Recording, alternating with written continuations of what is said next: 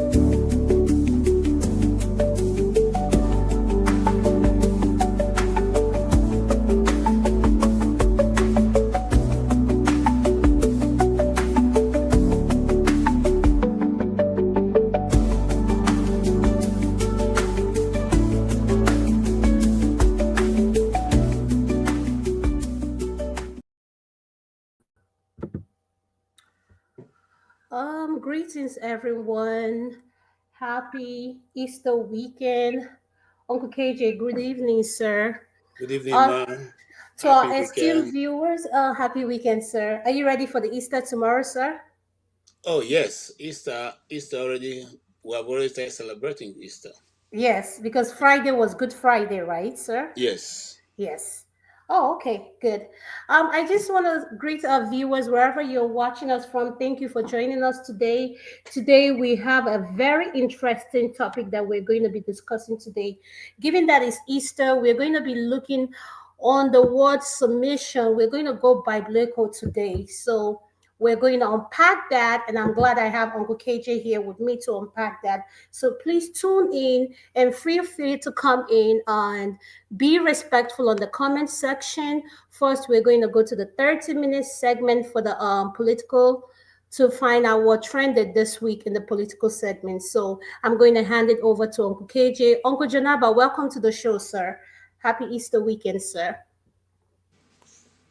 Thank you. So Uncle Thank KJ, you. I'm handing it over to you, sir. Thank you. Thank you so much. Jonaba, you're welcome. Good to see you. Happy Easter again. Or happy resurrection, as I like to say. Yes, everyone, you're welcome. We welcome you especially for today. We will go in right away. I have a short story. There are many things happening in the political scene, but I want to just narrow down on the last one that happened last week, which I'm going to play the video for. I'm sure that you all must have seen this headline, in the Nigerian news. But we'll have a short video to back it up, which comes from TVC News. Please watch with us. Thanks for joining us. This is TVC Media News. Now we're staying with developments in Benue State, where at least 8 persons were killed following an attack by suspected herdsmen in Otobi, in Akpa district of Otukpo local government of Benue State. A lawmaker representing Otukpo Akpa in the Benue State House of Assembly, Kennedy Angbo, was on TVC News at 10, where he confirmed that the attack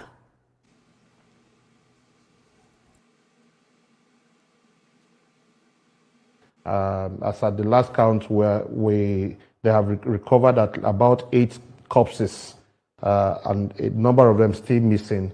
Of course, into the deep of the night, so some people are not yet accounted for. Some have fled the community to other neighboring communities. So we cannot give accurate numbers right now, but for now, we can confirm that about 8 people have been killed. At least corpses of 2 children were found this evening. The former ES of Otpo Education Council was also killed, in the person of Emmanuel Idoku and his elder brother. So it's a very dark evening for us in Utubi, a very dark evening for us in Utpo local government. And indeed, it's a cry for help from us to the federal government to intervene and actually beam its searchlight on these people.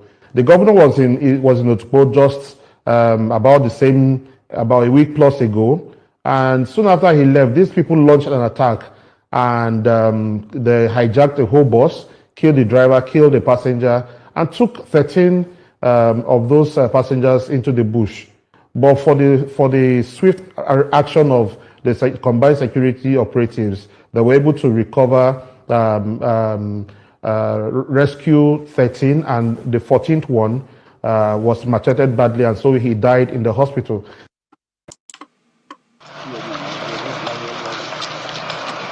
Over 100 men from the northern part of the country are being paraded. These men are gathered here at the headquarters of Amotekun Corps in Akure, the Ondo State capital. The commander of Ondo Amotekun, Adetunja Adeleye, knows that they were apprehended from different parts of the state, loaded in 2 trucks. Mr.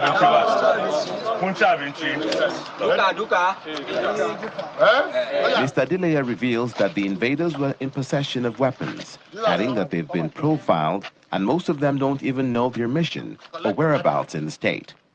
Over 100 young men without purpose, not even knowing their destinations, we are picked up in various points. When will they not turn to something else? And what will it be? Criminals. We'll be having a running battle with kidnappers and armed robbers across the state in recent times. All right. That is a summary of what the security situation looks like in some parts of Nigeria. Even though as we air this out, there may have been other attacks which I didn't want to include. In Plateau, in Taraba, again in Benue, in Buruku, local governments of Benue. The fear, or my fear, is that life is becoming meaningless and it can just be taken at any moment without any recourse to what will happen after that. No nation will go in that direction and make progress because nobody can give life. And these places that have been attacked now are some part of the remote part of Benue where you wouldn't think that this kind of thing can get to. If you know Buruku local government in Benue State, you know that it's totally very far away. And those are the yam producing area. If you know the Adim Akpa Otobi axis, is also a place that's a bit far off where they've had relative peace for a very long time for this kind of thing to be happening. Of course, you know that some weeks ago, David Mark visited the Aguilar section of Otukpo local government to go and also do inspection of massacre.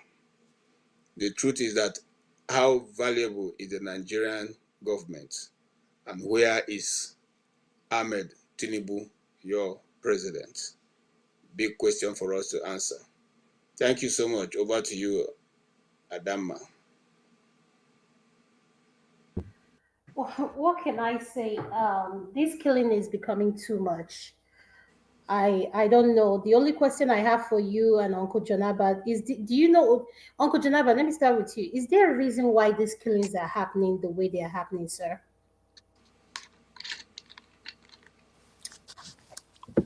Good evening, Dr. Dama and KJ. Good evening. Uh, I don't think anyone will have a reason of seeing such thing happening. Rather,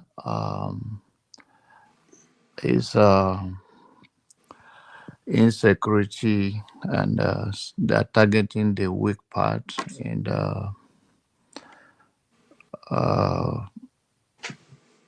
I hope that the people of Benue can equip themselves well to defend themselves in this critical time, because this is ongoing over so many, if not years now, months. And the sad part of it is they normally attack the place in the night, so you can see that it's difficult for people to even and they don't come through the road, they come through the bushes and all of that. And when they do this kind of massacre, they disappear, they don't settle there. So if they settle, there will be a counter attack on them. And I think it's something that the federal government and every other neighboring state, local government should prepare, because you don't know where they will attack tomorrow. This is like a repetition of what has happened in the past when the Fulani were taking over the Hausa's kingdom down. The other one will sit and laugh. I hope other states in Nigeria will not think they will not get to them. There is a say that when your neighbor's house is on fire, do everything to put it off, because otherwise yours can be the next one. I think it's time for the people in that area to push back on this barbaric act of terror that the federal government, the state government need to do more, have a local vigilante. If they need to set up a checking point and have people watches even from the forest area. And then not only that, they're supposed to have what it takes, that is to be well armed to defend themselves, and not all those, you cannot take a kitchen knife to those people who have something bigger than you. So it takes a lot, and that is when the federal government is supposed to come to play with their federal might. Otherwise, they think it's only Benue today, tomorrow it could be the next state and all of that, and this continue to expand. And don't think it's good for anybody. The earlier the federal government liars with the state and the local to push back on this, the better. The only reason why they do this is they have agenda, and when people have agenda, they're brainwashed to do this. And I think there is not like something isolated that the world do not know. I think it's a continuation of the fight where they stop them in those days, that they're trying to continue from there. And I think it's sad. Benue Plateau and the Middle Belt have been going through this for years. And it's like when it happened, they will just talk one or two things and then die down. There is nothing, and tomorrow they'll still strike. It's quite unfortunate. That's why some of us are so painful, because when you see the underneath it, you wonder The governor was in Benue State. I mean, was in the governor of Benue State was in Otukpo recently. I was expecting outrageous protest to demand, uh, but rather they so clothed those primitive backwardness activity of those days, praising him, not questioning, not even showing the picture of those that have been killed. Yet the Ocher Doma, which is the I do not even discuss it, and that was like why, and that your people were killed recently, few days ago. I think that's what KJ was referring to. That David Mark went to visit the area, and then where they camp, there's Fulani henchmen that lives there that they were attacked as a result, and I think he provided shelter for them. And I mean David Mark. I think those ones are innocent, but sometimes it's about interest. Not that I'm in support of it, but if you hurt people's interest, they'll look for your interest somewhere, and that I don't know how that settles, but that is how life works. So that's where I can say I don't think there's no. The reason is basically known by everybody. So it's expansion of where they start, where they stop in many years ago, and I hope we all team up to push back on it. Thank you. Thank you so much, Uncle Janab. I really appreciate your inputs. Madam Luke, welcome to the show. Man of Prestige, welcome to the show. Chim, welcome to the show. Madam Luke, I want your perspective on the video that just played in regards to the killings that's been happening back home. And my question for you is, I've been hearing people, the last segment we just had, um, about people asking, where is the president? And my question to you is Tulumbu in the history of Nigerian president that has been out of the country the most? Hello, greetings, panelists, viewers, commentators, and Dr. Damage's family. Can you hear me? Yes, I can hear you, ma'am. All right. So, as far as Tinubu is concerned, yes, you can't say he's the most traveled president because even by Buhari standards, Buhari did his at the beginning and he was gone for like 6 months. But subsequently, it was just sporadic. But Buhari did travel a lot. He was always out of the country. In fact, if anybody can research it, and I'm still yet to research it, Buhari was out of the country a lot, including his medical leave of 6 months where he had to hand over to Sibanjo. So this is not new. This is not new at all. So he did promise that he was going to continue from where Buhari stopped, and he is continuing from where Buhari stopped. So I'm not surprised at all. I am not surprised. This is a man that spent money to buy yachts and private jets and everything. You think he's not going to use it? Yes, he's going to use it. He's probably on a yacht in the coast of France somewhere, just enjoying himself. So I don't think anything about it. It's not unusual because I have always maintained that it's only a Nigerian. I mean, it's only a Nigerian that can feel the pains of Nigerian. But when you have non-Nigerians ruling you, don't expect any sympathy. Don't expect any kind of feelings. So he's gonna stay gone for a long time and rule from wherever he is. And bear in mind that he takes off when he feels there's something gonna happen. He always takes off when he feels there's something brewing. So we're gonna expect that. So that way, if Nigeria decides to go bust, he's already in exile. So you need to think about it that way. So the more he leaves, the more perchance he's not going to be around when the what hits the fan. So I don't think anything about it. There's nothing you can do about it. There's nothing we can do about it. So we just have to sit there and suffer in silence.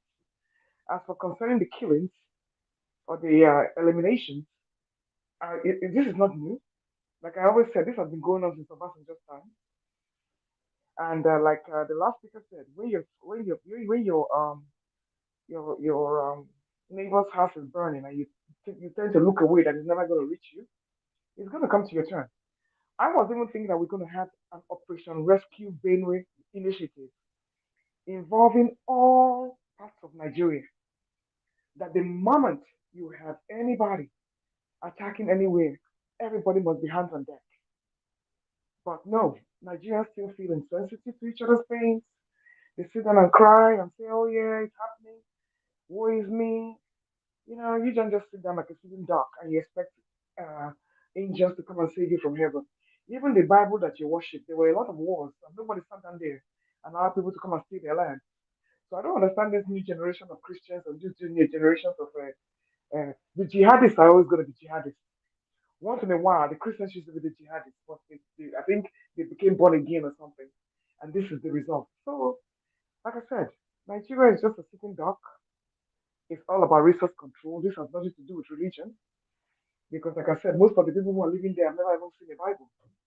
And most of the people who are perpetrating these crimes have never read the Quran. So, this is all about resource control. Where is it going to end? We do not know. But hey, I wish us the very best. On that, Tinubu, don't hold your breath. Thank you, Dr. Adama. Thank you so much, ma'am. I'm going to go to Chim. Chim, could you please unmute? What is your opinion on the killings that is going on, sir?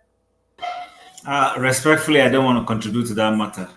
I've expressed myself enough for today, and I'll just wait for the main topic of today. Okay, thank you. Man of Prestige, what is your opinion in regards to the killings and insecurity that is going on back home? Yeah, thank you very much. Greeting to everybody. If I don't mention your name, but you all know who you are. I have a lot to say, but I know I will preserve, kind of moderate my statements. But the first question I'm going to ask, Jonaba, it's nice to see you. So my question to you, Jonaba, has nothing to do with you. Where have you been? When your part of the country has been ravaged, besieged by the terrorists, you call them herdsmen. They are no more herdsmen. So call them what it is. They are terrorists. So that question is to you, Jonaba. I'll give you 30 seconds to respond. If you don't mind, we do respect. Where have you been? My personal life or on the issue? No, I've not seen you on a platform for a long time. It seems like you have a war, since your part of the country has been ravaged, which is part of Nigeria. So it has nothing to do with you. But where have you been? I've not seen you. Your part of the country has been under siege recently. I've not seen you. Yeah, Are you yeah. are I've you been are you just dodging us? no, no, no, no. I've been just busy with so many stuff. I couldn't catch up when just even uh came back now. But Adama shows to show that you can do it from your bedroom. So, Right. Yeah. so Don't take it personal. I'm just no, I understand. poking. I I'm just understand. poking the beer. Okay. No, no, no, no, no. I understand, and I do not. I do not say henchman. I call it what it is. I say the community terrorized by the terrorists, and Okay. do not trying to don't shy away from calling it a terrorist. All Thank right. you. Thank you, Jonaba. So the question you asked, I'm going to start with the last question you posed. So let me start from there before I can talk about the terrorists going on in Nigeria. So that's what I'm going to be calling it. I'm not going to be sugarcoating what you all come here to call henchmen or that kind of nonsense. But having said that, you posed a question. Has Tinubu, I mean, you're just not getting to Nigerian politics. That's why I tend to give you a excuse sometimes, Adama, because you have a little bit of ignorance about what's going on in Nigeria. Okay, I mean, when you went to Nigeria, you probably stay in one of the best hotels in Abuja. That wouldn't give you a preview of what's happening in Nigeria. So don't let that deceive you or some people talking points. But having said that, Tinubu, exactly, go and Google it, go and fact check. Tinubu has spent 96 days out of the country, both for nonsense foreign trip and medical leave. To be specifically on medical leave, he has been out of the country. I think he's supposed to be coming back as of right now. Supposed to be coming back after Easter. So initially it was 2 days. It was 2 weeks working vacation. Now it's going to be 3 weeks working position and so on, and nobody has seen him. So I myself, I don't even know where he is. So you can come and tell me that he's in France and now he's in UK. I don't know. Tinubu, all I know, Tinubu can be in Astro Rock. Tinubu can be in Lokoja. Nobody know where he is because nobody has actually seen a picture of him doing anything. It's only a photo. You can generate that on in with AI, seeing where he's sitting down. So that's not an indication that he's somewhere. But going back to what the question you posed, he has been out of the country for complete 96 days. And May will be 2 years, and he already been out of the country. For the so-called medical leave or wherever he is or working visa, that's about close to 60 days. The other one are nonsense foreign trip. He's going to lobby, asking for money and other nonsense, which has not yielded anything to that Nigeria. To make it short, Nigeria has definitely plateaued to any kind of progress they're going to do. They're not going to get better. Now that, we get, this is my own opinion, but I hope I'm wrong. So you compare him with Buhari. I mean, it's basically the same, Buhari's worse, but he said, so this is just the beginning. He only been in the office for less than 2 years. And he properly tell you that everybody, I'm gonna start where Buhari left. That's exactly what happened. But for Buhari, you know, in 4 years or in 3 years, 10 months, Buhari was out of the office. I'm just putting this in context because you didn't know about this. Maybe other people know. Buhari was out of the country in 4 years, 1 year and 39 days exactly. You see how big he's on. I'm not, I'm just trying to put this in context. He was out of office in about 3 years, 3 years, 10 months, and he was out of office 1 year and 39 days. Adama, do you see what kind of president? Do you see what kind of rulers we have? For less than 4 years, you're out of the country for a year and 39 days, and you pray to be governing the country. So, I mean, the issue I have with people like Tinubu, we were sold with this illusion that Tinubu is build Lagos, which is nonsense to me anyway. I know how I live in Lagos. I grew up in Lagos, so I know what Lagos used to be. So having said that, we were sold with this illusion of Tinubu build Lagos. The Nadeko, the man who professed to be a democracy. We have, in my own experience, this is me personally. Tinubu is a very dangerous president. He may be a messiah, he may be a genius when it comes to politicking, but he's not a leader. By no means, he doesn't have any single idea. It's not even, to me, people talk about that man is not even fully educated. Go and look at the school that he went to. I'm not saying school, is a paramount how you are. He went to, I mean, a school that even ranked, even in Chicago area, it ranked like about, he ranked about 44. I mean, you can have, you can have, anybody can have an honor student from that school because the school he went to is nonsense. So he shouldn't be proud of that part of it. So, I mean, he doesn't have a clue of what's going on, but how to politic. I mean, it's so annoying that where we are right now. I don't see any headway. There's no way a country is going to survive. It doesn't matter what you achieve economically or whatever otherwise without security. So I'm blaming Tinubu and I'm speaking to Tinubu. Let him hear me. I'm putting everything, the box stock with Tinubu. He is the chief security officer. The way Nigerian constitution is, the way the Nigerian constitution is constructed. The governors, I'm not saying they are terrible. They are terrible too. But the way the Nigerian constitution is constituted, he is the one that's supposed to handle everything. Everything's come to him, and he's going to delegate what happened. The governor doesn't have much say. He's the one that has to give them security and take the security away. So whatever is happening, whether it's good or bad, Tinubu, the buck stop with Tinubu, and Tinubu has to be blamed for what is ravaging the country right now. Okay, and he's an incompetent president. I call it what it is. And we're not gonna go near because he doesn't even care about what we are. He's there for his own interest. You're going to see when Tinubu finish ruling in 4 years, maybe 8 years, everybody will begin to see how much money. He's probably going to be the person that has embezzled the most or give money to his cronies than any other president we've seen in my lifetime. The man is a very dangerous person. He's not a leader by no means.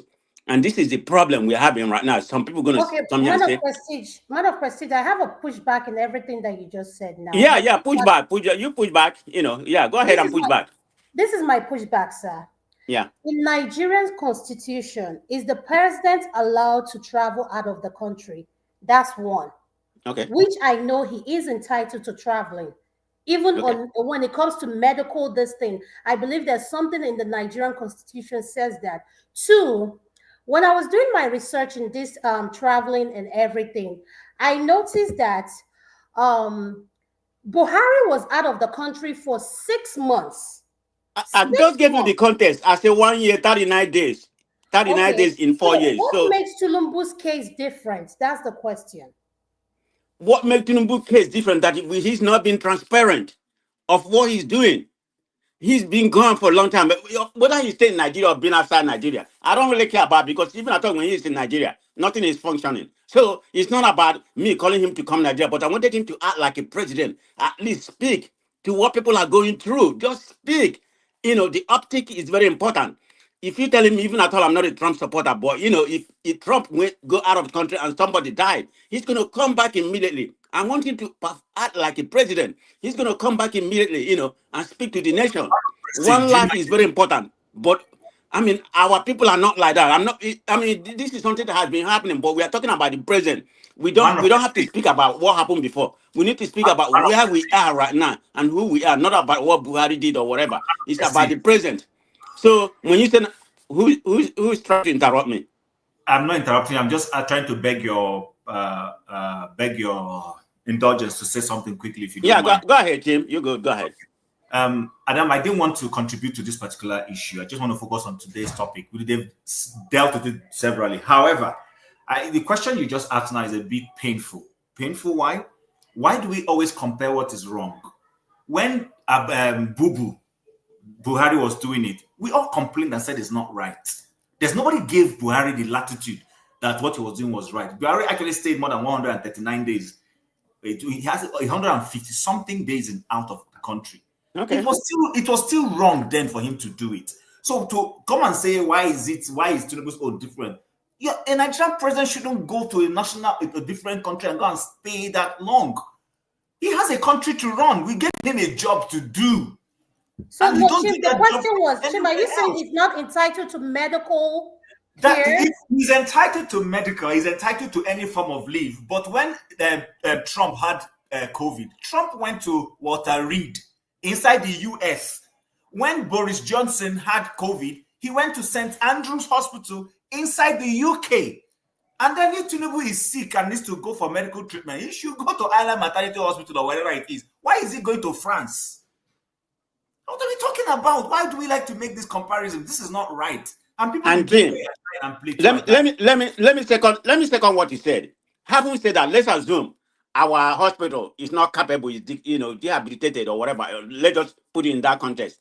Why not be transparent? So I'm going for medical. Adama, this is to you. Why not be transparent to the nation? You are the first. You are the first man of the country. We need to know everything you are doing, because when you become a president, nothing about you is off the hook. You have to tell the nation. It's just like telling your parent, just like you telling your kids where you're going. You are going to overseas, so you're going to lie to your kids and say that you are going on vacation when you are actually going to medical trip. I told you he has been out of the country for medical trip for 59 days, but they never call it medical trip. They call it working visit. You see the problem we have about that? Not transparent, whether he's entitled or he's not. Tim just said it, but I'm not going to repeat what Tim said. Tim said it exactly right. But let's assume he is entitled to medical tip and they're unable to be the hospital. We know the situation about that. Why not be at least transparent? We know where you're going. You say you're going on a working visit for 2 weeks, and you're gonna go to there and evaluate your 2 years presidency. So you're gonna go to France and tell us what you have accomplished in 2 years in overseas. Is that rational, Adam? Think about it. You know, everything in Nigeria, you just see us complaining. We are very passionate because we love the country. Nah, let's assume the country divide. That's different. But right now, all we have is this one Nigeria. So we have to talk about it. Of course, they're not. The guy doesn't care. He doesn't care. You know. But we have to talk about it, whether he like it or not. Whether we're just coming here to vest or just talk. We have to talk about it. The man is very, very incompetent, and to me, Okay. I don't see us going nowhere. But I hope I'm wrong. Okay, thank you. Thank you so much, man of prestige. Femi, welcome to the show. Can I welcome to the show? Femi, could you please Thank you. unmute next? Thanks, So, Adama. Femi, what do you have to say about the question I just asked, man of prestige? And why do you think all this killing is going on with the level of insecurity I don't know what hospital I can say. But man of prestige, I remember you telling me that we have hospitals in Abuja that are fully equipped and can take, but all it will cost you is money. Yeah, So that is run by foreign hospital. Is for big people. But whatever is the Tinubu is going, president not in charge? he doesn't want to go to he doesn't want to go there for one reason. He doesn't want us to know that something is wrong with him. So let's put that in context. Yeah, there's the Okay. equipped hospital. It's for rich people. Could you I please think name it's that been managed by the hospital? British. It's been Could you managed by please the name that British. hospital you're talking about? Because I would like to know that hospital. Okay, I give the hospital to you. I mean, it's well established. You can do any kind of medical thing that you can do in United States here, even in British. It's run by foreign countries, but they Hmm. are very In expensive. Nigeria. Yes, it's not for ordinary people. It's not even Hmm. for. It's not even semi rich, semi what you call it. I don't know whatever they call rich people. Medical. If there's no medical, it's not even semi rich people in Nigeria can afford it. It's people that are like Obi Kubana, them. Of course, all the politicians. Yeah. That's And the you people said that this can. place is located in Abuja, right? Located in Abuja. There's one located there's one in Lagos, but it's mainly located in Abuja. Yeah, it's run by foreigners. He can do Okay. anything he can do here, All but right. I who would can like to know afford it? the name of that hospital because you've now. I'm curious because. I will give you the name before we finish. All right, no problem. Femi, back to Mm. you, sir. Could you answer the question? Then I'll come to Ekene. Thank you, sir. Yes, sir. Yes, ma'am. So, there's something I was going to add to what Man of Prestige just said because I'm aware, even in just Lagos by itself, there's a particular hospital. I don't know if it's in Ikeja or something that's run by. It's mostly Indians, but it's specialized. They have a lot of the same equipments that you would have in abroad, anywhere abroad. And I think there's quite a number of them like that. I'm very much aware of that. I don't have the name offhand. That said, to what I align with what Jim said. We actually spoke about it to an extent, but what I was going to add is the fact that again during the week, I don't know how many people may have seen this. A certain Masad Bulus, State Department senior advisor, was supposed to have met with Tinubu in France, and there was so much glamour added to it. I think the Ononuga, Bayo Ononuga, his spokesman, kind of like tweeted it and made it look like, oh, okay, after this is what we've been talking about. He's actually on a walking visit and all that. And something again that I'd said previously, and I really don't want to go repeating myself extensively, is the fact that I question what he keeps going to France to do, which is the reason why they seem not to be transparent. And then when you tie it to the fact that when you look at the history of this Masad Bulus guy, it turns out that he was the CEO of Square Motors at some point in Nigeria. I mean, just as an aside, his son happened to be married to one of Trump's daughters, but that's an aside. Now, the implications of having a president that keeps going abroad as if there's no other things to do. What my main concern is the fact that, again, like I previously mentioned, certain people seem to keep quiet when it's their own ethnic person that's involved, and it cuts across our various ethnic groups, and it doesn't necessarily mean the presidency. I have a major problem with that, and it can be a very uncomfortable conversation whenever some of us that fall within, in this case, Tinubu's ethnic group, are having that conversations at the table. Because I know the kind of pushbacks I get when I discuss with members of my extended family. Now, you said something about the fact that he has a right to go on trips and vacations, but even I mean I'm not a constitutional lawyer, but even if you take away the optics, the fact remains that even though it's alleged that the constitution has it's a gray area when it comes to the length of time that the Nigerian president can stay outside of the country, but it's just unbecoming and it just sparks of all kind of shadiness when he lives as if he is not accountable to anybody. And in the midst of it, you remember, recall this is not the first time that whenever he gets to France or England or France first and then England next, in the middle of it, there's a trend. The next thing we hear is is either there's a blackout or once in a while there's a tweet from Mononuga and Ngelale at the time when Ngelale was still there. Or at some point they'll tell you, oh, hello, there's a sudden change of plans. It's not the first time. So there's that trend. There's also the fact that even as grayish as that area of the constitution is, it gives that leverage of, look, if it's a case that the president is leaving, he should be able, for an extended period of time, especially when it's beginning to look like, because this look like vacation to me. It doesn't matter what lies they give.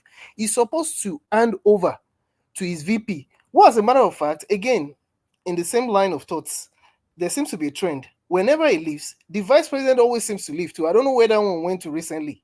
It was probably a week apart. He went to Senegal. You understand? So hold on. You said the vice president left, Shetima left. Yeah. It's not the first time. Left. Hi, Yes. Nigeria. It's not. Adama, it's not the first thing. That's why it's funny. You know, a lot is going on in Nigeria. A lot is going on. It's not the first time that it's happening like that.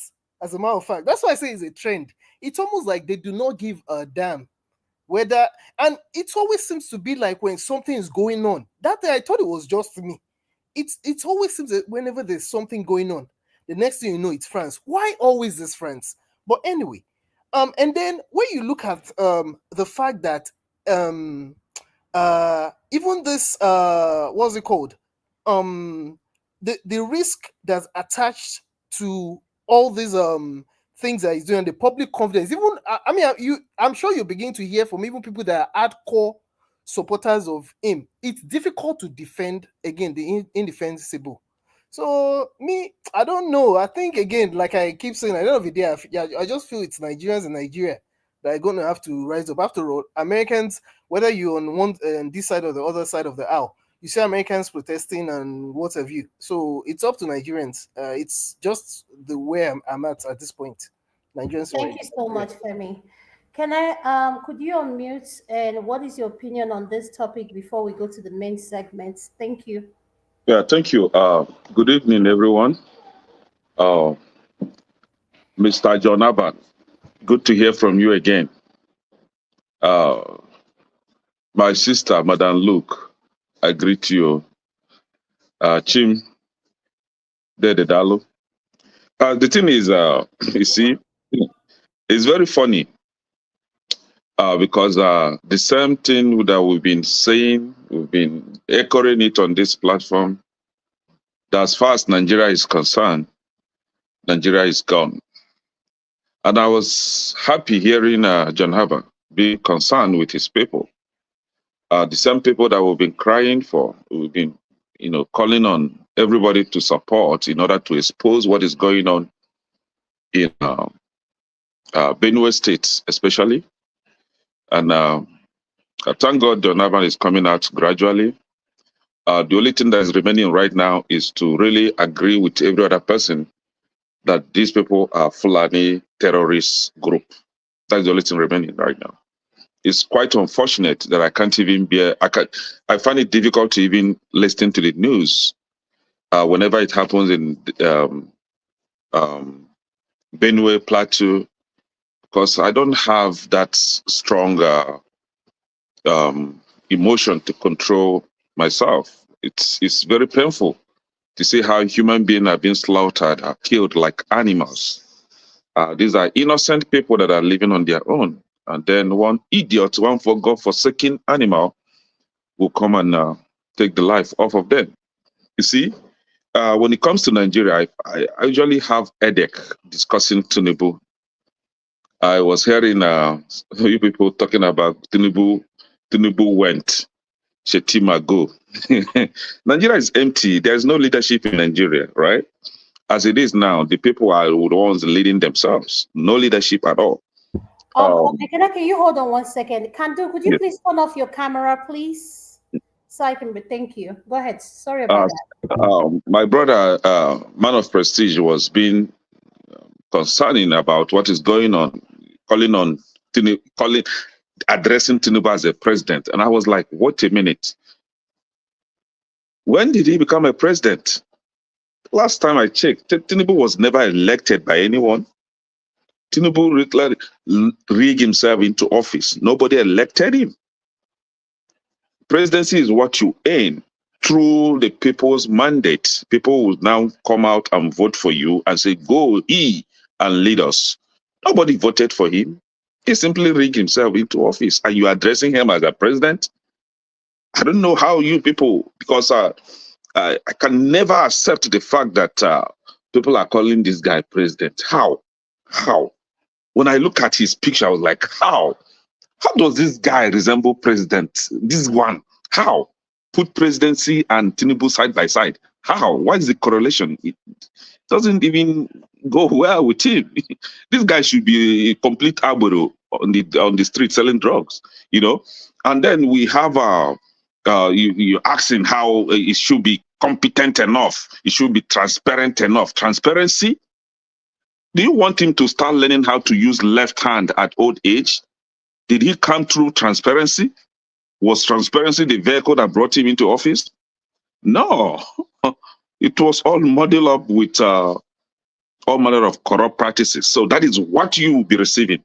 There is no way you receive something different from this nonsense that is given to you guys. He doesn't even see himself as a leader. That's number one thing. As a leader, you don't have a hospital, one single hospital that you can go in and receive treatment. In the entire country, the so-called giant of ants, right? You can't even single out one hospital where this guy will go and receive treatment. He went for a walking visit. And you want the media to actually come out and say that Tinubu went for hospital visit to receive treatment abroad. You want them to say that? When they could not even call him out when he rigged himself into office. Do you actually want Nigerian media to be professionals? How? When we still have brand envelopes in the market? Hell no. You expect somebody like all those people, all those, I don't even want to call them people, working with TVC to say that Tinubu went to receive treatment abroad? No. He went for a walking visit. He has one giant office in France where they, operate from. That's how US president has one giant office in Nigeria. Macron has one giant office in Nigeria where they will come and sit down and talk about the affairs of US and France respectively. Tinubu has no right, a president of Nigeria has no right to go and receive treatment elsewhere. He doesn't have the right. He should lead by example. That is what leaders are known for. So what is he trying to tell us? That, tell his followers, his subjects, that you can always travel abroad and go and receive treatment. That is it. So there is no way you expect transparency from this government. They didn't come through transparency. There is no way you expect media to be professionals. They were never professionals. They are all brown envelope media. You will never expect Tinubu to see himself as a leader. You will be having all color shades of shadiness from this government. Accountable to who? You? Did you vote him into office? He knew that he bought that position. So he's not accountable to you. He's accountable to his wife, Remi Tinubu. He's accountable to his son, that he wants him to take over from Lagos State. He's accountable to his pocket and not to you, Nigerian citizens. And I will never blame the leaders, those that call themselves leaders. No, I will blame the people that are very docile. They accept all manner of treatment from these animals. Because as far as I'm concerned, Nigerian leaders, animals are better than Nigerian leaders. Because I can have a pet. I can buy a dog to guard my environment, right? But I can't have Tinubu. I can't have any of them. They are useless to me. They would rather steal from me. Steal, kill, and destroy. That's what they are known for. So as far as I'm concerned, you see those leaders in Astor Rock, Senate and all that, they are very useless people. All of them. I don't want to single out anybody. Okay. All of them are very useless. Thank you so much. Uncle Pansat, welcome to the show. Could you please unmute? Yeah, thank you very much, Adama, Yes, sir. Ndewo, sir. our beautiful Ada. Ah, Hello, Ndewo, sir. KJ, Janaba, beautiful Madam Luke, my brother Chin, man of prestige, my neighbor here in San Diego. Femi the guy, and Kene can do. Let me greet all of you. I don't know if we're in the public or we're just here inside the private chat. Are we? No, this is a live show. This is A a live live show. show. Yes, Very sir. well. Yes, because after this, we're going to start the main topic for the women's segment. This is where we talk about highlights on politics and what happened during the week. So this is live, sir. Okay. Thank you, sir. Allow me to drop a proverb. I'm an old man. Wunye awo si na di atoka ụtọ ya jiri nọta nke ya kwọrọ ya n'azụ, right? Which means the female toad said that husband is so sweet that when she got married, she carried her husband permanently on her back. About politics in Nigeria, ebe onye dara ka chi ya kwaturu ya. Where we fall in that country, it's where God pushed us down. In this case, I think it's us falling by ourselves. The basic things are what we're missing. We don't have the basics. There's just a basic thing. When you deal for politics, if you say democracy, you follow the Constitution. If you don't like the Constitution, like some of us don't, we want it changed, you change it. Either you bring a new one or you make some amendments. But as long as we're operating under a Constitution, what is so difficult about following the Constitution? Why?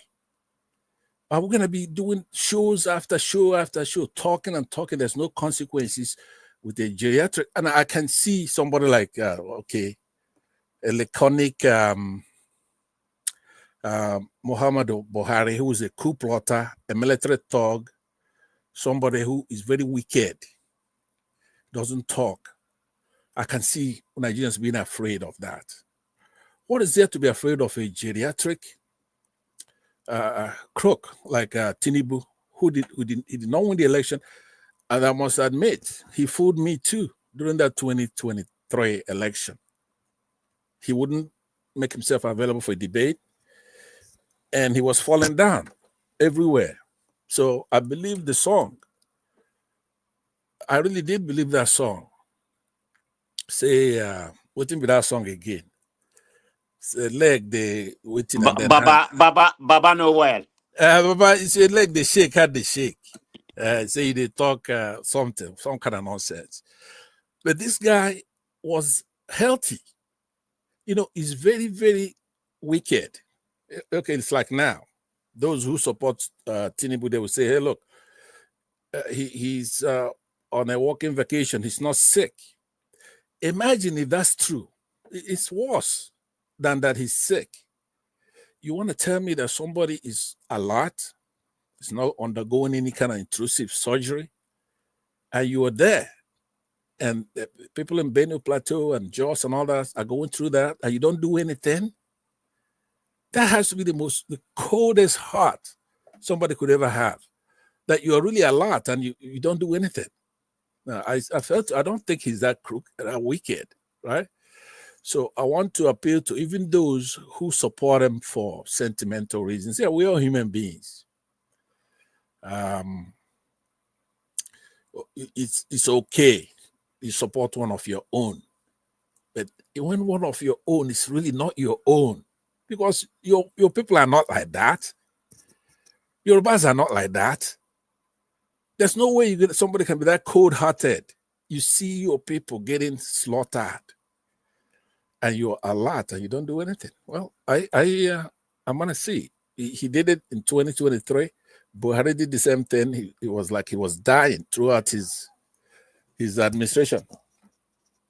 Yeah, just give me 1 minute. Sorry about that. So anyway, I want to tell everybody who's listening to me, every Nigerian, it's time for us to now say no. This guy, he should not complete this tenure. He stole the election. I think that should be a comeuppance. But if that fails to happen, but at the minimum, don't let him come back now. Whatever it is you wanted to prove. Let's say I'm a Yoruba man. My own don't come. After all, these Northerners have been in power so long. So make my own person go there too. But this is embarrassing now, even for me, if it's one of my own people. Do you really want to tell me, even Tinubu give you money, say $1 million, you let him come back again for another 4 years? That's 6 years from now. He's going to just make you guys look so stupid.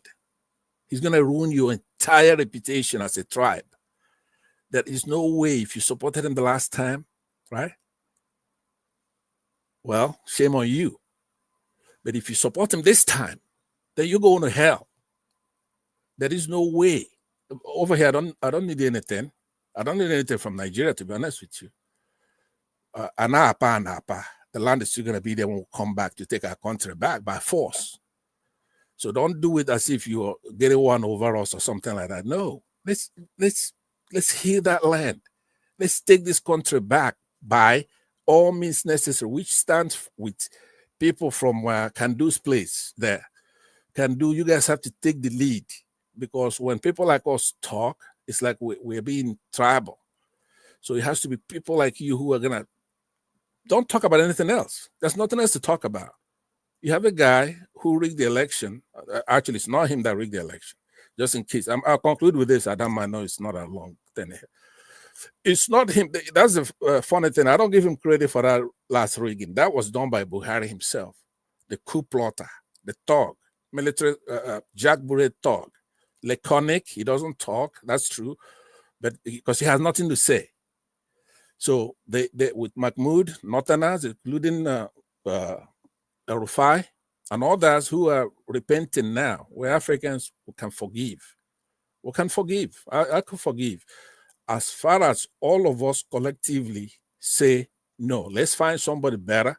It doesn't have to be Peter Obi, but it has to be somebody better than Peter Obi. If it's not somebody better than Peter Obi, then we take Peter Obi. Why not? Right? It's got a proven record. It's nobody like him in the entire Africa ever. He has humility.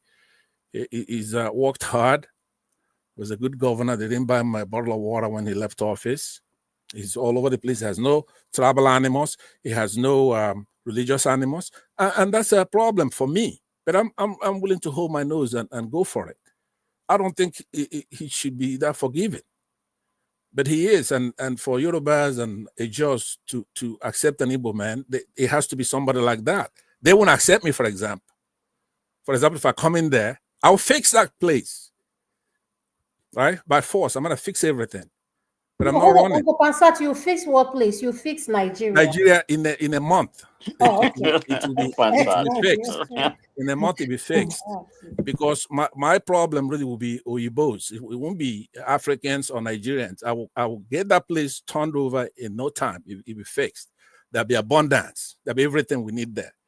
Right? I'll round up all those terrorists, kids, within a month, they'll be out of there.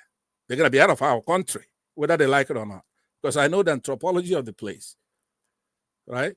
I have a heart. I know that they have drought and climate change up there, but that's not an excuse for what's going on. So we do have to go through people like Peter Obi before it gets to us, somebody like me. If I get in there, right, first of all, I'll be the one who's going to determine the boundary of where we're going to have to do the right thing. And people like Ghana, Cameroon would apply to join us because we're a powerhouse. We have everything in that country. Just like the United States, when they started with 13 colonies, they were so successful, so good that a lot of people were applying to join, like California and others. So it's the same thing. We have it there. It's never going to be taken away. Who am I appealing to?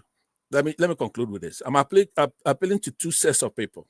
It looks like I'm tough on them when I'm talking, but they hold the key. Number one are the minorities in our country. They are actually what the problem is. I normally don't put it in diplomatic way. So I'm going to try to figure out how to put it in the diplomatic format so they can understand that it's out of love that I'm telling them. They are a problem in that country. They caused the war, the last war. Thank you, sir. So I said I had two people to address. So let me just conclude by saying that it's not just talk.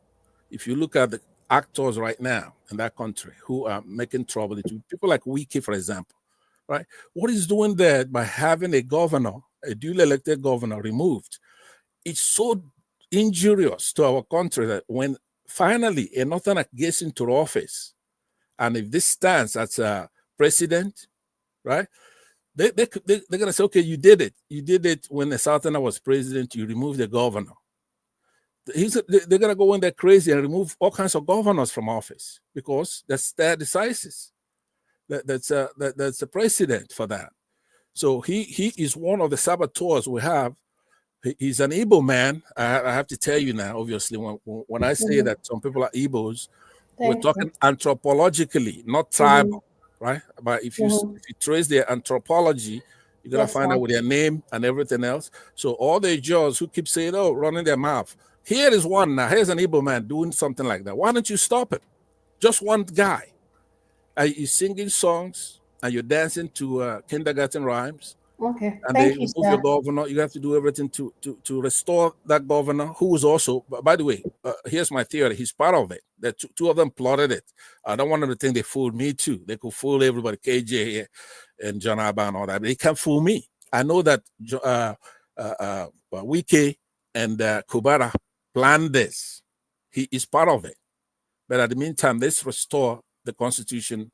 And there was somebody else I said I'm going to talk about, but I'll suspend it out of respect for you, Adama. Okay, I'll mute now. Thank you. All right, thank you so much, sir. Mr. Kandu, what is your opinion on this topic? So we can go to the main topic, sir. Yes, good evening, everyone. Good evening. Yeah, good evening, everyone. Especially Oga Pansat. I haven't seen or heard you in a minute. You know, there's something I say often around this camp, that the people get the leaders that they deserve. I remember during the election in Nigeria and even the one in America, we talk, tire. Aside from the Chicago certificate, the importance of leadership, whether it is Boy Scout leader, leader of a church, leader of a state, be that a state or a country state. It is important who your leader is. It's not because they're going to turn your country or your environment into El Dorado. Unfortunately, if you look around the world, where, go to China, go to go to India, go to Karachi, go to Turkey. People love a strong leader. There's something in most human beings. I say it on here, most human beings are foolish. They really are. They just follow. And in more instances than not, they will actually do things that are injurious to their own best interest. And it amazes me how people are not able to discern when you look at somebody or have a conversation with someone for 15 minutes and you cannot even be able to say, this is the type of character this person is. I've heard Mr. Fleming and everybody else say it. This is nothing new. I mean, I'm not saying, I don't do just because somebody else did something, then it's okay for this other person to do it. We all sat here while Buhari was parking the jet in the UK for 90 days or more than 90 days. I mean, you see, leadership is so important. I can never emphasize that enough. How can you be so shameless, that a country of over 200 human beings that have doctors Boku that are from Nigeria operating in some of the best hospitals, from the Mayo Clinic to wherever you want to go in America, and you cannot build one hospital, one that your leaders can go to. This is not a Tinubu issue for me. These are just useless human beings. That's what I call them. I mean, it's really offensive to be using human being by their name, honestly.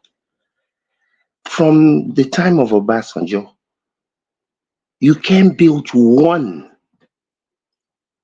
They have at least two incredible hospitals in Kigali where any president in the world can go to. What is the population of Rwanda? And these useless agbada wearing, gele wearing, foolish people, useless human being, or I take the human being back, useless, totally. I mean, how do these people even look at themselves? When they look in the mirror, did they see a person? Honestly, you gallivanting all over the place, behaving like foolish human beings. It doesn't even matter to you. They say thousands of doctors and nurses are leaving the country, and yet people say let them go. Really? That just tells you how inept these people are. Unfortunately, most people, whether you voted for this guy, whether you allowed them to vote themselves in, the problem is what is going to happen at the next election? I've not even heard anything about the beavers situation being fixed or being totally revamped so that they don't do this again. So I've said it. I said it the day the court in Nigeria said this guy was their president. I said I hope within by December of that year that the military will take over. And people have explained to me, oh, do you know what military does? And I get that. But I need the kind of guy in Burkina Faso military or a Rawlings type of military. Not just somebody trying to come and make themselves a Babangida and become a billionaire, but someone that truly understands what a leadership is. Leadership is not about how much wealth you can create for you or amass for yourself. It's about where are my people going? How do I help to create a future that I will not even be able to partake in? You have to be the Moses of your people that will take and see the future that your people are going to see, even if you don't get there with them. That's what leadership is. And these people are a bunch of trash. Thank you. Thank you so much, Mr. Kandu. Now we are going to go to the main topic. I'm going to play two videos. Let me start with the Yeah, first that one. man, can I just say something quickly and then you go on? Go ahead. Interestingly, in this issue of hospital building, painful for me to say this because of the fact that what's his name, Abacha, is deemed to be a bad fellow. I'm not here to in any way deify him or give him a sainthood. But Abacha built a hospital in Abuja. As at the time when he built it, it was a good hospital. That was where he was going for treatment before he died. So, but these guys who are so-called Democrats, supposed Democrats, are not even able to replicate what that man did. And that's supposed to be the demon. I just wanted to say that.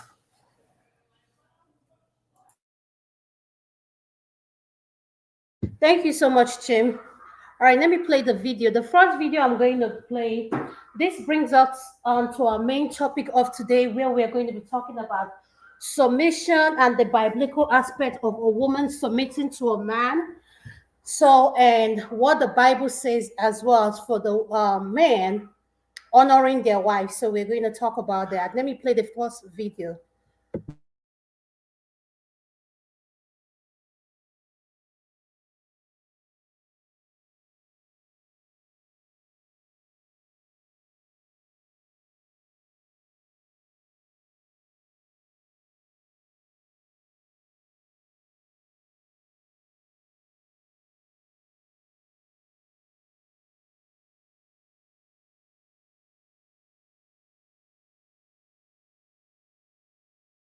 thing, if you know what submission is, a man has no business submitting to the wife or his partner. The submission is for the woman. If, for instance, I'm a man and I'm going out, for instance, I'm not taking permission from my wife to go out. Hello, please don't listen. Listen, as it's part of me being accountable. Please let's listen so you understand me very well. Me being accountable, I'll say, oh, I'm going to the so place to do one or two things. I'm in charge, and I'm telling you I'm going to so place. You can ask me every other question. What are you going to do? I'll explain to you. But I'm not taking permission from you. But as a woman, because of the position, a man has no business submitting to a woman. Position of the woman will take permission from the man. If the man doesn't approve, she stays back. That's the difference. So a situation whereby, just like your child cannot just ask your father, you as the father, say, don't go anywhere and you sit down. No. The child will come to the father and say, I'm going to some place. If the father approves, he goes or she goes. So that's just an example of what submission is. So you have a better picture. Okay, so that you know your position. Because of the Christian aspect of it. You talked about a man having no business submitting to his wife. I agree with you. Ephesians 5 talks about a woman submits to your husband. What does it say about a man to a woman? Honor your wife. Define honor. If you're talking about the definition of submission. Relax. You're talking about the definition of submission. We get it. But when you talk about a man doesn't have to tell his wife where he is going before she goes. You said, sorry. I said a man should not seek permission. Okay. It's different. Not seek permission. Him being accountable is, I'm going somewhere. Exactly. That's the word I'm coming for. Accountability. What you didn't hear me. Whatever I said, listen to me so you won't misunderstand me. I said, you're mixing it up. I said the man being accountable. In the sense that he's going somewhere. Because of he owes it to his family for them to know where he's going to. Okay. But he's not taking permission. His family cannot say, don't go anywhere and he'll sit down. No. But on the other way, because the man is at the head, the woman comes with the permission. She's the one that seeks permission. Honor is a different thing. We're talking about submission. Imagine love and everything, adoring your wife, making her feel good. It's a different thing. Come on. Submission and honor, they are two different things. I'm not talking about submission. We agree that submission if your woman is doing something, honor your woman. Let me explain for you. If you have a wife and you have the position to make her be the best, the person who pays the bills would not submit to you. If they do that, it's only for a short time. They will subconsciously return back to who they are. So should they submit, man and wife? Yes, but as a man, if she's way better than you in all level, just don't play yourself. Hypergamy will come into play. Money, if it's richer, see, I don't know if it's superficial to me. It's not possible. It is not because I am, because I understand that society today, the majority are driven by money. And I am going to use now. That's why I said me. See, I do not, no, see, when I make arguments, I do not use exceptions. Well, it's the same way you made it. I focus on the majority. Exceptions are just, they are not facts.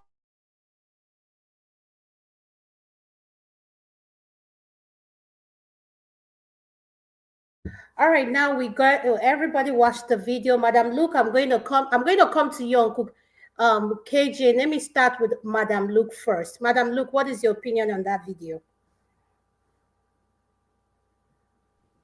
Okay. Can you hear me? Yes, ma, I can hear you. All right. Hello once again, like I always say, when you come to the biblical aspect, you always lose me because my life does not revolve around the biblical teaching and the act of submission. So it's a concept that is lost on me. And it's a women's section, right? I always like to see things from a woman's perspective. So I will let the men thrash this one out because, like I said, this topic of submission from a biblical standpoint has no bearing in my life. And at this point, I really can't comment because it doesn't apply to me and I don't see any significance in my life right now. Because, like I said, I do partnerships in my relationship. There is no head or tail, there's no leader or follower. It's simply a partnership. So I will yield to the man. Knock yourself out. Thank you so much. Uncle KJ, I'll come to you, sir. Could you please tell us the biblical parts where it says a man should submit to a woman? And please give us example of women in the Bible who submitted to their husband.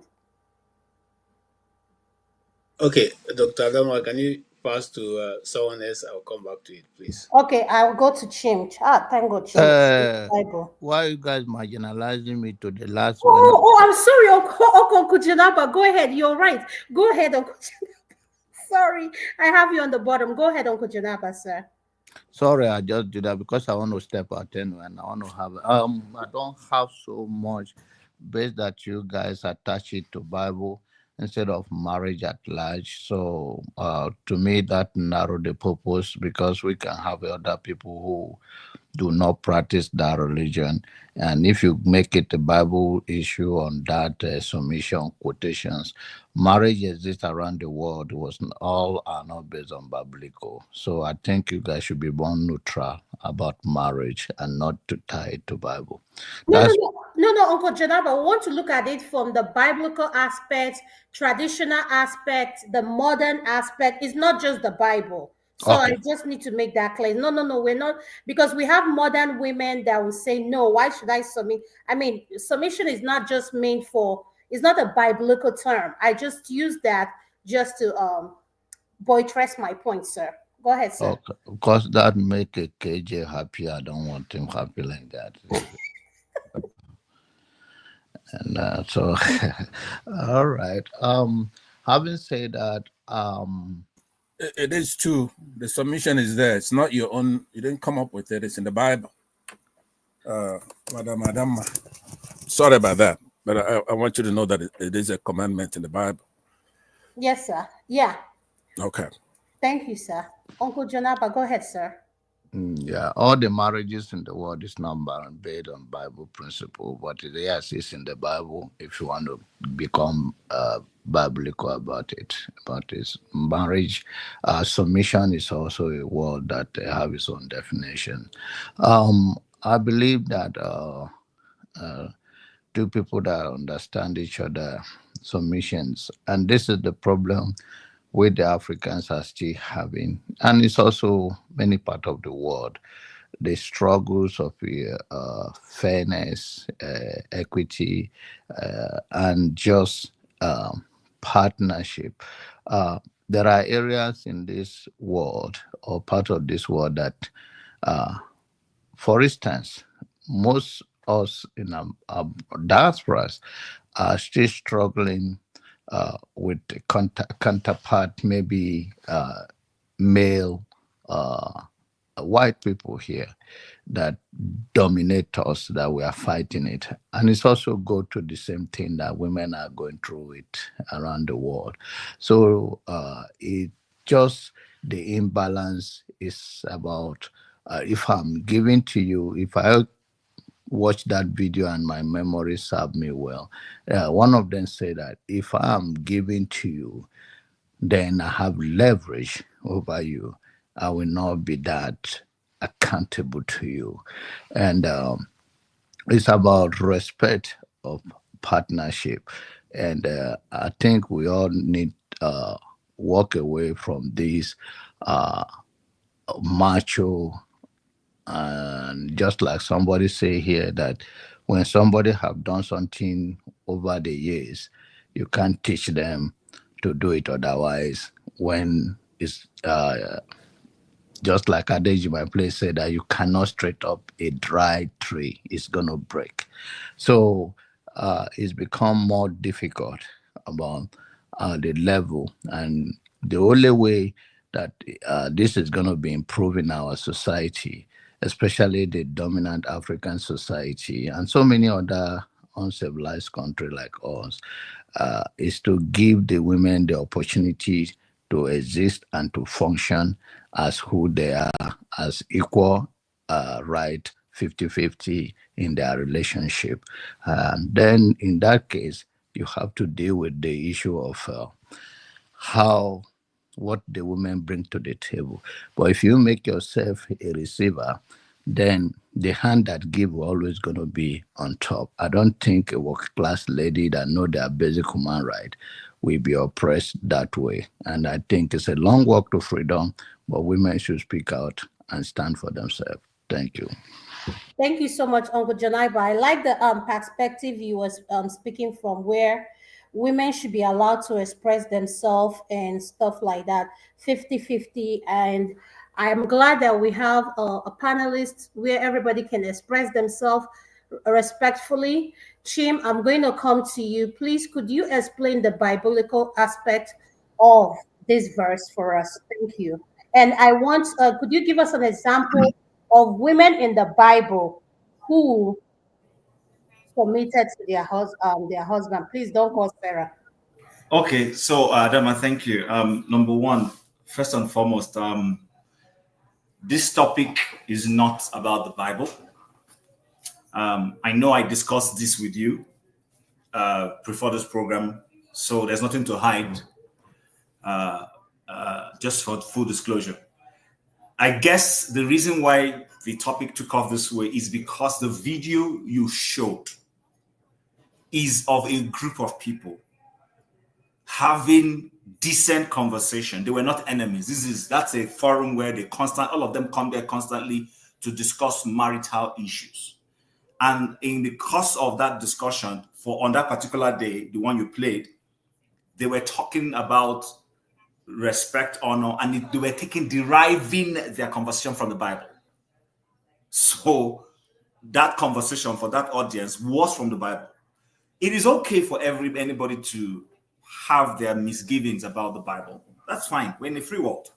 There's nothing absolutely wrong about it. For someone to say the Bible has no bearing in their life, that's fine. We would respect that. But my grandparents, when I mean grandparents, not even the immediate grandparents, my forefathers were not Christians. And I know none of our forefathers of anybody here, irrespective of whether, in fact, even those who are Muslims here, their forefathers were probably not Muslims also, because Islam and Christianity are not necessarily homogeneous to Africa. Let's be honest about that. Now, even in our traditional societies where Christianity was not the norm, there was the concept of respect and honor. Wives in the Igbo society respect their husband, defer to their husbands. In fact, if there's any African society where that is very predominant, is the Igbo culture. And predominantly most of the southeastern and what we now refer to as south-south groups of enclaves. Now, our husbands, or the husbands, also took care of their wives. That is why you will see a typical Igbo man call his wife Oriakum, call his wife, all those beautiful names that we give them. You will see them, their wives don't necessarily walk. Their wives don't necessarily, even in the olden days where it was agrarian, you will see that the man doesn't put his wife to that pressure. He will get labored hands. He would have more children. He might marry multiple wives and have a labor that will farm, and his women will not be responsible for the tedious part of those jobs. That was a way of showing that difference to what the Bible refers to as the weaker sex. Now, weaker sex doesn't mean that the women are weak. It was just simply saying that the women were supposed to be pampered and taken care of. This same Bible we hate tells the men to take care of their wives, tells the men to honor, to see them as, adore them, understand them. And let me, for those of us who haven't read that scripture, this thing was taken from Ephesians chapter 5, from verse 22. But the previous verse before that 22, I'm going to read from Message Bible. I intentionally decided to bring my Message Bible out today, which is more modern. And this is what verse 21 says. It says, out of respect for Christ, be courteously reverent to one another. The King James says, submit yourselves one to the other in the fear of God. Both man and female submit each other to what. So my wife submits to me, I submit to her. Now it now starts going to break it down further. So please let me understand what you're saying, please, Chim, so that I make sure I'm on the same page with you. Okay. That's one of my favorite Bible, the Message Bible. Yes. Are you saying that the submission is for both partners? Yes, that's where verse 21 starts first and foremost of that scripture. Saying that the two groups, the two genders should respect each other. I'm not the one who wrote it here. That's why I wanted to read for you from the King James, the original one. It says here, verse 21, submit yourselves one to the other in the fear of God. Who is yourselves? Both of them, man, female. It starts there. Then because in every society, there is always order. In this forum where we are here right now, Adama, you're the leader. You're the one coordinating things. So you're the one who tells Chim, I give you the floor and I speak. If you don't give me the floor, I'm not going to speak. It doesn't mean you are higher than me. But in the order of things in this forum right now, you are in charge. And so I find it strange when human beings have a problem with somebody being in charge. Why do we have that problem? That is where some women, not all women, fail it. When the Bible says respect your husband, somebody's going to be in control. You don't have to lead. Tinubu is our president. Whether I like him or whether I don't like him or whether he rigged or whether he didn't rig or whether he snatched it or right now the constitution has conferred that responsibility on him, which is why we're talking about him. We want to see him assert himself as president in a way that shows responsibility. That was what we were discussing earlier on. So I don't expect the Bible to come because God is not an author of confusion and say two people should be running things. No. He's going to identify one person. And incidentally, the Bible identifies the male man as the head. But the male man is co-leader with the male female, his wife. So if you go further down to 2, it says, wives, submit yourselves unto your own husbands as unto the Lord. Then the next one now goes to men to their women. It says, 23, for the husband is the head of the wife, even as Christ is the head of the church. Now, I know not everybody is a Christian. I'm very conscious of that. And that's why I try to start by saying the essence of this conversation we're having, spilling off from the video you watched or played, is because in that video, they were discussing it from a Christian perspective. But even if you decide to take away the Christianity, let's go back to our traditional culture. Is anybody here going to dispute with me that in our traditional culture, that the men were not the heads of the home?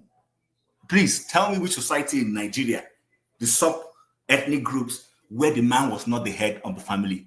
Even in what as an Igbo man I'll call Ogebo. You know it's not true.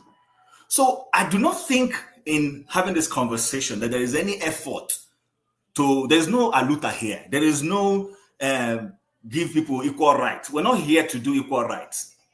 The whole idea behind submit is that somebody has to lead. In the Senate, where everybody is elected equally, Akpabio was elected by a senatorial district.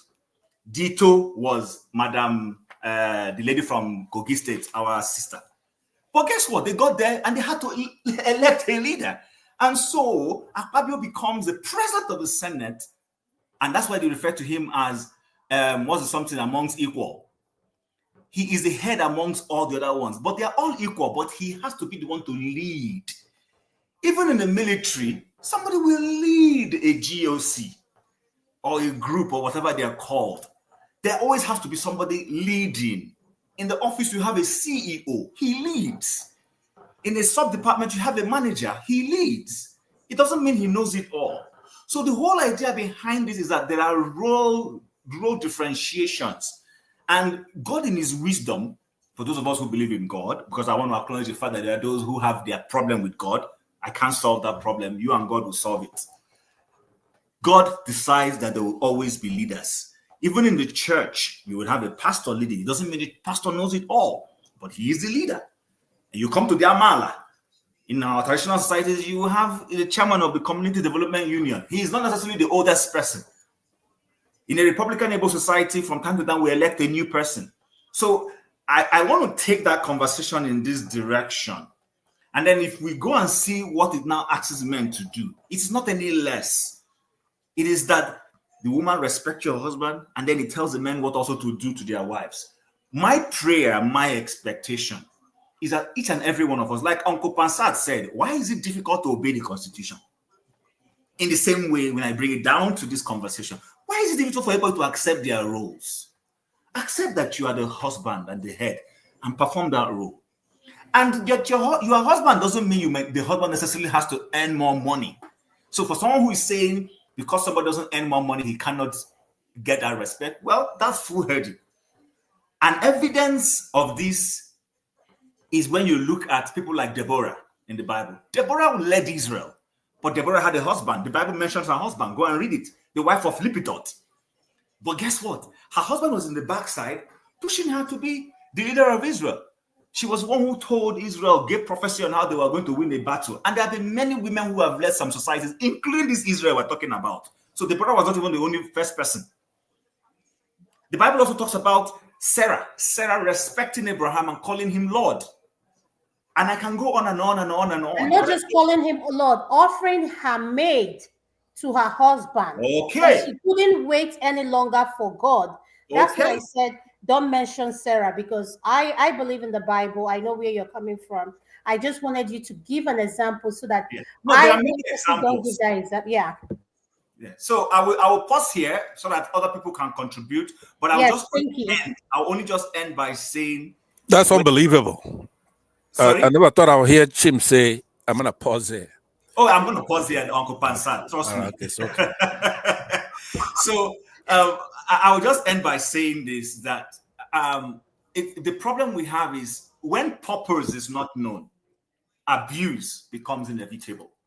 We must always know the purpose of a thing. Once you understand the purpose of anything, you will be at peace with that thing. Those who do unnecessary aluta, there is space for aluta in things of aluta, but there are certain things that do not require an aluta. When you do aluta, you're the one going to lose. And I hope people will understand it from that perspective. Thank you. Thank you so much, Chim. Well said, well said. Our pastor, hi, maybe go the cafe. Man of prestige, sir, I want you to come from the modern side. Why do you think, I have a question for you, sir. I think why some women have a problem with this word submission is a lot of our African men, precisely Nigerian men, I've not, I don't know any other, maybe I'll say African men, I know they are all the same thing. They tend to abuse this word submission. They feel like if I tell you do this, like that man said, if I tell my wife needs to take permission from me before she does anything. Why do women in the modern times, why do they frown on the word submission? Why do they look at submission as a thing of questioning their femininity? Like, why should I submit to you? I'm earning my own money. I'm even earning more than you. What, like, why? I just want you to come from that angle, sir. Thank you. All right, thank you very much. I have to start from the video you just sent. Kind of. But before I proceed, Chim has said it all. I mean, I completely agree with Chim what he said 100%. But I can't just start from where you want me to start from the modern narrative. No. Start wherever that makes you comfortable. Right. So yes. I'm going to start from the biblical in order to arrive to that place because it's both intermingled. Like I said, the concept of woman submitting to men, can be interpreted in different ways. Why some religious, on the religious part of it, women submit, is to highlight equal value to men and women. So it depends on the kind of interpretation, like I'm not too much biblical, but I have a little bit of knowledge about what God said that, women women should submit to men. It's just like in the Bible, like he said, we submit to Jesus Christ. We submit to the Christ, and Christ submit to God. So God is the main one. Even in church, we listen to what our pastor said, and so on. Even in a work environment, the hierarchy, of CEO, people you command, people under you, subordination. I mean, I have people under me. So, in everywhere you live in the world, it's a very common thing. You can't get away from that hierarchy, in any concept. You can't get away with it. So I don't see where there should be a problem when it comes to submission. I mean, submission is different. I think it has to go both ways. But in particular in Igbo culture, um, that's the way it has been right from generation. My father, my fourth, I mean my great father. It has always been that women submit to men. That has never been an issue. And you see how we borrow our women. If you watch the movie, what's the name of that movie? That just I think there's a movie that just came out. I don't know if anybody has seen it. I'm trying to remember the name of that movie. Okay, Odogu yeah. Parara. No. Love in every word. Achalugo. You see how Achalugo that now, man, Odogu Parara. yeah, he said, I'm going to marry you. You're going to be my wife. You are destined to be my wife. It's a very good movie. You all need to watch it, love in every word. And I'm going to take care of you. I don't Is want it you on to work. Netflix? Is it on Huh? Netflix? Is it on Netflix? Yeah, it's on Netflix. It's a It's very on, good movie. it's on YouTube. It's on Yeah, YouTube. it's love Yeah. in every word, Achalugo. I mean, it's a very, very good movie. I've watched it so many times, but it does get to emphasize, the Igbo culture, not just the Igbo culture, Nigerian culture, period. But I can only narrate it from, being an Igbo person, where we're coming from. I think it's an equal, it should be an equal team, but there has to be a leader. If when we come, the biblical said that a man has to lead. It was, to my understanding, when I read the Bible, that has been a long time ago, that a man has to be a leader in the house. Even at all in the eye of God, in terms of salvation, we are being made to be equal. But to my understanding, I think it wasn't Eve, created from Adam. Adam is the man. So if I'm wrong, let all these biblical person educate me on that. I believe the woman was made out of man.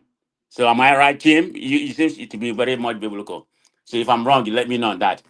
So the point I'm trying to make, that there has to be a leader, whether of a man or a woman. So when it comes to modern world where we are right now, I think it has to be respect for each other. Neither you submit or the woman make more than the man. It doesn't matter. Somebody has to lead. Both of you can be, leader in that house, but you have to earn the respect. Being a leader doesn't mean that you have to tell your wife. Okay, let me give you an example. Long time ago, my sister used to live in Houston. So we went to visit her. So we went to a friend of hers in their house, because she already told us about how that family. The husband is a lawyer, from our side too, it's an Igbo. So the husband is a nurse, the man is a lawyer. But this woman is serving as a servant to him. You have to bring the water for, when this man doesn't eat food that is overnight. He has to cook food every day for him, and your wife work too. And when you have to bring water for him, you have to take his sandal. You have to bring his sandal for him to eat. I'm just saying, it's just, you see that kind of thing. You're abusing that word submission. I mean, the woman cook, does everything, bring the water for you to wash. After you wash, I mean, you just like try to make the woman kneel down and look at him, because he calls himself, he's a lawyer here, but he still have that African mentality. He's a chief in Nigeria, whatever chief he is. So he want the wife to sit down there while he eat. You see, this is where you become an abuse. Regardless, he's a lawyer, he may make more money. I don't know how much he make being a lawyer here, but you are abusing that word submission. That's why it's get out of hand. It doesn't matter who make. So coming to where we are now in a modern world right now, because things are really changing. Women are just feel like they should be equal. But that equality you're seeking for, with a very good woman, that can be worked out in a nice way. There's nothing wrong. I don't have any issue being equal in that regard. But I have the final word. I have to make the final decision, in my household. Me and my wife, we have to discuss it. But she's going to delegate the final decision for me to make. Because if it is wrong, I'm going to bear the consequence as the man of the house. So I'm not going to delegate, that final decision to my wife. I mean, my wife, like going on vacation, all that kind of things, she can make that decision. She's very good in that. She can decide where we go. Then I have to agree to that. So I believe, in a nutshell, Adama, it's supposed to be an equal team, regardless of how it is. But a man is the leader of the house. That's how I see it. Okay, There's nothing wrong in that. thank you so much for saying that. Femi, I'm going to come to you. What is your opinion on this topic and the video that you just watched? Okay. So in putting out my opinion, I think I try to understand how the human mind works. I've tried to do that over the years, and sometimes when with the word submission as an example now, I think sometimes it carries some kind of meaning that's sometimes is kind of like misused and misabrogated. Now, also because of where we're coming from in terms of humanity's lifespan, there was a time even in Europe, even in the US, as I did read about, even as early as the 19th century, where women did not have, in fact, the 20th century, matter of fact, women did not have several rights. I mean, they were basically treated the same way as traditionally we found in certain parts of the world. But that said, whether with the Bible or with the Quran, which I got to know about, especially the Quran, speaking of now, when I lived briefly with this professor, I was a professor about chemistry, he's late now. His wife was a doctor, and I observed that close quarters that they did have, even though he had some extremist tendencies in his ways, but his wife did have a lot of freedom. And I kind of concluded at that early point that perhaps it depends on the individuals and what this word submission connotes to them. Whether you want to look at it from the point of view of traditionally, irrespective of culture, or from the point of view of modernity, or from the point of view of religion, generally speaking. Again, I have a very close co-worker at work.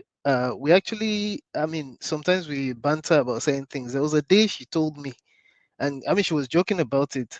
She told me that our own money is our own. That she told me the way she kind of like tries to again playfully bamboozle the husband about getting things for her. But the way she said it, if it was another man that had a different mentality, it might come across as not a joke, but it might come across as someone that just wants to have a way. She furthermore educated me when I asked her about the lower rate of divorce, as far as I know, among Indians. Because I'm always interested in saying things outside of our own culture or our own race. So she told me that even up until this moment, it doesn't matter that the majority is Hindu now in India. She told me that the role that tradition plays, even in modern day world, and again, irrespective of religion, it's very critical to the way they live their lives. Again, it doesn't matter whether they're in the West or they're in India itself or any other part of the world, and that explains why it's still like that. I know there's still the issue of the caste system, which you also told me is changing. Now, if you bring it back to even what we are used to, Nigeria, or whether you're a Nigerian in the West or Nigerian in Nigeria, because even in Nigeria, a lot of things have changed because of the international dimensions. Contacts have, in terms of what we know that's happening in other parts of the world and how close knitted we are now, so that you don't even need to leave Africa or Nigeria before you start imbibing what's occurring in other parts of the world. Even at that, one thing, I mean, at least personal in my own personal experiences, relationship wise, one thing I think I've come to the conclusion of is that again, it depends on. I think it depends on individual. Depends on what the foundations of your relationship or marriage is, because I think it's vital to understand that the world has moved on from the certain traditional ways of thinking, especially with the way women are trained nowadays. At least I have three sisters. I know what my mother had to deal with when it came to my father, and how our orientation in terms of how she dealt with bringing up my sisters was. And I think I was lucky in a way that the way she raised, I was raised.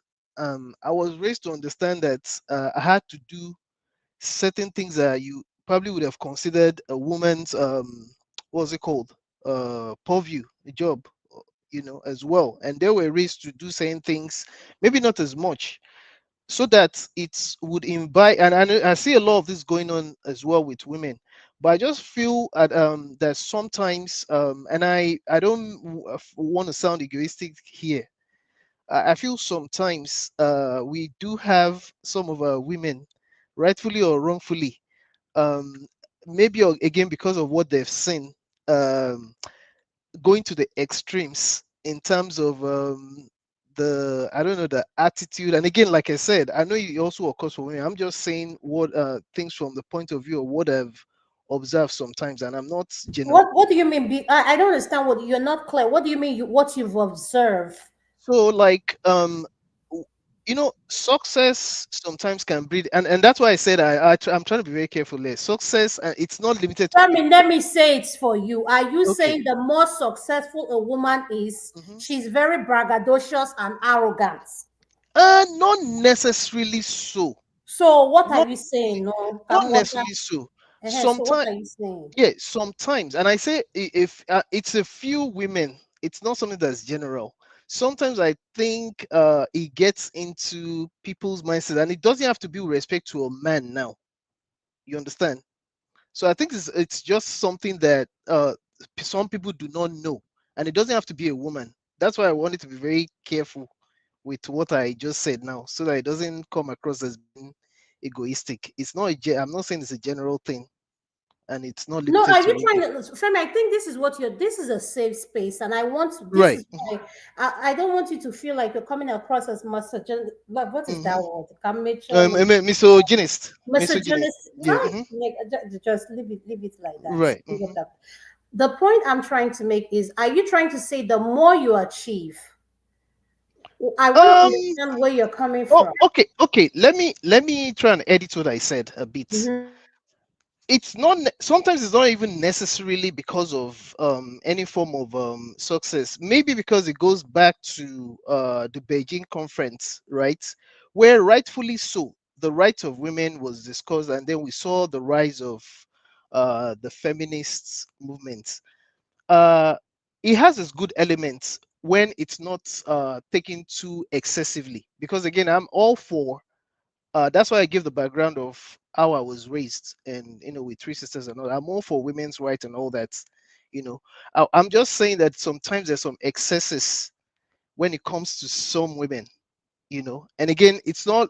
That's not to say that women should not express themselves. And again, the same way a man, because again, the way I operate, as an example, maybe to make it clear, I believe that whether with the going with the principles of the Bible, or just even tradition, if you will, some traditions, I believe that me and my wife, me and my girlfriend, whatever, we should be able to sit down, have a conversation, and to the point where I should be able to feed off of her advice, such that my ego should not get the better of me. By the same token, I do not want to always be pushed in a corner, so that it doesn't appear to be there doesn't appear to be room for any compromise. you know so I'll just leave it at that, except if you want to prove what I said previously. Femi, It's a I'm going to shake right. the table. I'm going to come Right. back to what you said. Okay, no problem. I'm going to come to you, Ekene. Ekene, could you please unmute? What is your opinion on this video? Yeah, thank you. I think Chim literally said all that I had to say, but I think I still have a lot to chip in. So when it comes to, I don't want to come to any lens, be it Christianity or um, traditional beliefs, especially Igbo traditional beliefs. No, I don't want to come through any of those lenses. But um, this quote said by Chim: "When purpose is not known, abuse is inevitable." And I want to add to that quote that when purpose is not known, chaos uh, is inevitable. When it comes to marriage, and I think this is all about marriage, right? Submission and honor in marriage. No, Um, I don't think we need to look at it from a marriage because we have viewers who are singles, as well. Submission, if you're in a relationship, you yeah, trust that okay, person's, yeah. So don't look at, let's not address it okay. necessarily, yeah, let's address it widely, like in a relationship, whatever situationship you have Okay. going on. Yes, sir. In marriage, in outside marriage, I would differ seriously with that because my daughter shouldn't be submitting to one clown that will later dump out for another woman. See, I will come through the lens of real African traditional home setup where you No, no, have the husband what you and the just wife. said, no, but Ekene, what you just said now got my attention. Your daughter Yes, should not be submitting to any clown that would yes. deceive her. In order for you to get engaged with someone, you have to Mm, be in a relationship with that person. I would say this is how I break down relationship for me. You mm. guys need to be friends first. Friends first. Because you need to be with someone like Being this to friends, me, okay, my I opinion. understand what you're saying, but Yes. So being what friends do you mean that your you daughter shouldn't put doesn't need to yourself, submit? no, you shouldn't put yourself in a position of being a wife and he putting himself in a position of a husband, consummating what a husband is supposed to consummate when he is not even your husband in the first place. Do you understand? So there should be a clear demarcation, a very thick line between in a relationship that is outside of marriage and a relationship inside marriage. You understand? Both are relationship, but there should be differences there. The relationship outside of marriage shouldn't be consummating what is obtainable in the marriage. That is my own understanding when it comes to this issue right now, because these days we've not we find it difficult to actually differentiate between a relationship in marriage and the relationship outside of marriage, and that is why. And I wouldn't want to say this, but but I have to, right? And that is why you see a guy dating a girl for 10 years, 15 years. He's not even talking about marriage. You know why? He's enjoying what is obtainable in marriage already. If you ask him, he will say she is his baby mama. And she will boldly say that he is her baby daddy. You see? So these two people wouldn't be talking about marriage again. What else are they talking about? They are enjoying it already. So, but I think in this case now, I have to really go and touch the traditional aspect of this issue now. When it comes to submission, right? As an Igbo man, your wife is meant to submit to you. Submission doesn't mean blind obedience to the man. No, it involves cooperation, respect, and harmony in the home. So you, the woman, should see yourself as the heart of that family or heart of that household, whereby you'll be charged without even being told to bring peace and harmony in the house. And on the other hand, the man, you are charged to honor your wife. You honor your wife with respect. Matter of fact, you honor her deeply, and that deeply can be anything. You know what I mean? So you honor your wife deeply with respect. You with protection, with security, both financial security, spiritual security, if there is anything like that. Your wife shouldn't be going around begging for money, begging for food when you are the husband. And it shouldn't be called, you should be called Di Bugunye ya in Igbo. And the other hand, the woman should be Nwunye Bugudiye. There is a saying in Igbo parlance that a woman, no, it says Ogoli Malo Bidie. I don't know how to translate that in English, right? Ogoli Malo Bidie or Diko Jogu Jide Die. Meaning, if a woman is in total submission to her husband, it will look as if she's using voodoo, charm to get hold of the husband. But no, this is very reciprocal. Honor your submit to your husband with total respect, and then the husband, you honor your wife with total respect. There should be a mutual kind of responsibility in this way. But it is not particularly a reserve for the woman to submit to the wife. And it is not exclusively for the man to honor the wife. Both should honor and submit to each other. And that will usher in that peace that the man is looking for or the woman is looking for in that family. Because if your woman is the only one being in total submission, and then you, the woman, you disrespect the wife, there will be chaos. And that is where that purpose is not known. I mean, that is where you are deviating from the purpose. And a man of prestige was saying something about a family member where the wife kneels down. This is their tradition. It is not has nothing to do with abuse. Recently, I was watching a program where the Nigerian women, especially Igbo women, were complaining that their Igbo men are now trooping into Uganda to marry Ugandan wives. And the reason being that the Ugandan wives are seen to be more submissive than the Nigerian women, right? So you see them when they want to serve their husband food, they will literally kneel down to serve the husband food. They will respect. That doesn't make them a maid. And they keep doing that because in return, the husband honors them. And this is also seen in Igbo traditional marriage setup, where the wife or the prospective wife or to-be wife will go and get what they call it, a cup of wine, and take it to her husband to be, and she can't give the husband that wine. So while standing, she has to kneel down.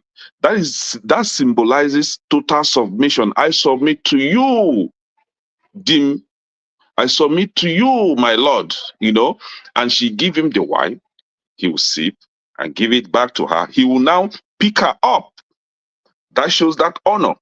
He will try to support her to get up.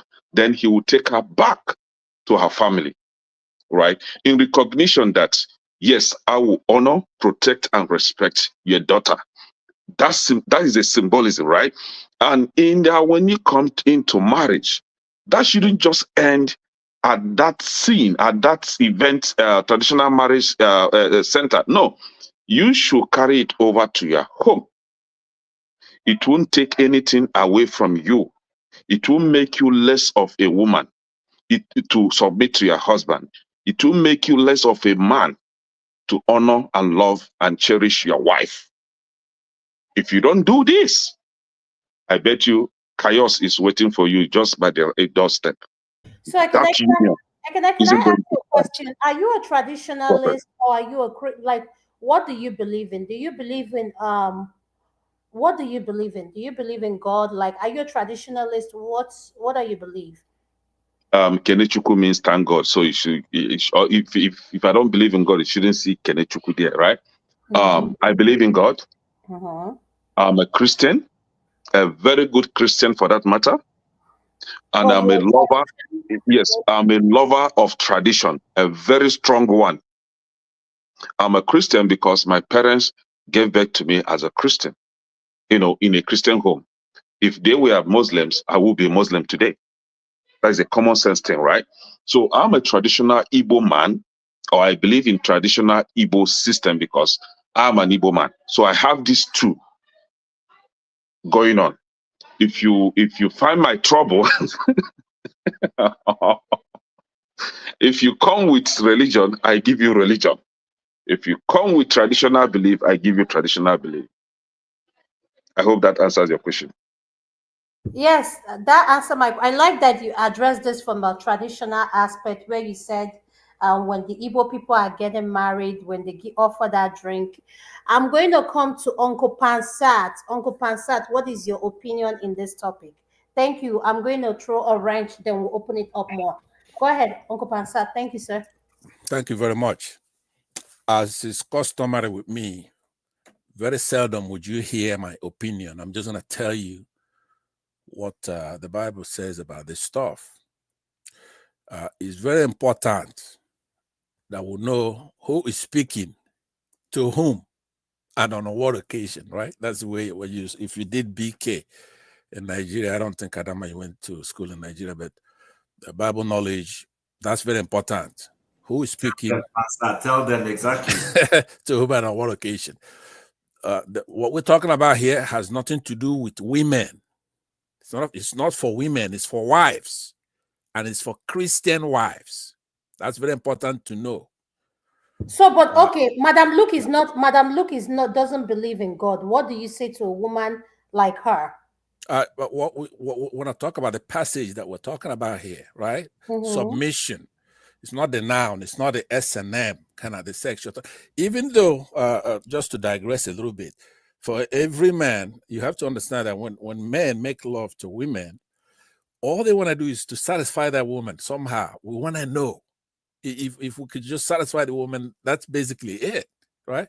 But that's not what we're talking about here. We're talking about the Lord here. So let's wax our ears and listen. This has nothing to do with individual. It has nothing to do with Madam Luke. It has nothing to do with me. It has nothing to do with you. You have to pay attention to what the Bible is saying. This is not for, if you don't believe in the Lord, then stay away from it. Stay away from this thing here, because you're going to be misunderstanding it. It's not commanding women to do this and that. It's commanding a wife to voluntarily 100%. submit, right? It's wives. Now, everybody here has touched up on something. Everybody's got it right. So we know what we're talking about. Chim got it right. Kene got it right. And so nobody's straying from the conversation. I love Madam Luke. She's a strong, beautiful woman. I compliment her all the time, but this time it's not about her, right? Say, wives. This is Ephesians 5, verse 22, goes all the way to 33, but 22 says, wives, submit to your own husbands as to the Lord.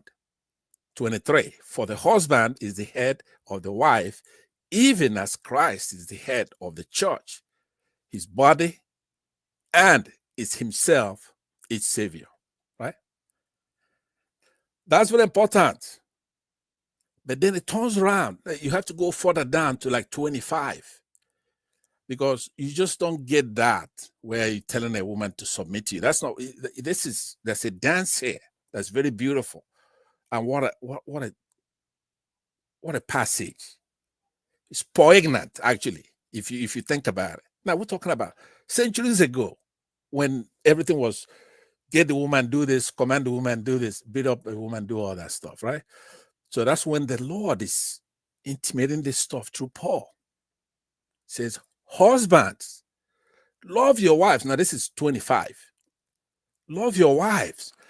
Now, look at this. As Christ loved the church and gave himself up for her. That means sacrificing your life, basically, for your wife, that he might sanctify her, just to sanctify her, have her cleansed, right? It goes all the way to 27, goes all the way down, and try to, the allegory, the beauty, the love, connecting with God. This is not to women. It's very, very important you understand that. That 522 is for wives and is voluntary, but there's also a commandment to it. So you have the authority and God's design. You have to submit to your husband as the Lord. Now, submission, if we go and look at the etymology of the word submission, now a lot of people could go looking at it as a noun, right? Where it is a compliance, submissiveness, right? You yielding, you're capitulating. It's nothing like that. Right? First of all, you shouldn't expect our Lord to do anything like that. That submission is an important issue. Now, that's why the devil comes with that word into women, right? The devil comes into men. An ignorant person say, hey, your wife is supposed to submit to me. It didn't say anything like that. This is a voluntary stuff that the woman engages in as a wife, not as a woman. It's a relationship in a marriage, right? You want to hear it again. The biblical command is, wives, submit yourselves to your own husbands, not any man, as you do to the Lord. For the husband is the head of the wife, as Christ is the head of the church, his body, of which he is the Savior. Now, as the church submits to the Christ, do you see that? As the church submits to Christ, so also wives should submit to their husbands in everything. It's Ephesians 5:22-24. So even before the sin entered into the world, the principle of the headship of the husband is established in 1 Timothy. For Adam was formed first, then Eve. Adam was created first, and Eve was created to be a part, a helper for Adam. Most people get it from Genesis, I think chapter 2, 18-20. Right? So the Lord God said, it is not good that man should be alone. I will make him a helper fit for him. Now, out of the ground, the Lord God had formed every beast of the field and every bird of the heavens and brought them to the man to see what he would call them. And whatever the man called everything living creature, that was his name. Now, there's something that you should, if you're not a Christian or you don't believe in the Lord, there's no need for you to waste your time. Listen to this. We believe it. I believe it a lot. I love it. God has established several types of authority in the world. For example, you have government to enforce justice in society, provide protection. You have pastors to lead and feed the sheep of God. You have husbands to love and nurture their wives. Now remember, that's very important. Many people don't talk about that. God established the husbands to love and nurture their wives. And then you have fathers to admonish their children. In each case, this type of submission we're talking about is required. The citizen to the government, the flock to the shepherd, the wife to the husband, and child, of course, to the father. You shouldn't go there messing with it. If you're not a child, don't worry about the relationship between the father and the child, because the child is supposed to listen to the father. We believe it. We love it. Just like the flock to the shepherd. Now, the Greek word there, it's a hupatosa. Hupatasso. Hupotasso. It's a continuing verb. It's not an event. That submission that we're talking about here, submitting to God or to the government or to a pastor or to a husband, it's not a one-time event. It's not an act. It's a continual attitude. It's an attitude. So you just can't come even listening to this with an attitude, something that's been going on for thousands of years.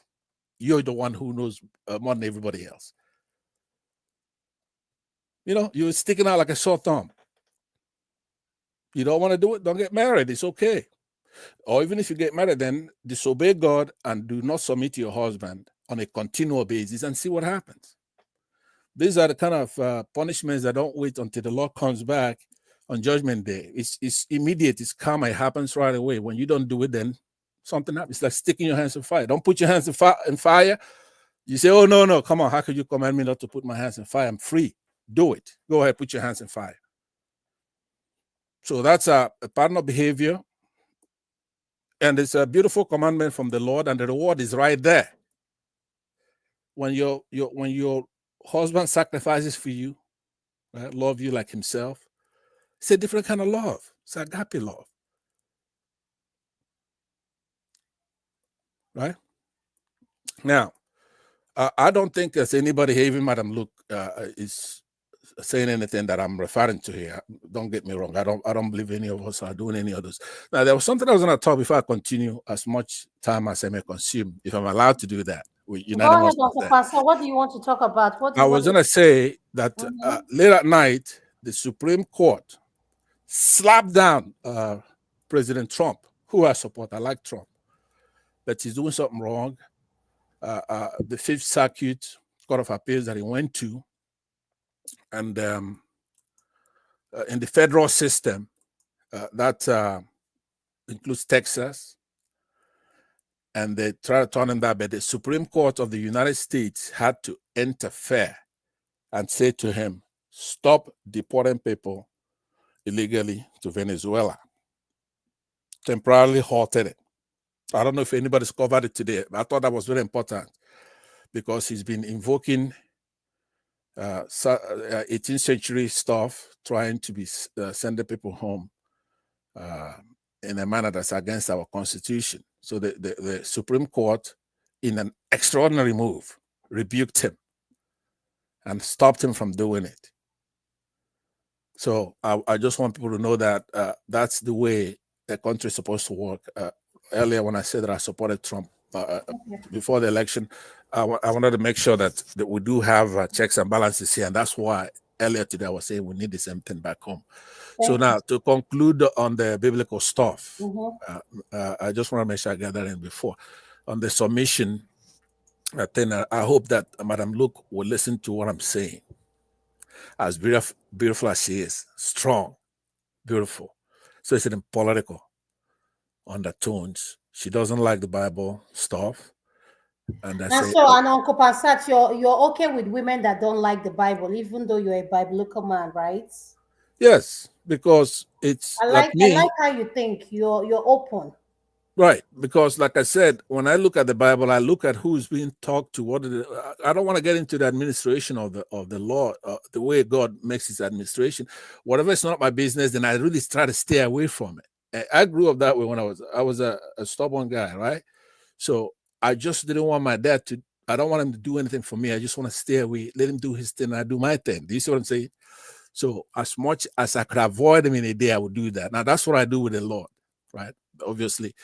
He's gonna supply the oxygen that I'm breathing and look out for me and stuff like that, right? But if I don't have to go talking about what wives are supposed to do, it's none of my business, right? Like I'm only talking about this because you're talking about it. What I would normally have done is to just stay away from it. It's not my business. Let the wives figure it out, right? That's the way I do it with administration of God. But since we're talking about this, what I wanted to say is that if you really understand the Bible, there's no reason to pick a fight with it. None. The submission we're talking about here is not a reflection of inferiority or lesser worth. It's not. Au contraire. Christ constantly submitted himself to the will of the Father. But we know that Christ created everything that we know, every single thing. He didn't give her an iota of his word. You find that in Luke. Let's go biblical on this. Luke 22, verse 42, right? And John 5:30. So in the Luke version, it says, saying, Father, if you are willing, remove this cup from me. Nevertheless, not my will, but yours be done. What a submission. By somebody who is our God himself. He created everything. Now you go to John 5:30, he says, I can do nothing on my own. As I hear, I judge, and my judgment is just, because I seek not my own will, but the will of him who sent me. Submission. So now that's what we're talking about. It's not a lesser. There's nothing in the Bible that tries to degrade women, because we're talking about centuries ago when everybody else was bad, right? Christ is still the meek, gentle soul who's our savior up to today. Nothing he did back then can you find fault with today. Nothing. He's not condemning anybody. He's not saying Muslims are not going to go to heaven or something, but you get it from what the Bible says. He's come for the sinner himself. He's come for Muslims so they could stop worshiping idol and worship the true God, right? So that's why you have to, when you really sit down and look at it, the Lord is not degrading anybody. It's not degrading women.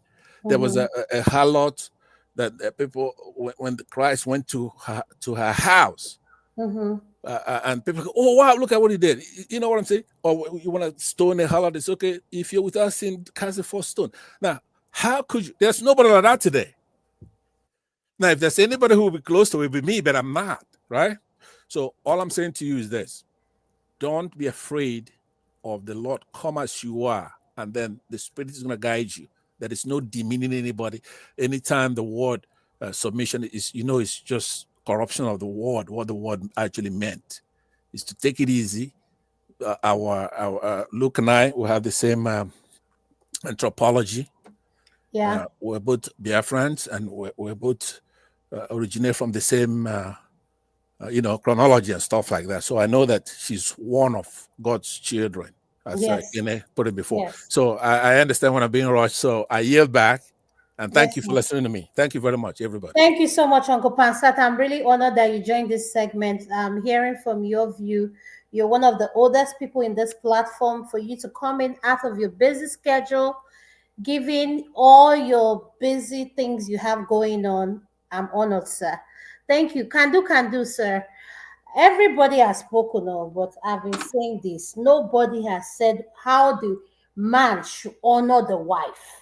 All I've been hearing submission, submission. So nobody has said anything about what men need to do. Everything is all on the woman. So I'm starting to feel like, it takes two to tango. Can someone please give us an example of what men need to do? So, Kandu, what is your opinion on the video? And could you please give us an example of what men need to do in order to make their wife feel, or like I don't see what is wrong with submission. If you are in love with someone, you're in tune with that person, it happens naturally. You don't force it. So, what is your opinion on that, sir? Go ahead. Yes, I think a number of people have mentioned what you're saying. Maybe they just did not outline them individually. A man um, shows this love and admiration by providing for his wife, by protecting his wife. When there's a bump at 3 a.m. in the morning, I wouldn't expect my wife to go out there and see what's happening. When there's something that needs to be taken care of in the family, I will, as a husband, will be the one, that shepherds that. Those are even just your husband being there is protection from other men. So, Kandu, You but know, this is my pushback on what you just said now that I want to say. You said when there is a man providing, we are in a this is 2025, women are working and they are earning. So providing does is not what qualifies in my own description. That's not what it takes to be a man. It takes more than providing. no, So that provision was only one of the three or four things that I okay, so mentioned. Kandu, if you go with that aspect, what happened with women who are single, who live by themselves? Are you saying they cannot protect themselves? That you need a man to protect you in order for you to feel safe? Yeah, you either need a Glock or you need 911. That's your husband. That's your husband. I mean, when I say provision, provision is not just money. You know, I hear, I'm in a lot of these spaces, and I hear women say, "Oh, I make my own money." Your money is useless to me if I cannot spend it. I don't care if you make $1 million a year. If you're not giving that $1 million to me to spend the way that I deem reasonable, it's useless to me that you make 1 million or you make 100,000. What good is your 100,000 if I can't spend it? And I've been saying this on this type of platforms for a while, that when the story of this time is written, it's going to be so sad for women. And I'll preference it by saying I have a sister who's been married 30 years, who makes over $150,000. All of my sisters make more than $150,000 a year. One has been married for 30 years, one has been married for 29 years, and one has been married for, I think, 23 or 24. And they all respect their husbands. And thank God for me, because like I tell people, I am one of the most blessed persons on the face of this or any other planet. I cannot imagine any of my brother-in-laws saying to one of my sisters, "Are you crazy? because they don't have those type of relationship. It's unimaginable. But a good part of this problem, and I'm glad Mr. Pansat and a whole lot of people outlined this very, very distinctively. Most people that I see out here, they're not wives, they're females. So when we talk about wife, and even the husbands or men these days, people judge and look for things that don't have real substance. A lot of, well, some women, I don't know what percentage. Oh, look at him, he looks good. Look at his lips, look at his biceps. All the men will be like, look at her, and yeah, I like a big butt. I call it fatty tissue that does you nothing. She's got a big breast, she's got a big butt. So what? Fatty tissue. Is that what is going to comfort you? Is that what is the substance behind somebody looks good? You should not even be considering to be married to someone if, God forbid, worse situations come and you have to be changing their diaper. If you can't consider that, you're just effing. That's all you're doing. And I say, when the story of this generation is written, yeah, thank God for women liberation.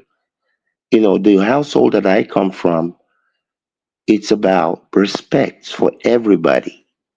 Even the house helps are respected. The driver is respected. Just because you have a job that might not be, of a certain category. If you talk to my mother or my drivers or my drivers or my father's driver anyhow, my father will ask the driver to slap you. So just because somebody is here to do a job doesn't mean you can disrespect them. And I say, it's really unfortunate what I see. People looking for, just things that don't have any value. Yeah, you should look for a husband that's going somewhere, that's about something. But life is not about things.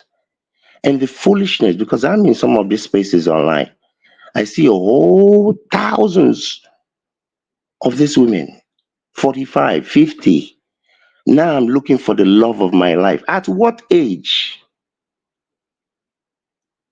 Somebody that you did not suffer with when you were 20, 25, 30. I'm supposed to bring all of my resources to come and do what with you? And I'm not just saying for the women, even for the men as well. But as it has been well articulated here, you have to find substance. Not, oh, I'm looking for the man that does this, this, this. Too many people, things has become their God. You should be the one that make things. Things should not make you. Whether you have 1 naira or you have $1 million, it doesn't matter. It is you that makes the things, not the things that make you. So it's really, to me, because like I said, I have nieces and nephews that I talk to about these things. Your 30,000 Birkin bag is not going to do you any good. What did our Birkin bag do with what you're saying now? Leave our No, Birkin. no, no, no, no, See, no, we can no, afford it no, now. no. If we can I'm a afford it. finance. Listen, I'm a finance guy. This is what I tell my nieces. That 30,000 Birkin bag. If you have any brain, put that 30,000 in a IUL. In 25 years, that 30,000 is going to be worth over $600,000. You got to use your brain. The Birkin bag that they make in China, maybe for $1,200, somebody sells it to you for 30,000, and it doesn't matter whether it's an iPhone or $500 or $800 tennis shoe. So um from the topic, this is about wives, not women. And unfortunately, for most women, they want 20% of the men that are 6 feet tall, got the over 6 feet thing, got the over 600, I mean, 600,000. But there is only that math will never work. I promise anybody. The number of men that are 6 feet tall and six this and that, the percentage is less than 20%. 100% or 90, 80% looking for 20%. In what universe does that math work? That is why most women will just be circulated among the 20% or the vast majority of the 20% men because they're not wives. The husband, a real husband, respects the wife. It's not about taking permission from your wife. A responsible person, human being, if he is leaving his wife, oh, madam or babe, here is where I'm going. Not because you're trying to get permission. If something happens somewhere, ah, my my husband said he was going to Agege. There was a shooting in Agege or fire or a petrol truck um, caught fire and 80 people died. But if you say you're going to Mushin, if you say you're going to wherever, you're going to Lekki, and they find that nobody will be looking for your dead body in Agege. It's just being responsible. It's not about getting permission from anybody. But please do not let us mix boys with men or husbands. And don't let us mix girls and female with wives. Wives are of a totally different category. Thank you.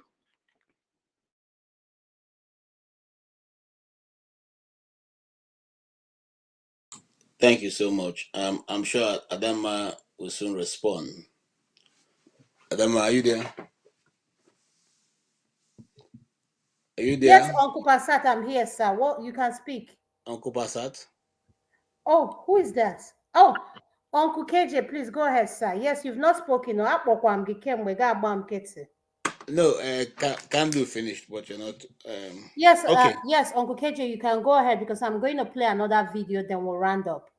all right. I'll quickly just go. Most people have said what I'm going to say, but what I want to emphasize is what Pansa said. Most of the words right now in English is being kind of either watered down or bastardized the meaning, giving it either a more vague meaning or making it mean exactly what it doesn't really means. And this part of the distortion that is coming our way at this age. So we all got to be very careful. Many things are spinned around and given a new meaning in this season, and people begin to run with it. And clearly, if you notice, one of the reasons why the present government is doing what it's doing because they said American values have been eroded, and so they want to put back the American value. What's the American value? The way of life of the Americans. And I don't have any quarrel with that. I also don't have any quarrel because I'm an African and there's an African value which I have to carry. I'll carry. The Indians carry theirs, the Chinese carry theirs, the Muslims carry theirs, or Islam, or people from the Middle East. So it's nothing for me. It's nothing. It's not wrong. Just like Kenneth said earlier, for me to say the culture from which I come, I cannot denigrate it to say it's a backward mentality. However, if there's something that is not correct in that culture, I can upgrade it. But that culture that I'm saying is backward, or sometimes say it's an African mentality because I know it's that same culture that kept the society running well until we were born into it. If it wasn't functional, then the society that we have come from all will have broken down before now. So I say I am Igbo, and the Igbos have a tradition and a custom that have kept them together. Now, the word husband and the word wife totally means two different things, and so also with their functionality. So, submission is not bad, and it will never be bad, because it is by submission that Christ went to the cross. It's not because, the Bible says he didn't consider himself equal with God, but he submitted. He gave, he laid down his life. He accepted the assignment and went for it. And after that, his name was raised above every other name. In fact, so coming to the issue, I go to attend a white function here that I think just me and my wife that are the black guys there, and one other guy who is not married. And you find out that within these guys themselves, they teach their white ladies to be submissive. You see them talk real out some of the things that the women do in their houses, which our own people will never agree to do. They won't agree to do it. And sometimes me and my wife look at ourselves, because when they are saying some of these things, how they live in their house, how they try to organize and harmony.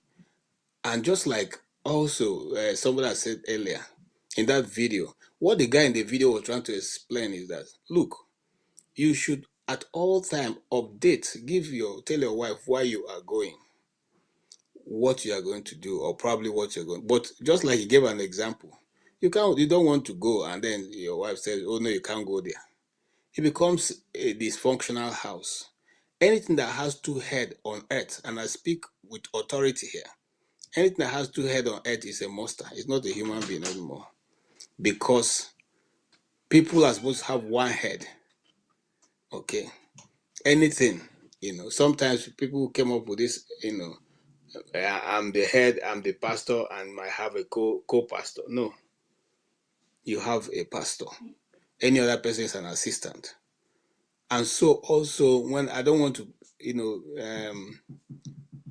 pin my argument, my submission on the fact of the Christians, but I want to speak generally.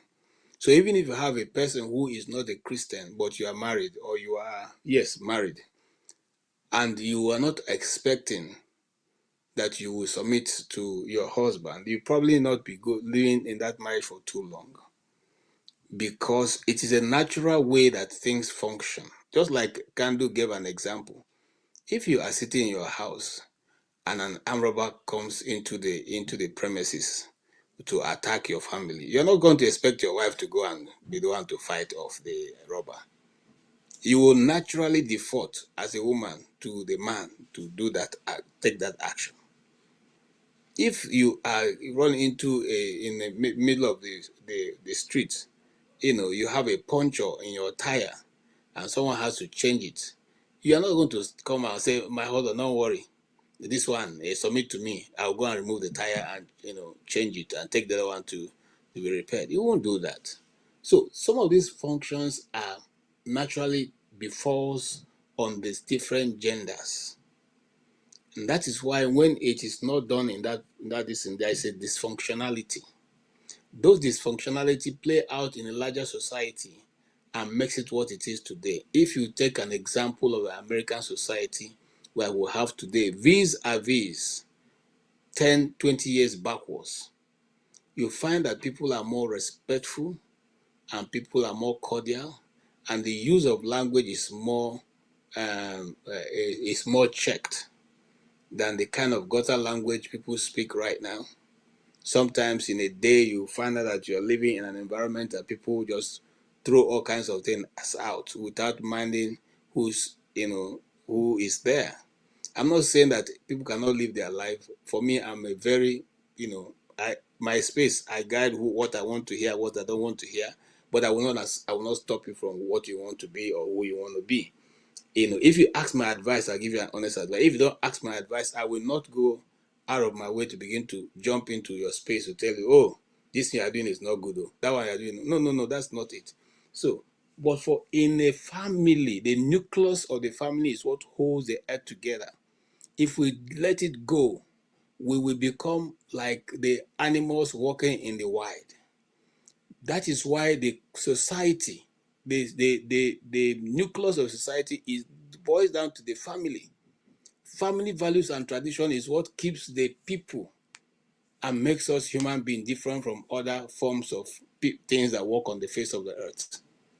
And so that you know the way that the water runs, it runs from head to down. So in that same order, this is what the Bible says, and I'll leave it at that, because probably if I don't touch that, it'll not be good. God is the head of Christ. Christ is the head of man. Man is the head of woman. That is the order of things. It's never going to go a different way. Now, some women have, come to the point that when you say something, it means that, if you want to stand up, you say, kabesi. If you want to sit down, say, oga, I want to chop food. No. Submission in this sense, simply making sure that you are aligned all the time with your husband by letting him know, or by saying things that both of you can agree together. Even with that, even for those of us who are church, Bible carrying, tongue speaking, hand laying, prayer fasting Christians, we still walk a tightrope with our spouse. What is more, those who do not even do that at all. And you know that the institution of marriage can be delicate. Okay, because that's where every sensibility is exposed, except those sensibilities are not into you. But if every person is like me here, there's certain informations and I will not want to share with the public, and so those informations are exposed in my immediate family, and so I want to keep it at that. That means that we all have to have mutual respect. If you have a mutual respect for your spouse, there are certain things you yourself will not want to do or to say. There are certain levels you don't want to go. There are certain times you don't want to say certain things. This helps to build the relationship and the love between you people. Yes, the Bible says, man, love your wife as Christ loved the church that he gave. Christ loved the church, but the church is submissive to Christ. It's not Christ submitting to the church. Christ loved the church that he gave his life. He loved the church so much that he laid his life down for the church. But the church is not the one that Christ is going to submit to. The church will submit to Christ because Christ is the bride. The church is the bride of Christ. Christ is the groom. In other words, just like someone, Chim said earlier, it is the husband that grooms the bride. A groom is what? Somebody who brings a different understanding to what you already know. And you see, the issue, and some of us who are here are managers of our companies. You know that what you see as the leader of that company, sometimes some of your most qualified staffers will not see it. Even sometimes you're trying to give them the vision, they still can't see it until you have to explain and explain before they can catch up with you. That's because as a leader, you see farther away than every other person who is following you. And that's the same thing that happens in the family. The man will always be seen further away. When Adam and Eve fell in the garden, when God came to the garden, he didn't ask Eve. He didn't move to Eve, say, "Oh, Eve, I know what you did. I just saw you when you were plugging that. He said, why did you do that?" He went to Adam, who he considers the head and the authority in that house, and said, "Adam, where are you?" Is it because he was actually doesn't know what happened? He knew what happened. And Adam said, "Yes, this is what happened." He said, "Okay, so but why did you allow this to happen?" He said, "It is Eve that you gave me." That's the only time that God spoke to Eve. So what I'm trying to say in essence is that God sees the authority he has laid out. He will not go beyond, he will not go behind that authority and deal with an issue. He will constantly follow that same authority as set. So if God needs to talk to me in my family, he will not go jump to my wife if it concerning my family, he will speak to me and say, this is the direction I want you people to follow, or I want you to follow. Then if I don't have if I don't think my wife is going to agree to walk in that direction, I can ask God to speak to my wife on that issue, because I don't think she's going to hear me. So those are the channels that God has set. But sometimes we break it and we don't follow it because we think sometimes we begin to see that our own system works better. But at the long run, it is we that are breaking the system and making it not work. Man is a very complex character. Once you are two persons working in one direction, it's always complex. So God saw all this and gave us an understanding of how we can do it. It is difficult for a man to love. That's why the Bible says, love your wife. It is Now, KJ, difficult please for... wait right there. You just said something that caught my attention. Why is it Okay. difficult for a man to love, but it's easy Because... for a man's mandigo to stand up when it's time to penetrate? I don't get it. No, okay. Now listen, I will explain that very well. It's difficult for a man to love, and it's difficult for a woman to submit. Now, the men, you see, that's something that women miss sometimes. The ability to perform a sex act doesn't mean that you are in love with that lady. I don't know if I'm making myself clear.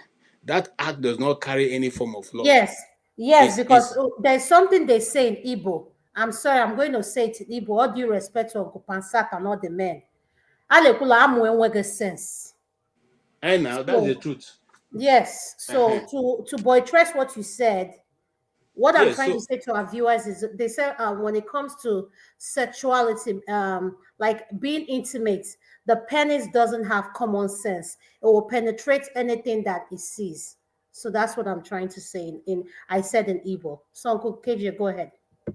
okay. So it simply says that because we are not like women, you people are emotionally connected. The man is not.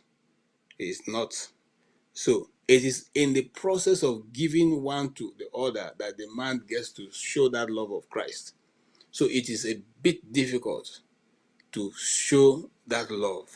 Just like it's also a bit difficult for you to submit totally to a man to say, okay, I will take a permission from him. I will tell him this is what I want to do. I will let him approve before I do it. It's difficult for a woman. Okay? It's difficult for a woman. So each of us have a task we have to perform. While you do the act of loving, you also do the act of submitting until we come to the place of perfect love. That is the way it is, you know. And then if you want to find out, there's a First John chapter 1 verse 4 says, perfect love fears no what? Has no fear. Perfect love, you don't have fear in it. And until that love comes to the place of perfection, you continue to have these reservations that we're discussing today. Thank you so much.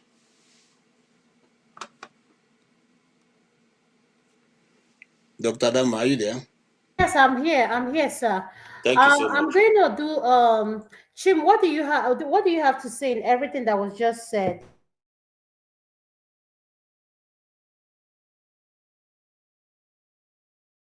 Well, I really don't have any more things to add. I just simply want to say, I think Pansat said something that was very instructive. And I know if we're listening and we're just willing to learn and not to pick offenses at what's being discussed, nobody's being targeted. We're just having a conversation to enlighten ourselves. We may not have gone further than this because, incidentally, unfortunately, the ladies, nobody wanted to contribute. Madam Luke said she didn't want to contribute. So it was left to us men, excuse me, with you. But what I would say that Pansat pulled out, which I want us to go think about, that scripture, I saw it, but I probably in the course of my expressing myself, I forgot to mention it. But thank God for Pansat who highlighted it because it's saliently there. You might have to look closely to see it. So, Chim, while you're saying, could you please hold on? Let me play this short video, and I can I'll have you speak. Then I'll bring Madam Luke in. Maybe this will have her. I know she probably have something to say about this. Let's watch None of those this. Christian women that will bring kids into Let me poverty because I move have it right faith that God will provide. I'm not one of those Christian women. I'm not going to knowingly birth kids in this economy, especially when I'm not doing anything to support myself. Then I'll birth kids so that they'll suffer. Do you know how I suffered as a child growing up because of poverty? Why would I do that to my children? I'm not doing it because God will provide. Yes, God provided, but they chased me out of school so many times. Yes, God provided, but I had to wait so long to replace my shoes. Yes, God provided, and He did. He showed up so many times, but I suffered. And there are so many wounds I have because of poverty ingrained in my soul that I still have to go to therapy and decompress. I'm not going to put my kids through that. If I cannot give my children a life that was at least 20, even if it's 30% better than mine, I'm not having children yet. I'm sorry. All right, Chim. Okay. So two things. One, let me just quickly mention what I wanted to say about what Pansat raised for us, and then I'll respond to the lady. Pansat said, well, it's not Pansat saying, but he highlighted what is already there, that the scripture we read was not talking to women. It was talking to wives. In other words, it is talking to a situation of where people are already in a marriage situation and is advising them on what will help their marriages grow and be strong. We only discussed a portion of that, which is the one that refers to the lady's responsibility towards her husband, the wife's responsibility towards her husband. We didn't get towards, reviewing the aspects of what the Bible was requiring the men to do towards their wives. We didn't discuss that portion. The Bible is not referring, that scripture is not referring to women, it's referring to wives. You have to be a wife to be able to, in other words, if you don't have a husband, then there's no point trying to respect anybody except your father. He didn't ask women respect any man. You don't owe any man. No woman on the street owes me anything. I mean, I'll give you a typical example. Sometimes my wife will say, "Oh, I see the way you relate with your female colleagues, maybe blah, blah, blah." And I'll say, "But I don't owe that person anything. One, because I'm not in a relationship with them. I cannot talk to that woman, female colleague, about her finances. I can't advise her on anything unless the person comes out and says, 'Please, I need your advice.' But when it comes to the person who is in a relationship with me, then I owe you calling you out on certain things because I'm involved. Because if I make a mess of my finances, it will affect my spouse. Vice versa, if my spouse makes a mess of her finances, it will affect me. If I'm in a project with my wife where we're bringing money together to run a project, for instance, and she loses her job, as an example, I will not be able to continue with that project. Or even if I continue, I'll be constrained because, remember, we are doing this based on an understanding of, I'm going to bring a certain amount, we bring a certain amount. Let's say, take for instance, we're trying to build a house, or let's say we're planning on a trip. And then she says, "Okay, you know what, I'll buy the tickets." And I said, "Okay, I'll pay for the hotel, get the book the vehicle, we're going to rent a vehicle and do other things." And then maybe you say, "Okay, when we come back, I'll provide the money for one or two other things." And then she loses her income before this starts happening. Remember, what it means is that portion she was supposed to bring for that thing, she can no longer do it. Even if I'm able to do it now, it's going to be a tough sell because I'll have to break a little bit of myself going into funds I didn't plan to use, which will also stretch us. So that is why you see that in that instruction or injunction, is talking to people who are already in a marriage relationship on how they will respect each other. Like I told you, he started by telling them to, first of all, each person should respect each other. Then he starts breaking it down. The wife, telling the wife what the wife should owe the husband. And then he also told the husband what the husband should owe his wife, not what the man should owe any woman. So that's where some of us get some of these things wrong. I wanted to address that. Now, coming to this lady, I don't think any rational person will ask any lady to just jump into any relationship, even a man, and then go and start suffering people because you go into it, you're not prepared, you don't have the wherewith, and then you go in and then start talking about faith. Faith has nothing to do with, how was the word? I'm looking for, the English word skips me now. When the Bible talks about faith, it's not talking about being stupid. It's not talking about being daydreaming. I think that's the word I'm looking for. People But Chip, this is the pushback I want to give you now. I'll allow you to continue. I respect your opinion when you say faith doesn't talk about in this age where we have women and men who are so comfortable are referring to women as their baby mama, their baby daddy. Why is it that we have a lot of women out of wedlock, a lot of children who were not conceived under wedlock? Like it's just a relationship basis. Okay, that's a choice. That's a choice. That's it. That I remember last week we talked about when we were discussing that video you played and the topic where a man had previously had a child out of wedlock and then Mhm. went and then married. He didn't openly tell his wife that he already had A this child. kind of yes, and then it Mhm. became a surprise, and then the child was now caught in a web of two adults irresponsible behavior. Of course, the wife was not responsible when it comes to that act, but Mhm. her response, although some of us who also supported her to say we shouldn't castigate her, she's being human, she's taken by surprise to learn of something she didn't know, she feels betrayed, but then it was now the fact that she put it out there for the whole world to see. That was, at least for me personally, I felt she could have still been offended with her husband. Don't need to put this out in the public, and you can still deal with it. Even if you want to divorce the man, that's fine, but you don't need to, because now you're endangering the girl. That was my own view. Now, back to that, using that as an example. Adam, when two adults who are not in a marriage, who haven't sat down to talk about their goals, their dreams, their values, decide because of hormonal run through them, they now go and have sex, and it leads to a child coming out of there, and then they don't get married. That's still an irresponsible behavior. Nobody has asked any woman. Some ladies want to be baby mamas. No, but Shima, I think you're not being honest. Given the way the men will say, I like raw. Sorry, hold on. Let me make this disclaimer. This segment, this is a part of the segment that is going to be for adults only. So if you have kids, this is the time you want to have them leave because this is rated R. So if they're not up to 18, please, this is the time you want to have them leave the room. Chim, this is what I'm trying to say. Let's be realistic here. We have nobody goes into a relationship and say, oh, I want to have a child by this person and it didn't work out. Okay, so let's say for an instant now, you and your wife, it doesn't work out for you two tomorrow, god forbid. She's a single woman with with how many children? Let me use myself an example. So at the end of the day, why are we having kids that we cannot financially take care of? Even at a time where a marriage has happened, our men don't want to pay child support. Let's Okay, bring it out to the if you just allow me to speak and you will hear me. Now, remember, where our views are not all going to be aligned. So I'm open to that. I'm okay with that we're going to have different. So I just want you to know, Chim, why I brought that up. I want you to go deep into those things. Let's not just look at just having a child because you're in a relationship. That's what I'm trying to do. But remember, there's no one size fits all.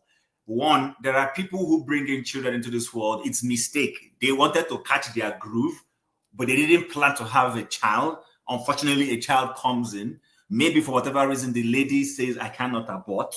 Not that I support that. Or the man says, okay, it's happened. Let's have it and then move on with our lives. I will play my role. Maybe he promised and he's not fulfilling it. That's fine. But there are also ladies, let's not try to pretend, who intentionally want to have a child.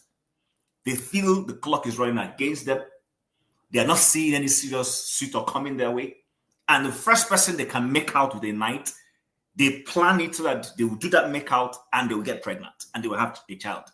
It happens. Let's not come here and act like it does not happen. It is happening. I know people that has happened to. I know people who have intentionally done it. And they have a child and they move on. They're not interested in the man being involved in that child's life. They just take their responsibility, they go and have the child, and they become single moms. Some who it was just to have a child will have only one and never have any other one, and they will train that child. But for some other ladies, they will have one, then they'll jump to the next relationship and have another one, then they'll jump to the next relationship and have another one. It's also happening. So that's why I said it's not a one size fits all. But at the end of the day, all of these things boils down to some degree of selfishness, because you're not thinking things, you're only seeing things from your own perspective. Some women are only seeing it from, I'm getting old, I may not marry anymore, but I need a child.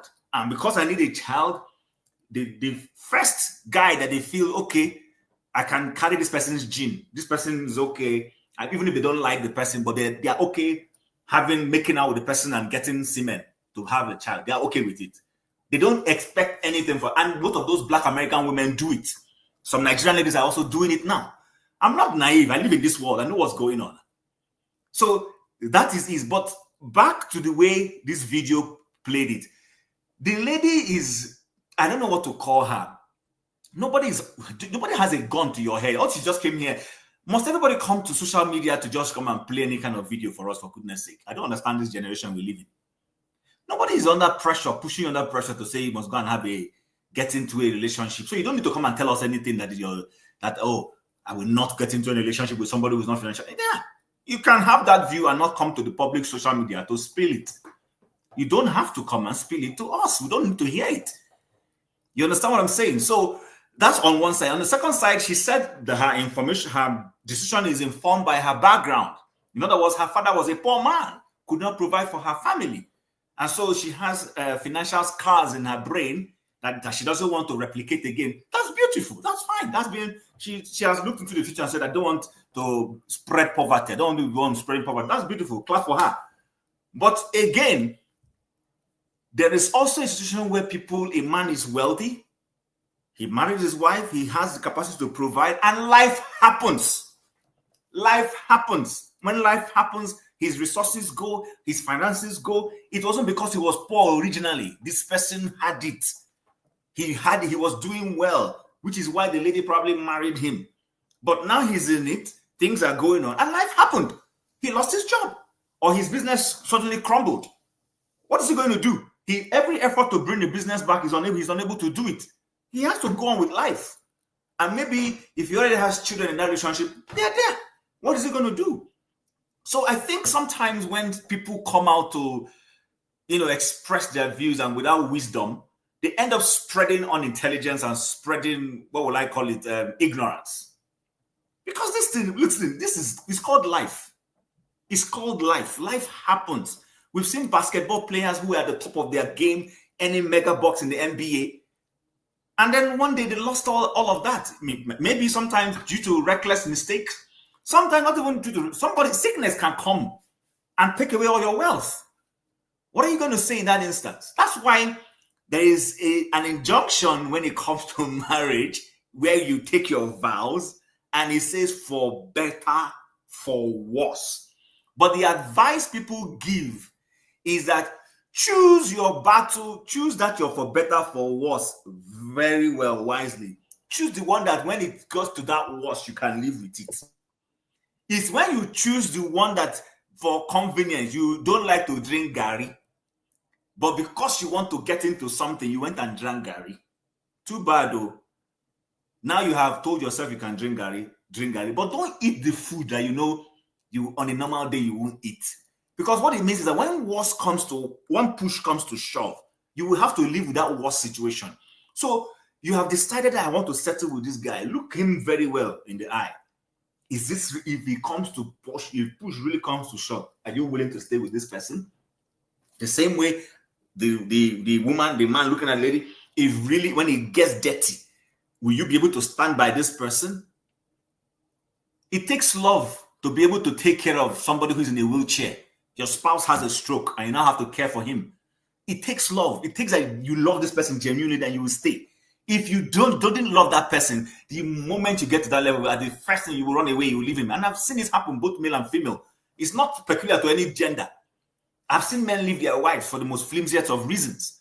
Vice versa, I've seen women leave their husband for the flimsiest of reasons. So all that thing this video lady came to show us here now is just immaturity. She doesn't have a gun to her head to go and get married if she's not ready. And like I said last week, you are looking for the best person, are you the best person? You're looking for the right person, are you also the right person? Okay. Because it's always easy. So Chim, I heard everything you said. You said what the lady said, and are you the best person? So what is wrong with advising men, please use a condom when you're being intimate with someone you know you're not ready to be a father? Don't even make out. I'm going extreme. Don't even make out.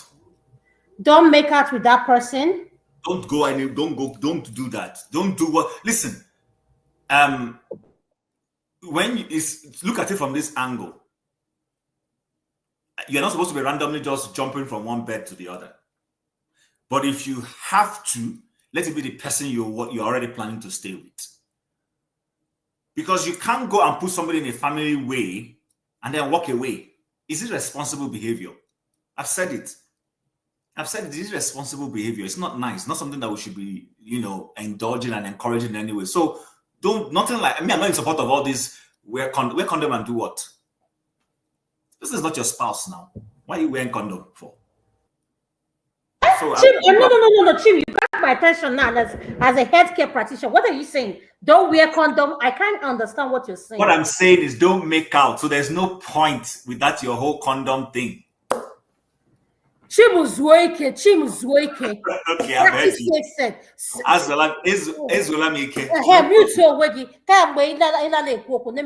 Please, what Chim said, Chim, I thank you for your opinion, but this is what I want to say. And I like this conversation. The truth is that a lot of people are having unprotected sex.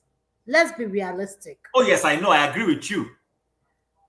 So, what are the results of having unprotected sex? Children happen. STDs.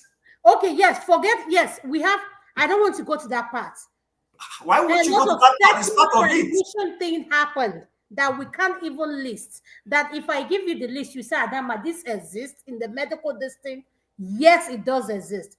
But what I'm trying to say, I'm going to the part of children. If I tell you I'm pregnant and I'm a one-night stand, we both are a one-night stand.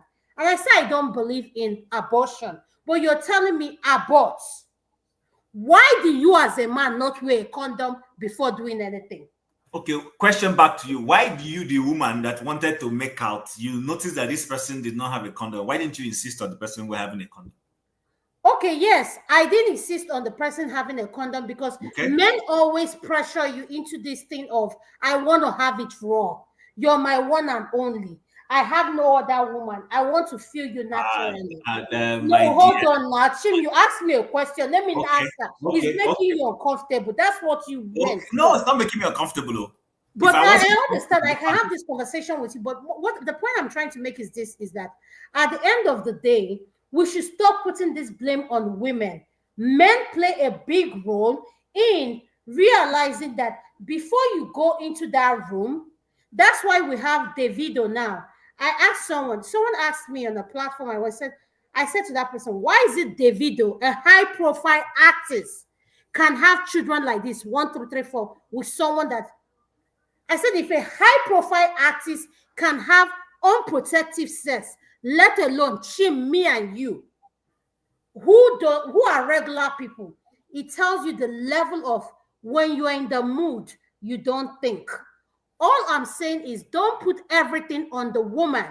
As a man, you are the one that penetrates. You should, like, there's one thing I call condom. I call it American Express. Don't leave home without it. Put it in your wallet. Because guess what? People's medical records are not written in their foreheads. You will see a woman, she looks good from head to toe, including married, single. But at the end of the day, what we need to realize is we need to practice safe sex. It's not happening. We are having children out of wedlock.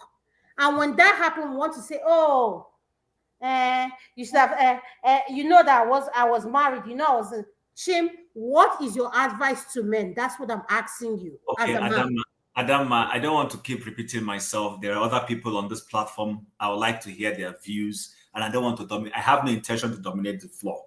But let me say, you're dominating you. I'm asking you because I'm coming to Madam Luke, who is a woman that wants to hear opinion. I came to you because I'm going by the line, and I'm coming to Uncle Pansat and Ekene Femi. What is your advice to men in terms of? Let me quickly say mine, and then you can go to having unprotected sex. Okay, let me quickly say mine, and you can go to this people. So, because I don't want to sound idealistic and sound like somebody who is from mass. We live in the world. Everybody's not going to share my views and values. Everybody's not going to be like me. The simple point is this: zip up. But because I know people are not going to always zip up, so fine, your advice is okay. I have no problem with it. I was only going the extra to say there will actually be no need for that condom carrying about town if people behaved responsibly.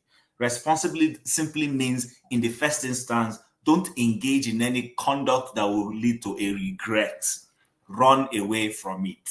But if for whatever reason you don't believe in my God, which is okay, you do not believe in my religious views, which is also okay, and you need to go and cruise your fun, then carry the condom. But let's not make it a male-female. It takes two to tango. The way they sweet the man, and so the woman too won't do am. If the lady was that in control of herself, it is not a rape situation. It's not like she was cornered into a house in a room. She was helpless, and then she gave it, and she had no choice than to give in, and this person abused her. It was a consent. It took two. There was adrenaline rush. You pull, I pull, and then we rushed ourselves, and then we suddenly realized, oh, we have done something we shouldn't be doing. That's where I'm coming from. I'm not going to hide away from it. So just zip up. But if you know you cannot zip up, then hold the rubber lean, so that we will not keep having this thing. But like I said at the early stage, there are women who intentionally want to have a child. Intentionally, they want to have a child. It is So either one. what do you mean intentional? Like you say, you have women because they are above a certain age. They are scouting for men who are fit to be a father figure. What are you saying? Of course. You think I'm going to come here and tell you no? Of course, plenty, dozens, billions out there who want to do it. That's what they want to do. There's people who have decided that's the kind of life they want to live. There are people who, in to a degree of let me give them to a degree of respect, just feel, you know what, I might never have a husband in my life. They've concluded. But what I want to do is, if I can get somebody who can just impregnate me, let me have a child, I'm okay. The person can go. I don't care. I'm a good working class lady. I have money. I work. I earn goods. I earn more than 6 figures. I can raise a child of my own.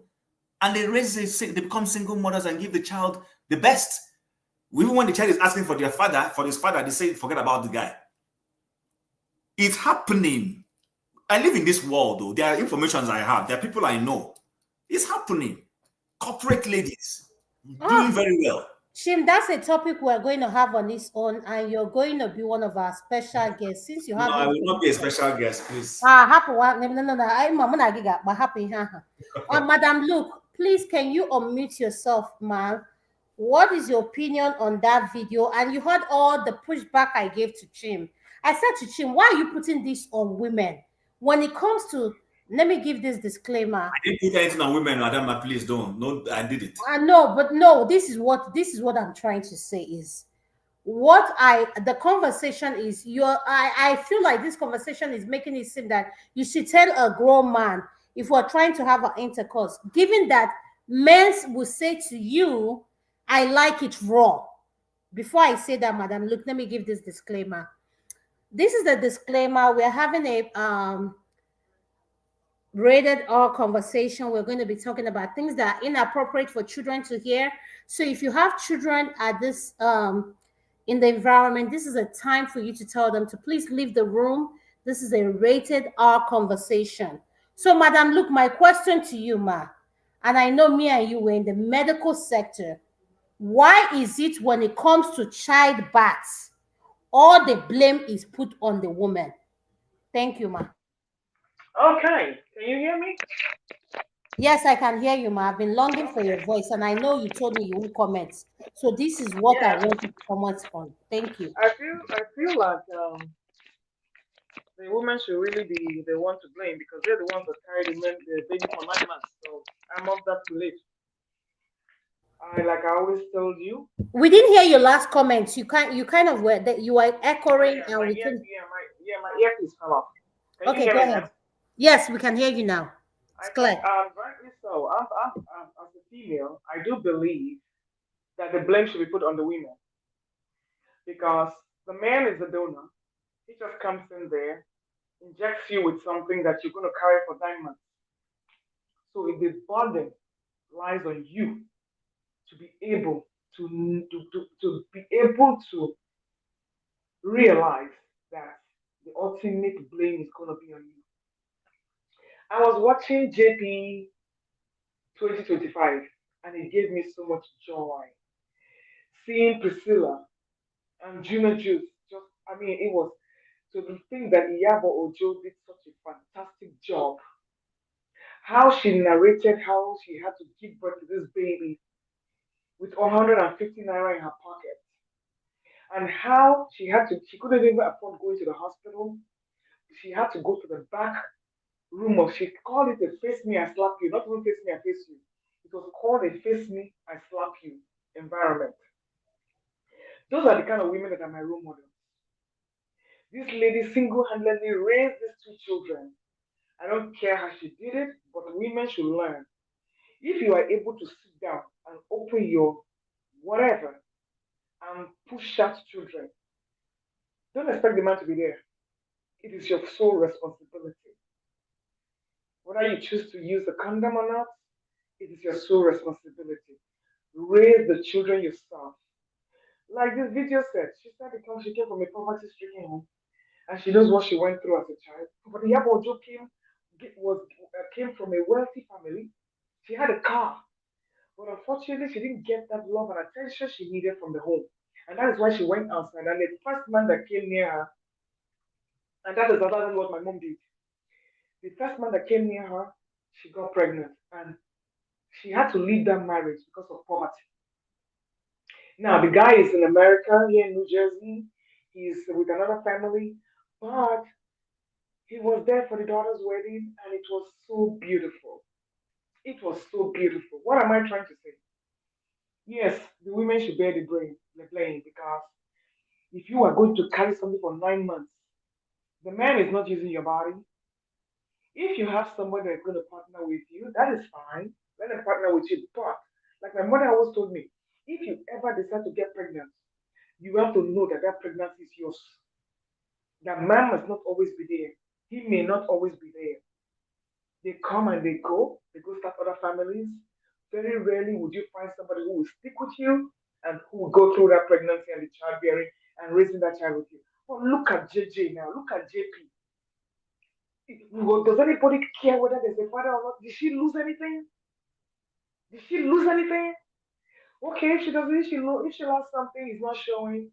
Maybe down the line we will know. But what I'm trying to tell you, women need to be strong. Raise your damn kids yourself. Whether the man is there or not, you need to raise your damn kids yourself. And there's nothing wrong with being a single parent. You can be a single parent before or after marriage. God can divorce you, or man can divorce you. You are still going to be a single parent. So nobody walks into a relationship trying to be a single parent. Circumstances make you a single parent. So I don't think anybody should be shamed for that. And to say somebody deliberately goes to get pregnant for a man, oh yeah, we have a few of those. And those are the ones that particularly should be able to raise their children themselves. I beat my full chest. All the children I will bring into this planet, I will raise them wholeheartedly. Whether your father did the other, it's not my business. I will point to you, that's where your father is.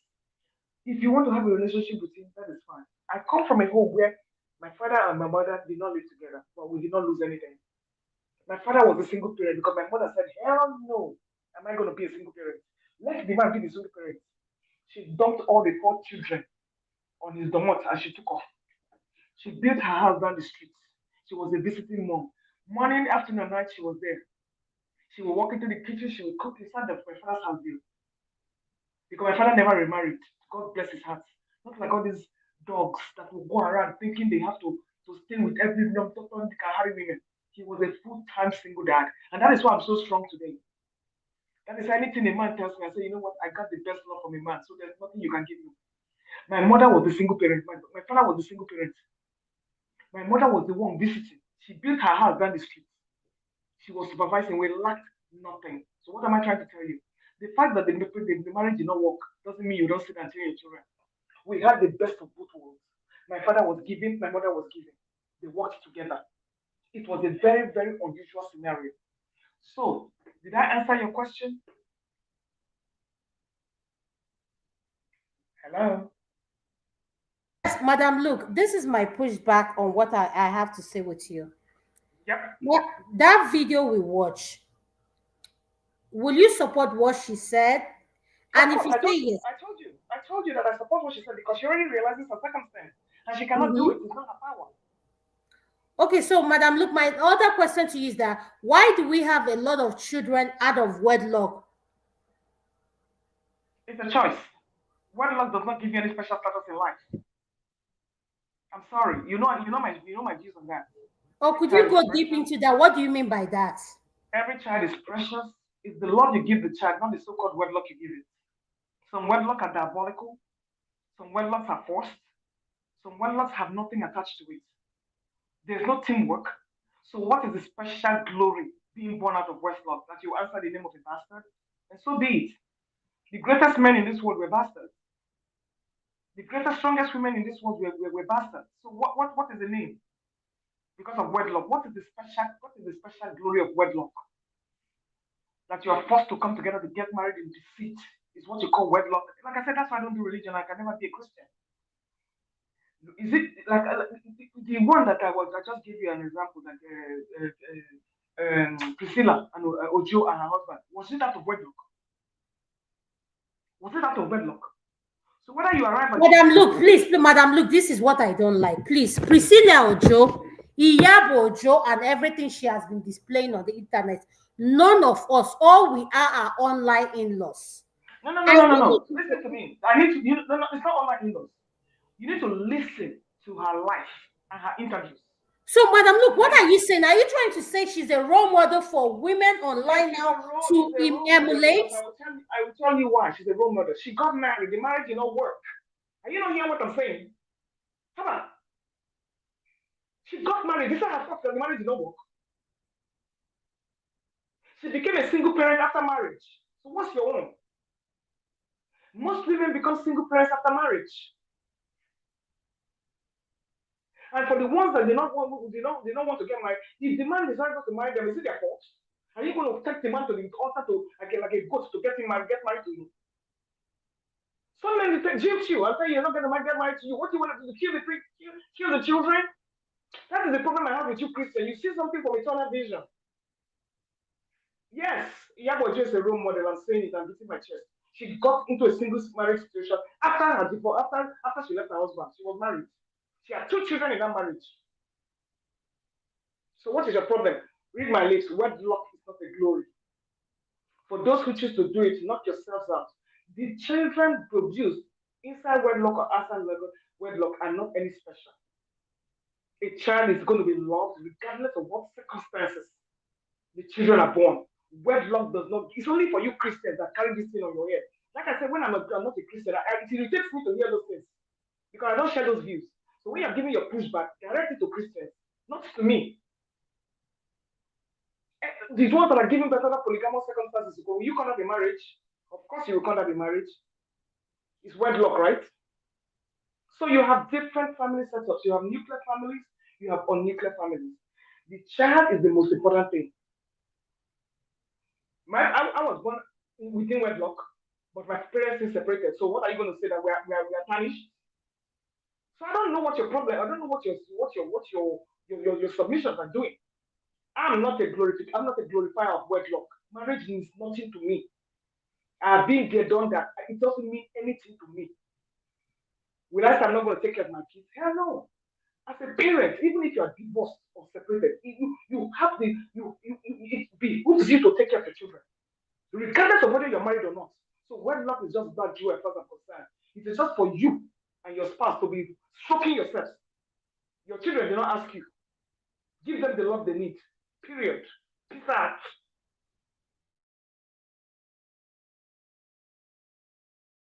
Okay, thank you so much, Madam Luke. I want to come to Ekene. Before I come to Ekene, Femi, what is your opinion on everything that I've been saying? Thank you. So I thought you were giving me pushback on something I said earlier, but which is yes, fine. I'm going to give you a pushback, and this is my pushback, Femi. If you know that you are not making a certain level of figure, like you and your spouse, Femi, what I can say, I'll say to you on backstage. Read your private comments, please. Okay. Before you make me, they'll ban me in this thing. Because go ahead, Femi. Okay. So, I think at the end of the day, maybe just to add to a part of what you probably were trying to push back earlier that I mentioned about some women. Um, Again, I put it into a certain context about how I was raised so that I don't come across as being misogynistic, right?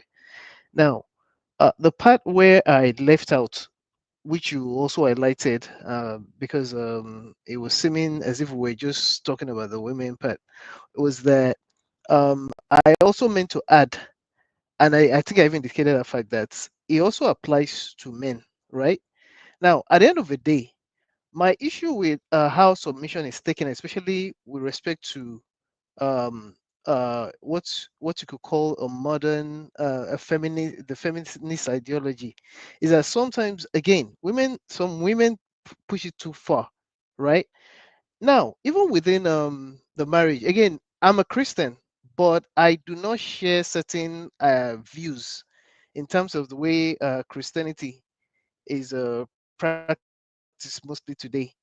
And I think that's also highlighted by the fact that even when it comes to a Christian home, I still feel that if there's a certain level of trust and emotional maturity, naturally, yes, the woman is going to submit, especially if the thing that binds them together, which for me may not necessarily even having to do with religion, whatever binds them together would naturally tend the woman to actually submit. Whatever submission now means to them would be up to both of them. By the same token, the man, so long as it does, especially if it doesn't allow his ego to trip him, will realize that it's not a unidirectional thing, because at the end of the day, you don't want an unhealthy relationship, which is where I kind of, in a way, align with certain similarly maybe, I mean, I don't think they're too extreme for me. Some of what Madam Luke has mentioned. I also think, well, again, when it comes to the issue of money, for me, I know, in fact, I know this is a real life story. I know it's not even a story, it's something that I know. I know someone that the lady is a nurse, the husband barely makes anything. They live not too far from where I live, and these are people that have been married forever. Again, I'm not saying that everybody is the same. The woman, whenever she gets salary or whatever, right, a paycheck, she usually will be the one that will go in front of the husband. It's not like I know the details, but this is something that's even been shared by the pastor of a church. She will go to the front of the man and tell him, oh, this is what I earned this week or whatever. I mean, this is what works for them. And I have never seen a situation where the woman basically disrespects the man. You will not, it's only those of us that know that the man doesn't make anything near what the woman makes. It's only few of us that know. You understand? So I don't even think that again, I'm just coming from a point of view of the fact that sometimes I just see certain women behave a certain way, and I'm not saying there's a lot of women, and it could be men too. You understand? Just because of how much they're making. I mean, it's not a bad thing for women. I encourage it. I'm proud of all of my sisters as an example. I've not seen it with any of them, but I'm just saying what I've observed. And to the point of view of what Chim mentioned, I know I have, if I have a friend went to college together in Nigeria. She is not married up until she's desperate to at least have a baby. She specifically told me we're very close. So there are only very few of us that she could mention certain things to. She specifically told me a couple of years ago, asked me if I knew any guy that she did not even care, that all she wants is for someone that she's even ready to pay them. And then when I told my sister about it, my sister just laughed. She said she has friends. She knows people that are not married like that. That all they want. She even gave me names, some of whom I know. So it's quite a common thing in truth as well. Just thought I should add that too.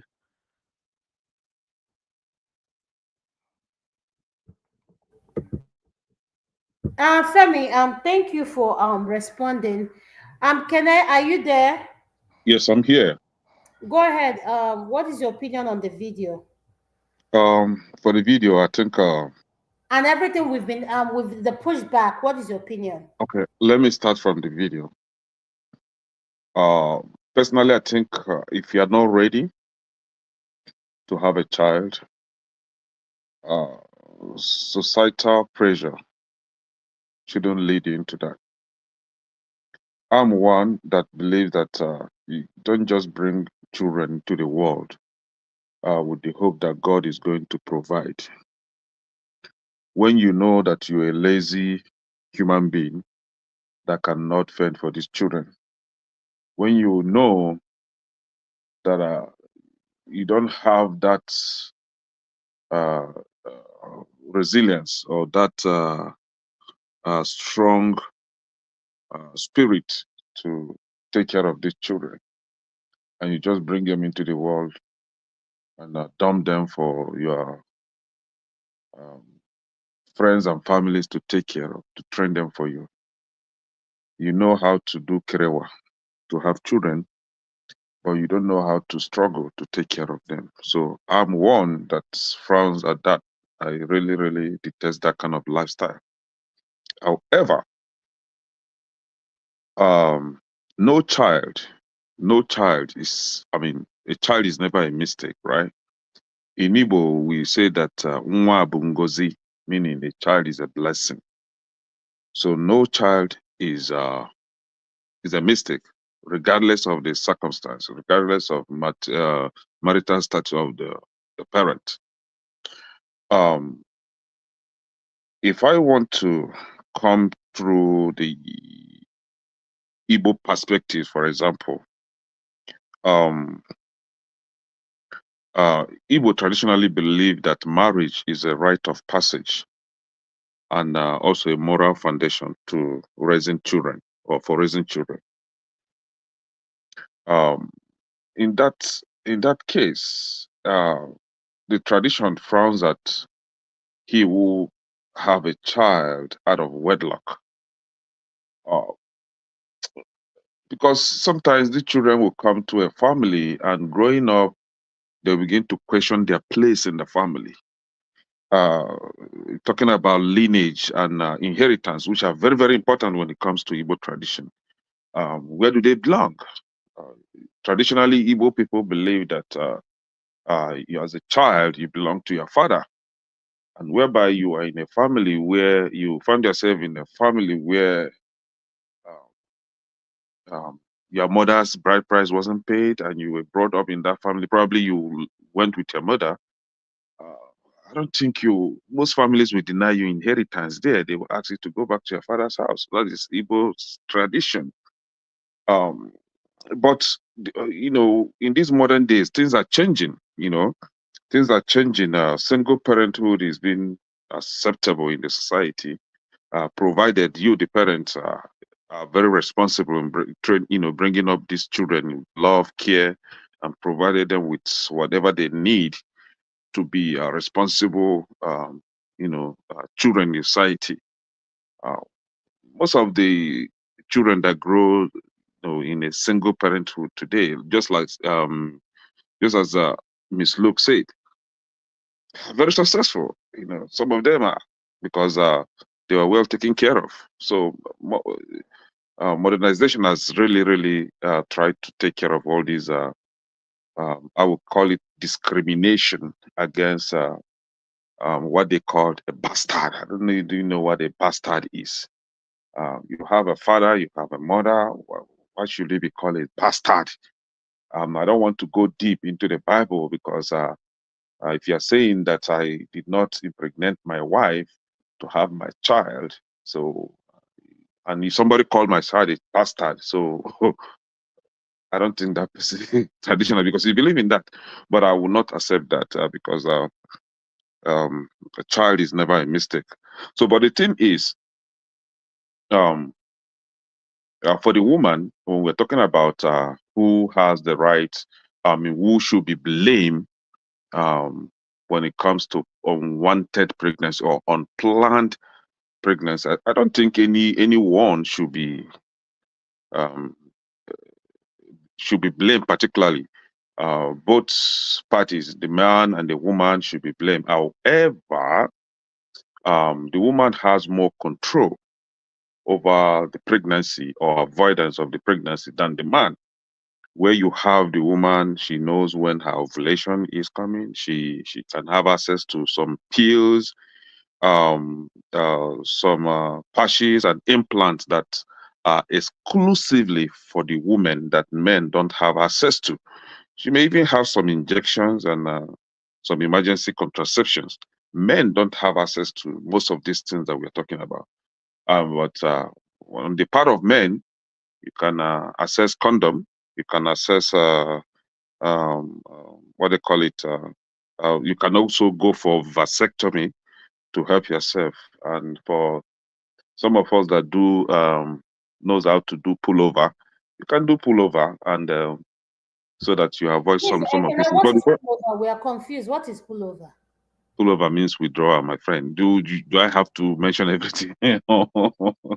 So, but the thing is, when it comes to rating, I think women, they have more control over avoiding pregnancy. So I've said this on this platform last time. If you don't want to be pregnant, cover your leg. Cover your leg. If you want satisfaction, go to sex toy stores and help yourself with any size you want. That's for the woman. For the man, if you don't want to have a child, unplanned child as you assume or presume, zip up your trouser. Or if you can't, I think Sip Darlington can help you with some Vaseline, you know, or you can even go to sex toys as well. But the truth is, I am of the belief that metonye di mwenyi makonono. If you want to have a friend, a girlfriend, and a boyfriend, make sure you are doing it with the right person. Just in case of How can you be unplanned of that thing situation. that you just said when you said that and you cannot be giving out anything for free because Umuoka are reaping the benefits? We just finished a segment. That's why I marked this video. You Hold said on now. something that you said, my daughter should not submit to a man, Oh, now knowing that it's just you a are coming basic with relationship. okay, you are coming with submission now. See, you can have sex with a man or with a woman without being submissive to the man. It's a total different thing. And that is why a man can walk into Olosho house, Ashawo house, and his dick will stand. Bang! He is not in love with her. He just want to have him and go. He is not, he just want to enter and go. So it has nothing to do with relationship. It has nothing to do with love. You can sit down in your room, call Olosho, hey, come on. She'll come, this thing will stand, and you go and you come back, and that is it. So it has nothing to do with all this thing that we're talking about. You yourself, you said here that that thing doesn't have a brain. And somebody on the comment section say that, but the owner has a brain.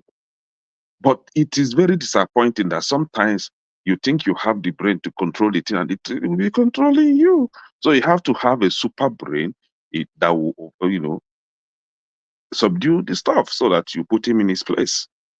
Simple. It's just a matter of being responsible enough to know when you don't cross the line. So I can You don't what is want your to have a advice child. to young men that are listening to you? What is your So, advice? or for young man that is listening to me, please and please, if you don't want to have a child as soon as possible, lock up. Do not have sex with anybody until you identify that woman, until you marry that girl.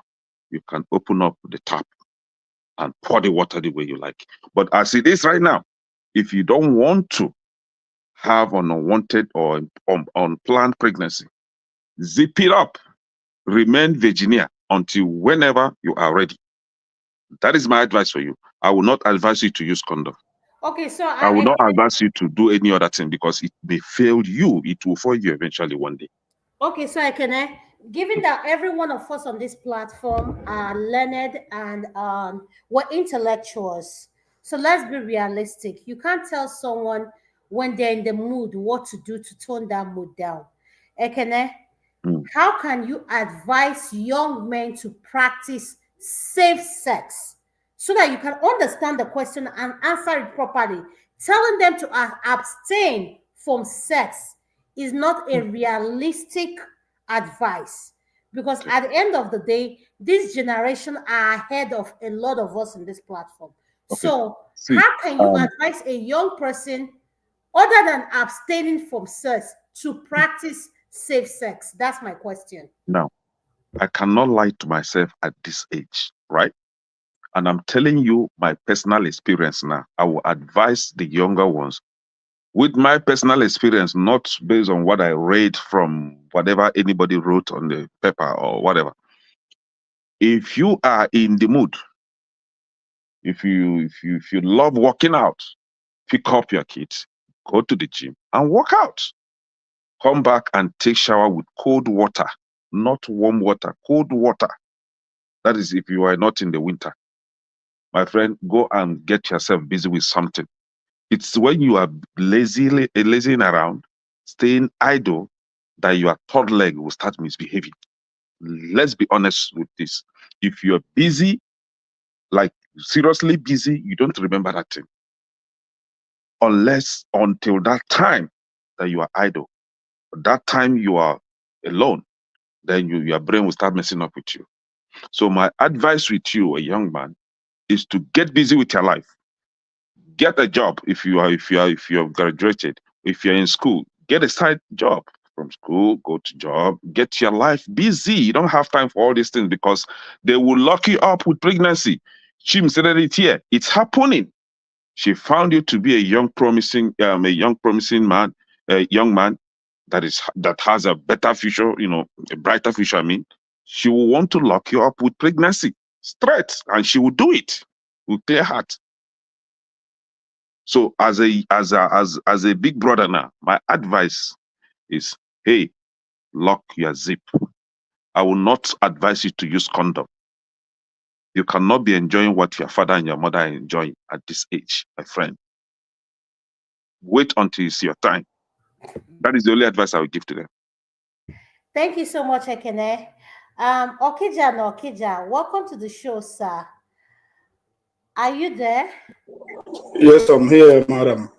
Yes, could you please unmute? What is your opinion on this topic? Welcome to the show, sir. Oh, okay. I was gonna comment about because it seems you appeared to. I was like, is there an office romance? Growing up, you were KJ and then Adama. I was like, what's going on here?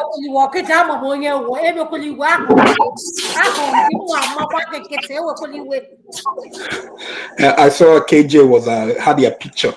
A picture where KJ was showing, his image was your picture. I was like, and then Adam also showing Adam picture. Anyway, so I don't know. So what do you want me to talk about? Do I want to start with what Kenny answered? There is no safe sex, around. Because usually we think about sex, just so like about getting pregnancy, STD. There, emotions are attached to sex and some other stuff. It consumes time and energy, so there is nothing like safe sex. It's not safe, except for married people, they manage it better because they're in the same house. They will deal with the situation, whether it's good or bad. So, but for young people, you are going to school, you're having sex, you are getting yourself emotionally attached to someone, and when that withdraws, some people, could go like, they could like get into some mindset that some will be contemplating ending their whatever their life. So yeah, so it's not safe for people who don't have the mind to handle it. So or and a referral. So some you have to get a certain age before you start eating some adult food. So for young people, I tell them stop eating adult food. Just concentrate on bettering your life for now. So that's about it. But Adam, I have to push. I don't know where if you lived in Nigeria. I don't know where you grew up. Let me make a disclaimer, Okija. I didn't live Yeah. in Nigeria. I was Okay. born Yeah. So here. So Okay, anything so you're talking about Nigeria, I always yeah, think so about, yeah, yes. that's why I think you were asking asking such questions, talking blaming the men or whatever, pregnancy or whatever. For those of us who have had a school dated in Nigeria, do all those things, you find that ask men, sometimes just ask men these questions. You find out some girls, they would, even when you want to use condom, they would get angry, like, oh, are you saying that I'm unclean? I'm not clean. I'm not, that's the truth, Okay, and so okay, hold on. I want to understand what you're saying. Are you yeah, saying this back in when you grew up? Are you saying this in recent things that are happening in 2025, given I, what is going on with the health pandemic and everything that is going on? Over okay, where yeah, you are thinking that I'm not clean. I don't okay. understand it. Yeah, so that's when I was growing up, that was the same, and I have discussion with my nephews and nieces. I talk, I'm open with them. We talk about everything. They come to me with issues like this. So I asked them, the situation. They basically, basically the same thing. A lot of girls they don't want condom. They don't want the guy to use condom. And there is epidemic. I can't remember. I think a couple of months ago, someone was reporting it. There is epidemic of high rate of HIV and hepatitis in Nigeria, and high rate of when we were growing up, we didn't have a lot of. I mean, like there were people who were girls who were pregnant and had babies. But Nigeria now it's like I don't know if there's anybody in Nigeria that people who are maybe Gen Z people who are living in Nigeria, they don't have like a friend who has baby, a boy, a girl, that has a baby. So there's an epidemic of that. So Nigerian, it's a culture. They're not using condom, and a lot of guys, they like it, and the women they're playing into it. Them themselves, they like it as well. I'm not saying that. I'm just saying. I'm not saying that there is everybody, but there is this case. People are not using condom in Nigeria. Do you know the rate? Do you know the rate of? I don't know the statistics, but it's high. People are committing abortion because I asked them those questions. Do you know what is one of the best-selling medication in Nigeria? Postinor. Even though it's banned now, but pharmacists they sell them over the counter. They hide it, and it's a lot of money. If you go to stores, you hang out at this, one pharmacy shop, you still get Postinor. There was a time I went to Nigeria, I didn't know about Postinor before. So I was in a pharmacy shop that, near, I used to like get medication there. Sometimes, I sit there, in the evening, sit there for a while then before I get inside the house. I'll be like, Postinor, like Postinor. So I thought Postinor was like vitamin. So I was asking the man. And it was women always posted. So I asked the forces, what is that, a vitamin or what? Whatever he started telling me what it is. So I mean, if you want to carry out take the project, there is a case of Nigeria. It's a big case in Nigeria. A lot of women have non-protected sex and they're getting pregnant and they are taking measures. They're taking cases into their hand. You can ask them; they will tell you. When I was like dating, I would ask questions, like this, like that. Some people open up to you. I've done abortion. How did you do it? They will tell you. So it's not we have an issue in Nigeria. So anyone that would do it to be a buy project or whatever, go ahead and take it. It's worth it. Actually, I've had a couple of people I know. That they do that project. Girls education, sex education. They run an NGO. I have 2 people I know.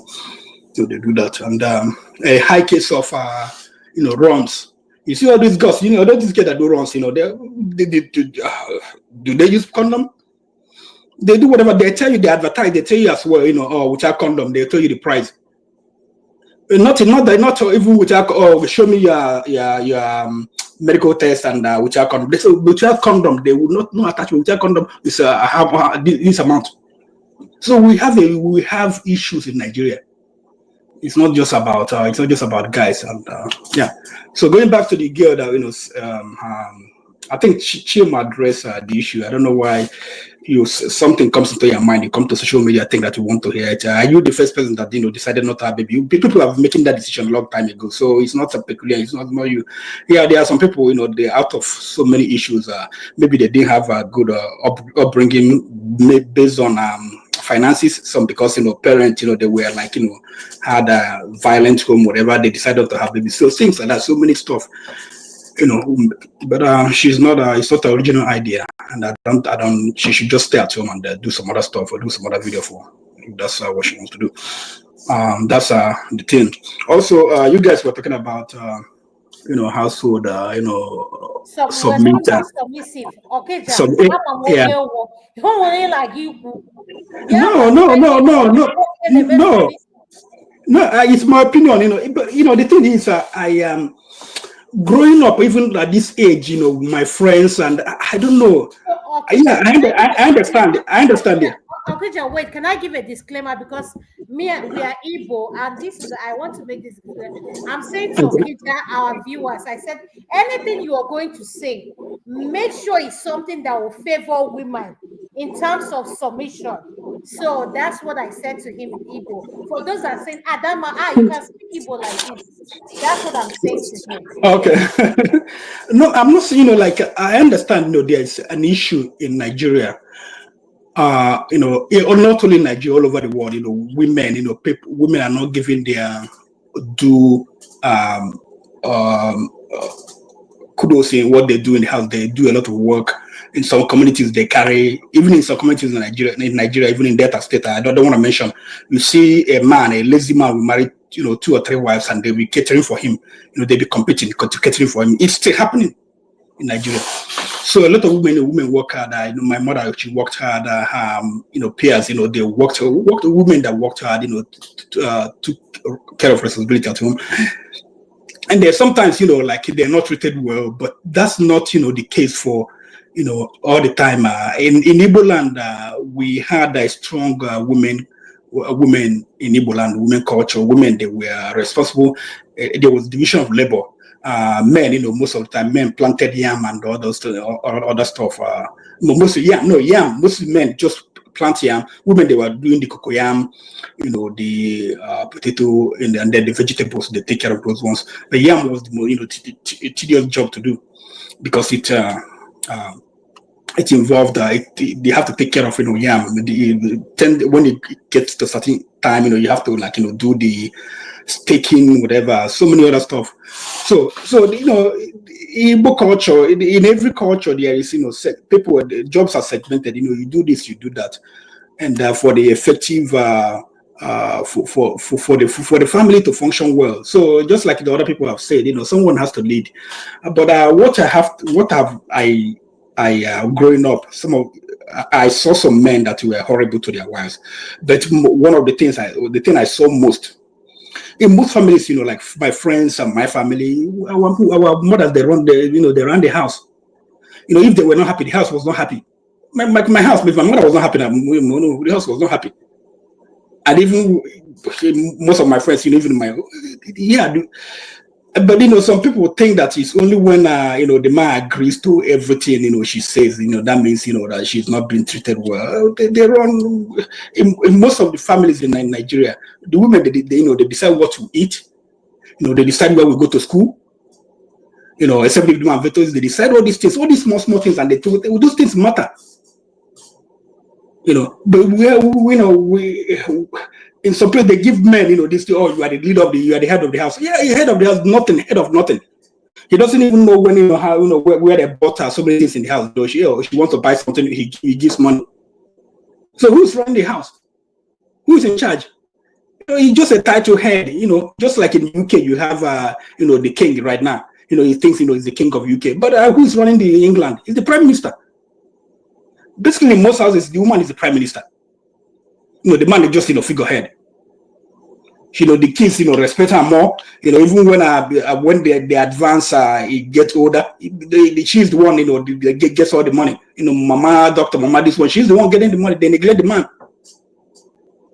So I don't know. And then with all these things, you ask women, because I constantly ask women, this thing. With all these things you're talking about, all these complaints, would you want to be a man? She will tell you no. So if men are getting all this, why don't you want to be a man? Why don't you want to be a man? So I don't know. Yeah, like I said, I understand there are some people, who are, men who are not, well to do, who are something is wrong with their head. They abuse their women. They do whatever. But this mindset that African culture is against women, no. Yeah, I understand that maybe outside, if you go outside, if a woman, goes outside, guys, I've seen growing up in Onitsha, I grew up in Onitsha marketplace. I've seen like, like a girl walking, guys will be spanking her ass, touch her, like, yeah. I saw that growing up, and that's not good. But most of the homes I saw women who were in charge, and that's one of the things why, because men are stronger. So that's why when we say that women will protect our wives, the women, they take offense even if you say something like that, because we go out there, people will take advantage of you. No, but it's the man that will fight for you, because it's not because just because we are built to fight.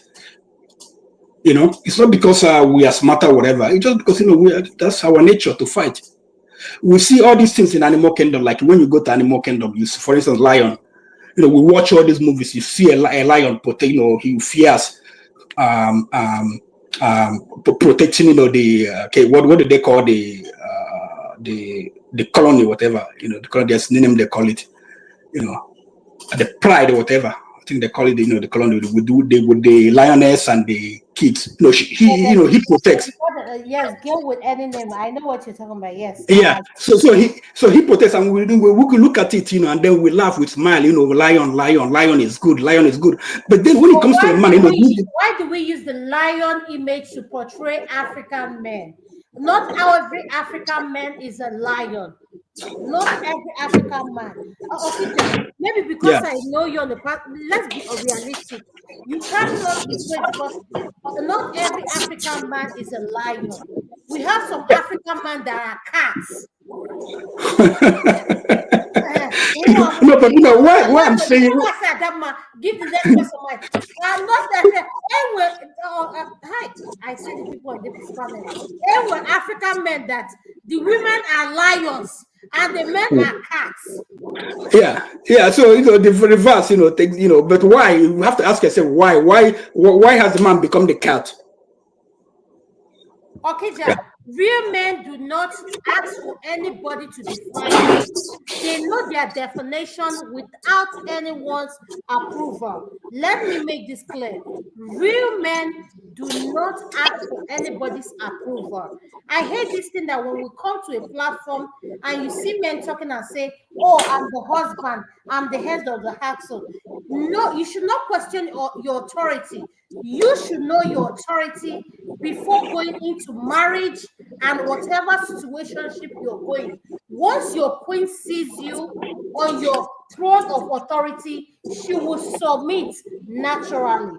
The problem we are having in this situation is we have men that are cats calling themselves lion. They are not in the qualification. No, yes, they are not in the qualification of lions, because lion will or dogu, and you see men, you Madam. Go ahead. Beg. You see, again, this goes back to some of these things. Everybody cannot be a lion. Every man cannot be a lion. So it goes without saying. I mean, every man, every animal in every animal is not a lion. You have chicken, you have dogs, you have horses. So my But question the to you, problem, can be what you said, that every man cannot be a lion. Why do the African men identify themselves as lion? well, again, it's like saying all Chinese men or all Chinese women. It's just a saying. It's not. It doesn't matter what anybody says that all African men consider. It's not possible for every man to be a lion. Who is going to be? Who is going to be the cat? Even among men are not equal. There are men among men.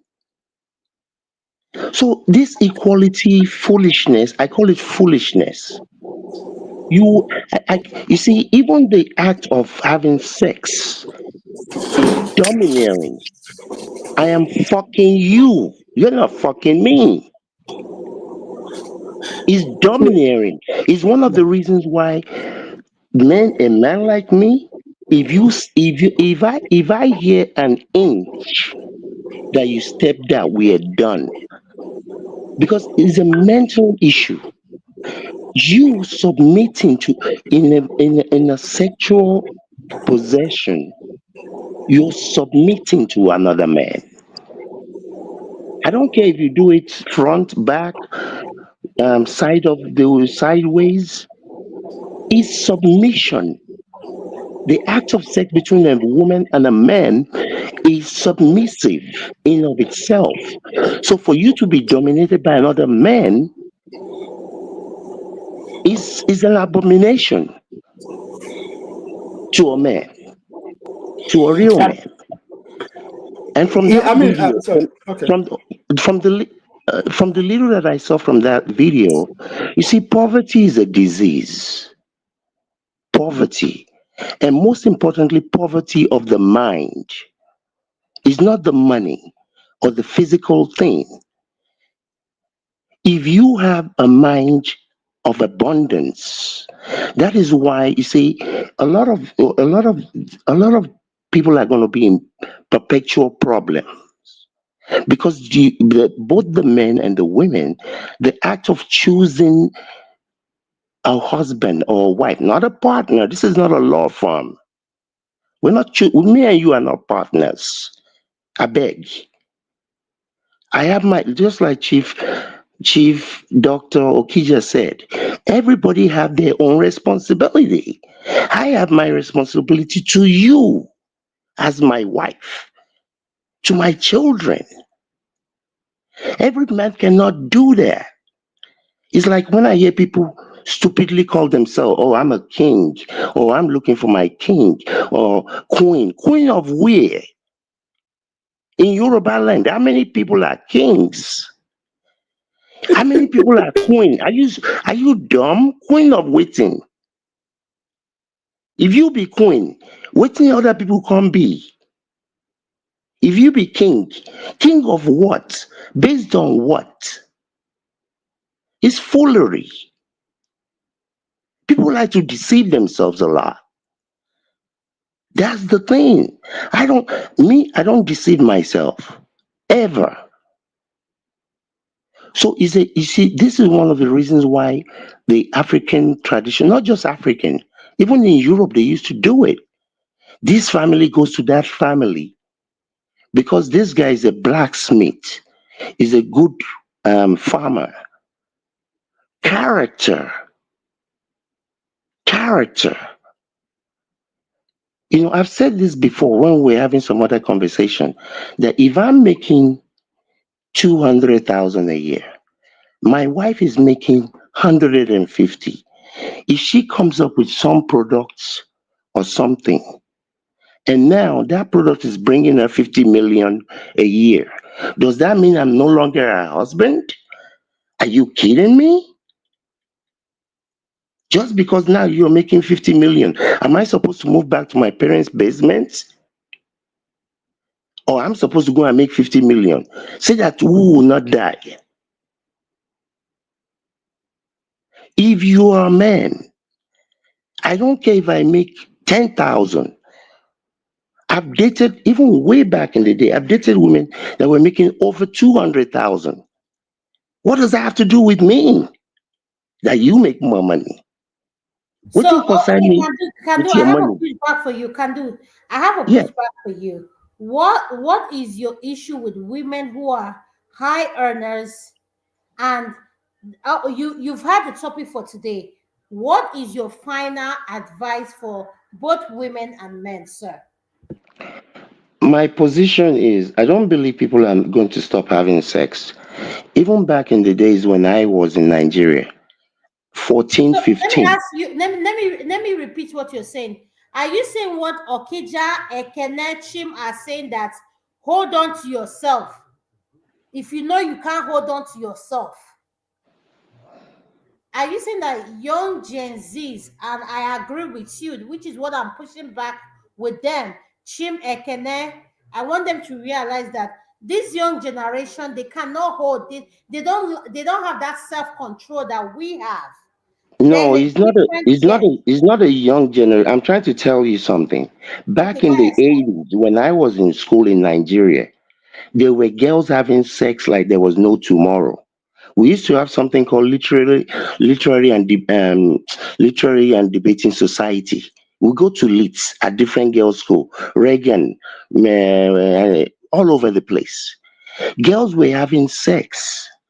I remember at my father's house, we used to have party after the finals of whatever. There will be girls in every room having sex. This is nothing new. People have always had sex. They will continue to have sex. The best thing is to abstain, but that is not the reality.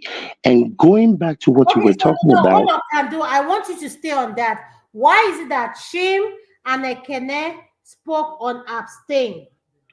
And because even that though they know that that's not the reality, what will you say to what Shim and Ekene said? They say abstain from sex. So what will you I say to watch him? I agree with them. That is the best thing. But me, I'm a realist. Like I told you, this is not Gen Z, Gen whatever. This is things that have been going on back in the days. Back in the day, in my area, there are girls who call Anfani Adubo that sleeps with everybody. And this is one of the reasons why I don't care if it's 2025 or 2035 or a woman would never be a man. You would never ever be a man. Because the way men will look at a woman that sleeps with multiple men is different in society, whether it is America, Asia, or Europe. If you're a woman that goes from bed to bed, I was at a party here in North Carolina some few weeks ago with my brother-in-law. Most of these guys are in their 60s. There was this beautiful lady that I saw. And so many of these guys were like, even describing her body parts, because so many of them have slept with her. If it's a guy, he will be looked at as a hey, big dog. Life, life is not fair. It will never be fair, and I've accepted that. It is. I have a daughter. My advice to her is try and keep yourself as best as you can. Have a good head on your head. Don't go for the money. Go for somebody who is going somewhere. Have a good head as you have been trained and taught from day one.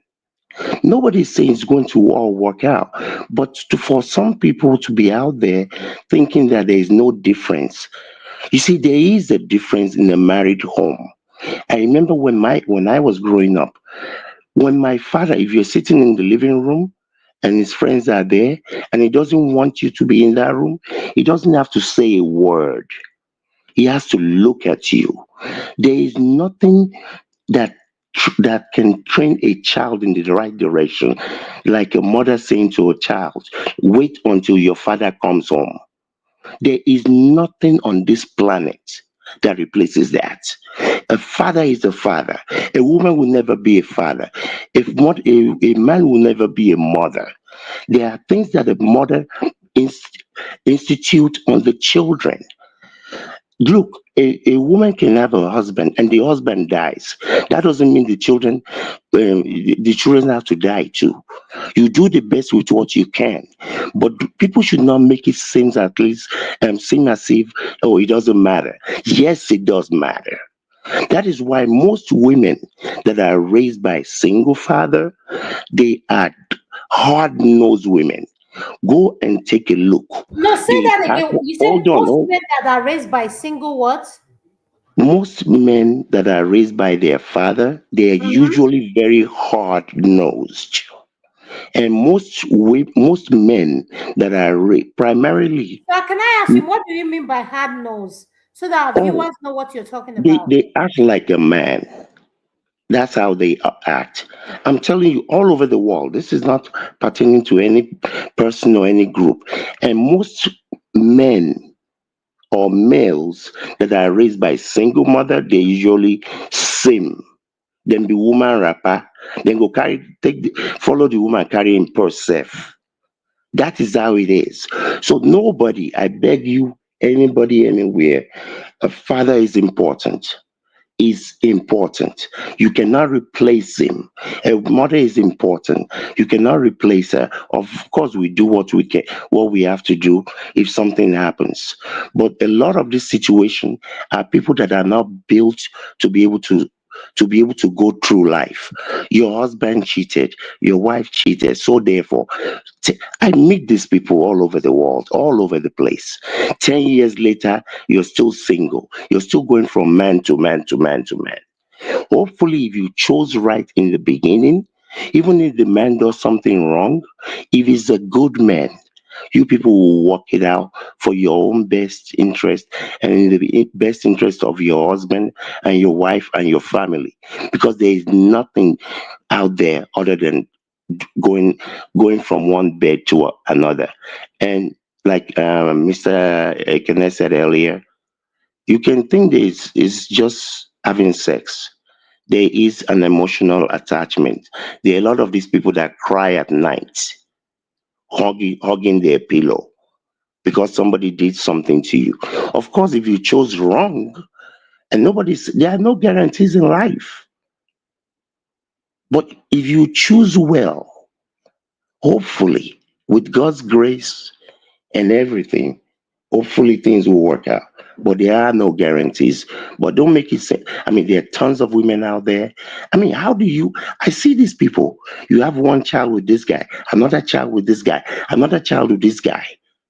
And you may expect somebody that has something going for themselves to come and be with you. To do what? Who you be? Is your toto made out of platinum? Anyway, it's not easy, but please, people, be careful out there. There is nothing out there other than misery and sorrow. Thank you so much, Mr. Kandu. I like your submission. Ekene, to round up this segment, we're going to come to our final submission. I just want to give a shout out to all our panelists, for those joining us all over the world. A shout out to Uncle Beno, Life with Natsu, Chinenge, all my people, Patrick and Chim. I said Chim, one of our panelists, and Uncle Jonaba, and my co-host, Uncle KJ. Thank you so much for doing everything you do for me. What about me? Huh? Not only did you not thank me, what about me and my Uncle submission? Passat, your own thanking I will do is specially to you when I say Uncle Okay, Passat. but let me give my final submission. Okay, Uncle Passat, I'll come to you, and I want to give a special shout out to Uncle Passat. Uncle Passat never comes to the women's segment because people think Uncle Passat comes to this YouTube. Uncle Passat is an intellectual with 3 PhDs. He's a professor. I'm not any of those things. I don't Uncle Passat, divulge. yeah, man, It's just being magnanimous. Don't worry about it. I Oh. do have a fight to pick with you, but I think we'll do it in a more we'll do it in a more private distance because I see that you have something that you want to say to me, and yes. I'm open to the fight we are going to have. So No, it's not going to be a fight. Here's my my final solution. There's been a lot of stuff that went through there that I wanted to respond to, but in the interest of time, I'll just narrow it to Madam Luke's submission and the video. Okay, now you had a woman on a video saying something about what was that quote again? A biblical quote, right? What was that key quote in that stuff? What key quote are you looking for, Uncle Pastor? Let me help you out with it. In the movie that we watched, God will provide. God will provide. Oh, okay, God will provide. Yeah, that was what she was saying. She's not gonna have babies because when she said she grew up with poverty and she grew up with nothing, that she cannot have babies based on God will provide. Exactly. Right? Yes. Which is one of the things I tie together with Madam Luke, who's always fighting Christians. No Christian tries to talk her into being a Christian or even rationalize anything about Christian. As far as I'm concerned, I mean, I'm not always here, but she's always fighting Christians. She doesn't want to hear it. She doesn't believe in it, and she's always doing that. But I want to tie it together because one of the reasons for that, including our young lady, is not adhering to what I said earlier. You have to, when you quote in the Bible, "By God shall provide," you have to look who's talking to whom and on what occasion. Now, in the earliest portion of that quote comes in Genesis 22, where God commands Abraham to sacrifice his son, Isaac. Imagine that. That's what that quote is related to in this case. Abraham, in act of obedience and faith, prepares to follow God's command. However, just as Abraham is about to sacrifice Isaac, God intervenes, providing a ram as a substitute for that offering, right? So in that particular moment, Abraham famously declares, "The Lord will provide." And that's Genesis 22:14. Does it have anything to do with what that lady is talking about? No, it does not. That is a powerful statement after an intense moment. Now, another time that you see that in a slightly different format, closer to what she said, is in the New Testament, where the phrase "God will provide" is being reiterated, right? In Matthew 6:31 to 33. Jesus is reassuring his followers. Now remember, who's speaking to whom and on what occasion? Jesus is reassuring his followers not to worry about their material needs.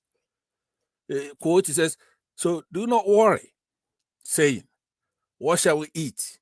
Or what shall we drink? Or what shall we wear? For the pagans run after all these things, and your heavenly Father knows that you need them. But seek first his kingdom and his righteousness, and all these things will be given to you as well." Matthew 31 to 33, New King Version. Now, imagine that these are God's own apostles. You have to seek kingdom of God and his righteousness first before God shall provide would even apply to you. It's not talking to you, an unbeliever. Now, you have kids out of wedlock going against the 10 commandments. Some of it we know about, but if you do everything that's said in the 10 commandments, you're not going to be having a baby out of wedlock.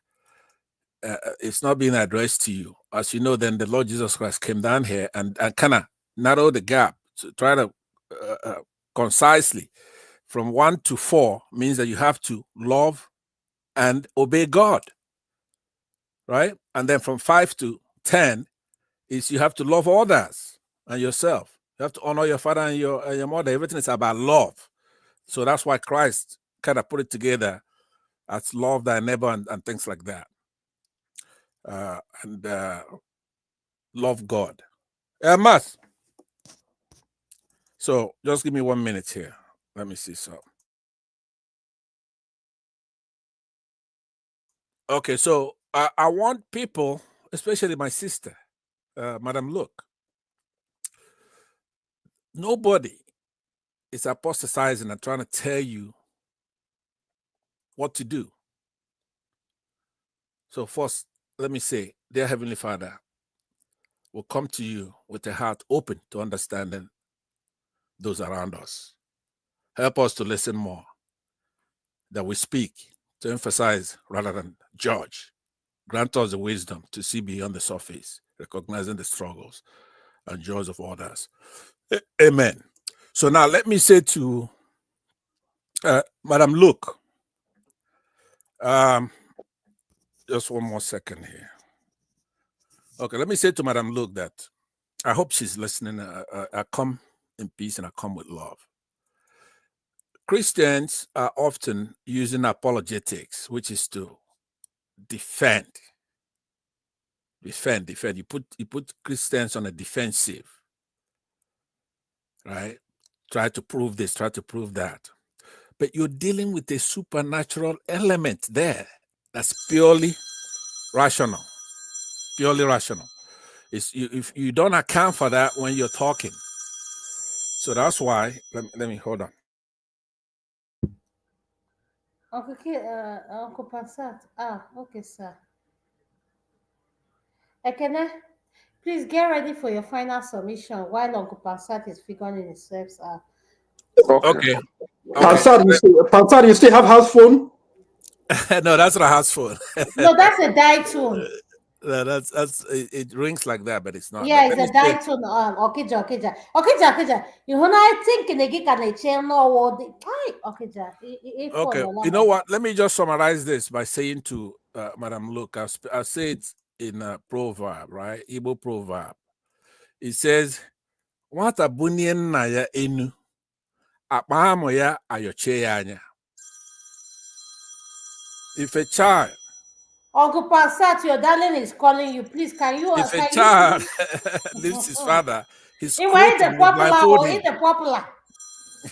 Anyway, I'll let you go at that. I'll talk to Madam Luke again, and you, Adama. The subject of what I was going to talk to you about is She'll be listening. Thank you, sir. Thank you so much, sir. you're hosting at One Man, and you're Yes, hosting I here, will. which You know means where I there's host. Yes, something for you're doing fact. wrong, right? There's something you're doing wrong to host over there and host over here, but Oh, we'll get it fixed. Uncle Passat, have one okwu you on your okay.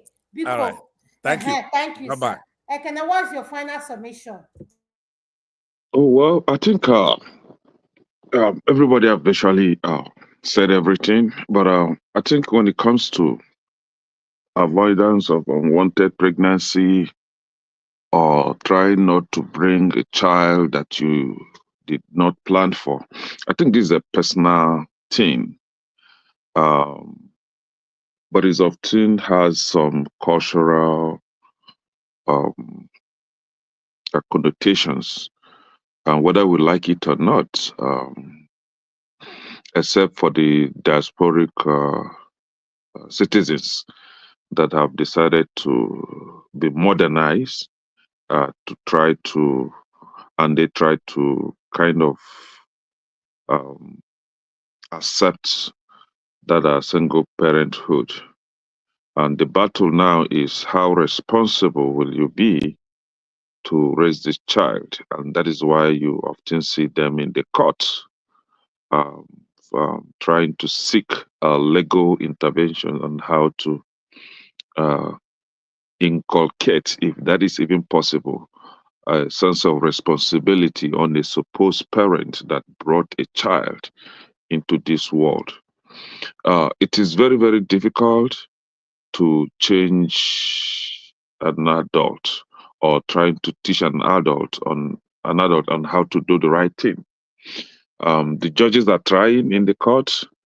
Um, the women, on the other hand, are seeing it as a battle or as a fight or war against them. And the men also are seeing it as a punishment um, against them. No, if you choose to do the right thing, yeah, nobody is going to take it to court to force you to take care of your child. If you try to do the right thing, you shouldn't be fighting your child's father over child support or whatever. So the thing is, parents, you the man, you the woman, if you're not ready to have a child, like I said earlier, zip it up. You must not have it.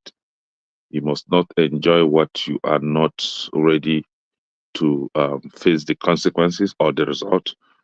But if you think that you don't know how to control your this thing, you can go for vasectomy, cut it off, cut the pipe off, shut it up. And then for the woman, can do the needful in order not to have this child come to this world and turn to almajiris.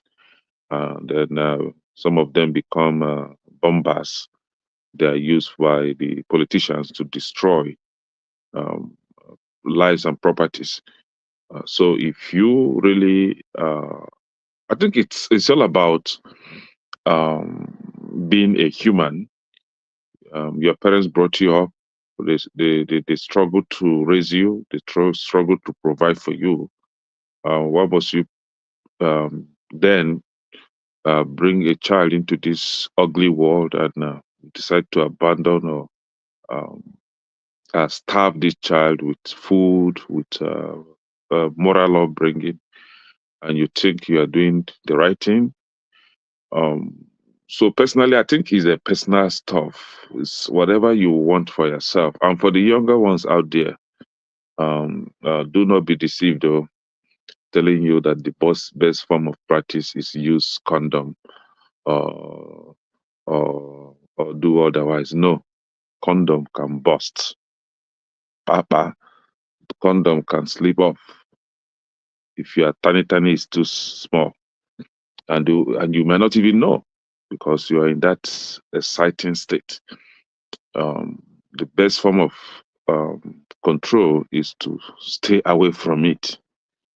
When you start drinking alcohol, for example, you start having the sweet taste of alcohol, you will never go back. So when you start doing what your parents are doing, it's difficult for you to come back. So better don't even start. The best thing is don't even start in the first place, so that whenever you are ready for it, you can go into it with your full chest and face whatever result that comes out of it. So having sex out of wedlock, you can talk about modernization. That is okay, but I don't think conservatively I will welcome that kind of behavior. So the most effective approach is just to have that shared sense of responsibility among you both. You know what? Yeah, you're my friend. I'm your friend. We can go this side until we are married. And this has nothing to do with religion. It just has everything to do with my personal opinion when it comes to issues like this, to avoid problem. Okay, thank you so much, Ekene. I appreciate your final submission. Okay, Jokija, what is your final submission, sir? Okay. Yeah, I think I was saying something before, but let me finish it before the conclusion. Yeah, well, you know, in this age and time, we have African. We see a lot of African women, especially. We try to imbibe some of these things people are selling to us. Using it to disorganize our society. They've tried with. They gave us church, they came with colonialism and all those things. Our society is kind of still standing there, giving us some of this ideology, we buy. In Africa, it's common, like, you go online in Nigeria, now, a man will do something, they will like insecure, there was insecurity, he has insecurity. What's it since we buy, use it to dismantle, use it to put each other down. I was making an analogy, with lion, but we don't say that lion is insecure when lion, or take charge or over the pride and run things. We don't say insecurity, but when it is a man, we're talking about insecurity. Someone was trying to say it, I was like, oh, he's insecure, talking about the ex-boyfriend. I said, why is he insecure? Oh, he's always, like this, protective, trying to find out where I went. I said, okay, do you believe in God? Yeah. Do you go to church? God? I said, would God like you to worship another God? She was like, no. Is God insecure? She didn't say anything. So we have all this, like we throw this thing, we learn these things, we use it against each other. I don't know where we got, all these things. I'm not saying that our society, is bad, but if we look at other societies, I don't think, they are doing much better. So I would like our people to tone down on some of the things they say, some of the things they use, we use against each other. And because looking at it, from the way I look at the way my parents told me they grew up and the way I grew up and what is happening now, we are having first of all, our economy is so bad. Then we have a society that is disorganized, and then we are using all these tools we got from social media, trying. One woman from a Canadian, she was a feminist and a family fighter, like all those people that organize things and go to Larry's and things like that. So one day, like they found out, that she was cooking for the husband. She was, like, taking care of the husband. People were like, mad. And they were like, why would you, like, you a feminist, you are preaching against this? She said, listen, what I say outside is different from what I do inside. He's my husband. so yeah, so sometimes, we try to take what people, are saying, and then we go and apply it, in our relationship. Yeah, and if someone is bad, if someone, I understand that, but I don't think there's any reasonable man in Nigeria that would just marry a wife just to, maltreat her, just to make her, submissive in the form of, prison. What submissive, we are talking about, and just like a lot of us have, have highlighted, it's just about, like order in the house, that this man is the leader in the house. It's not like, just like Christ loved the church, the church submit to Christ, and Christ, takes care of the church. And so that's the way it should be. But any other thing, I don't know. We should be, this life is just once. Once, we live it. So try to get the good, the best out of this life. Don't try to let people, dictate what you do, how you feel. Because some of us, we have a good intention. This is where I want my life. Then you go to social media, you start listening to all these, things, echo chamber. You start listening to them, but you find out you start behaving like what they're telling you, and you don't know those people that tell you all these things. So try to, like whatever that is in you, the way you want to live your life, the way, don't let people just dictate the way you live your life. Just go with it, and everything will work well. Just to be happy. That's because you see most of these people that do all this, and they're not happy. They go, and it's the same thing with this, because look at these Gen X people. I don't know if anybody, if you talk to some of them, or you have kids that are Gen X, they are not happy. They are depressed. And they are the ones who are consuming all these things, and they are the ones who are using all these things. But even some of them, they have money, but they are so unhappy. They can't even have a relationship. Even they fight, a girlfriend, they're fighting over, you ask them what is going on. They can't even, they tell you something that they're flimsy, stupid, dumb. That's, that should be my conclusion. Thank you so much, Okija. Madam Luke, what is your final submission, Mama?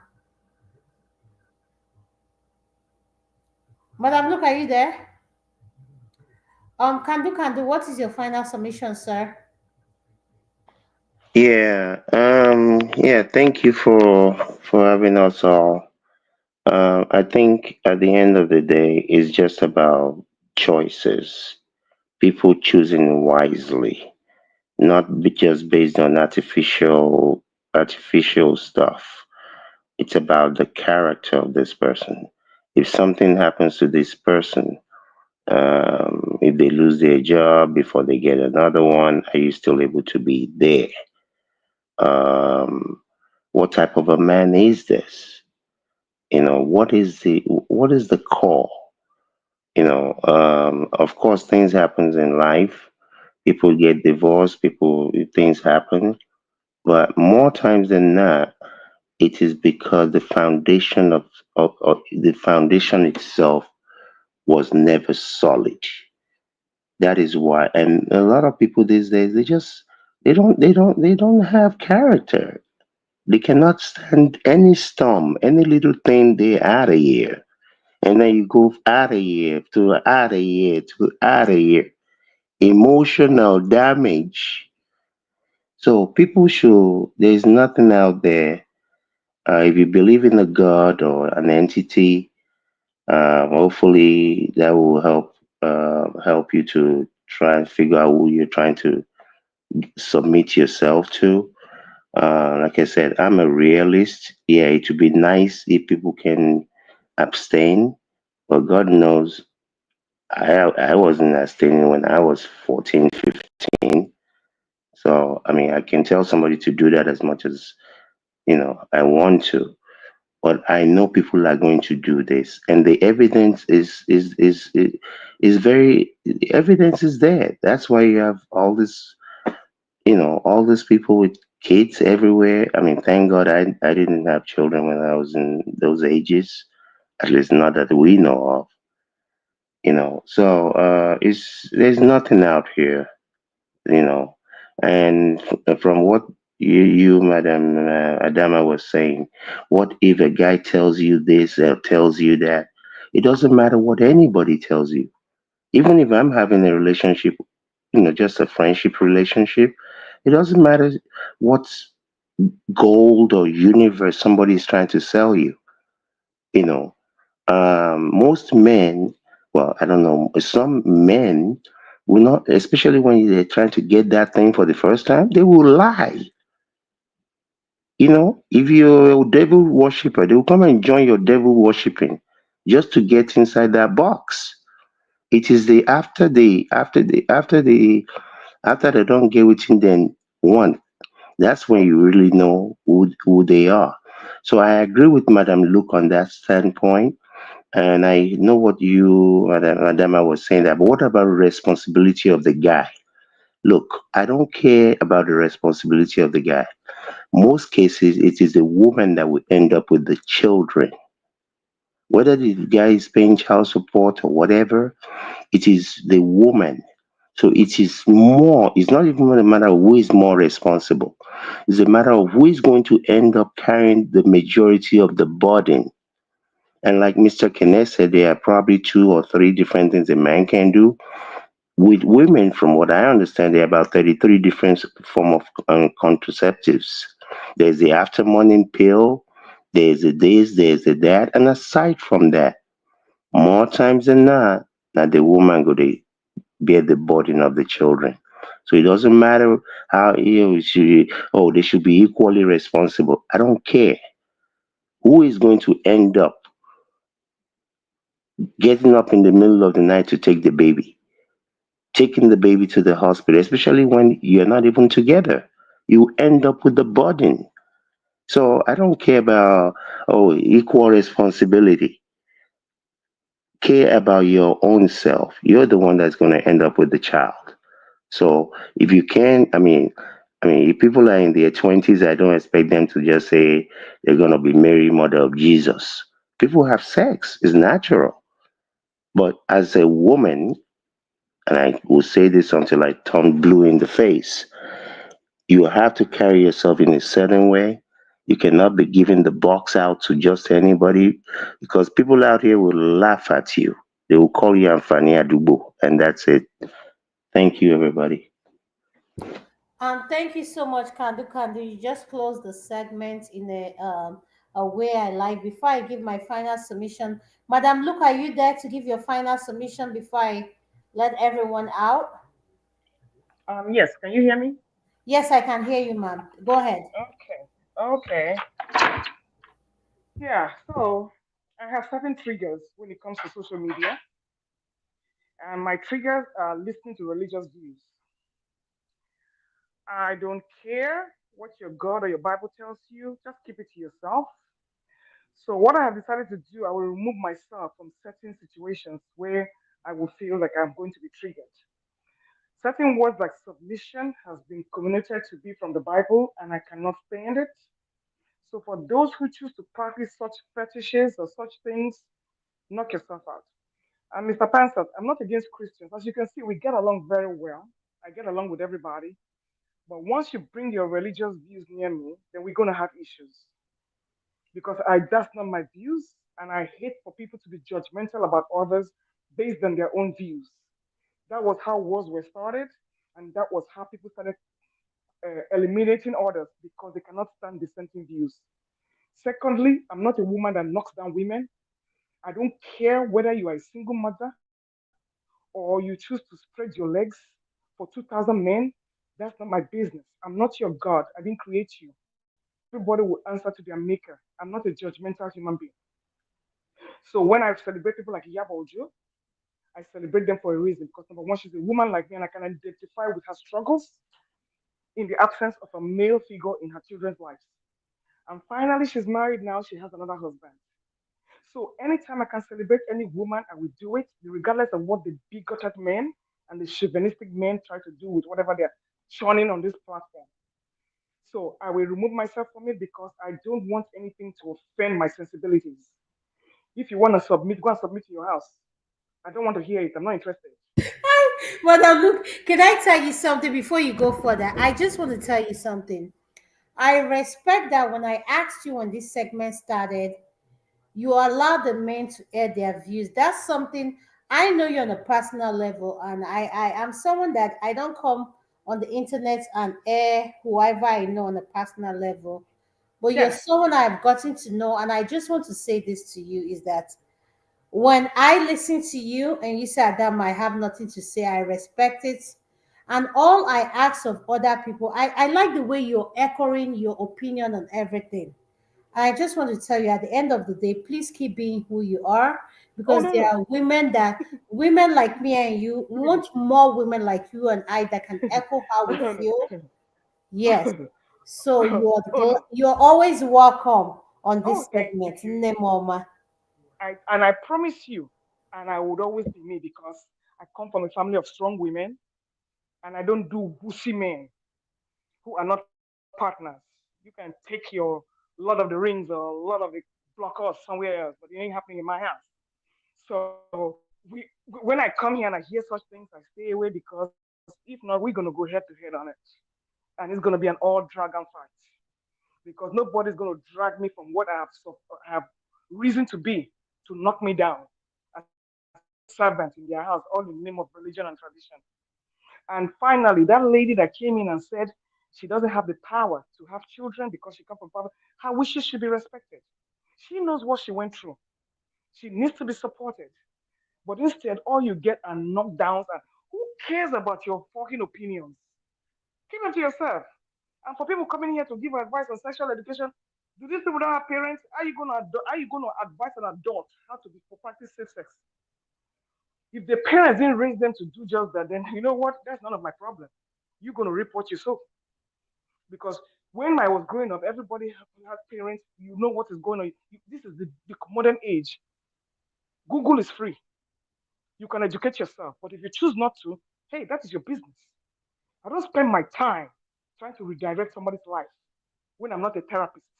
I'm not a pastor. I'm not a foster mother. That's not my business. I stay in my lane and I do my own stuff and I go by there. But on the final note, I will never knock any woman in whatever capacity she has to do with her life. If the men are choosing to do that, that's their business. But please don't bring them near me because we're going to have a fight. I believe in feminine or not autonomy. Even if it's call it feminist or whatever you want to call it, that's your business. So most of us don't worship marriage. Most of us don't worship family. We are very individualistic and we're very happy in our lives. Believe it or not. I wish you knew. So don't think I'm as miserable as most of you here who feel you need to direct your energy into other people's lives.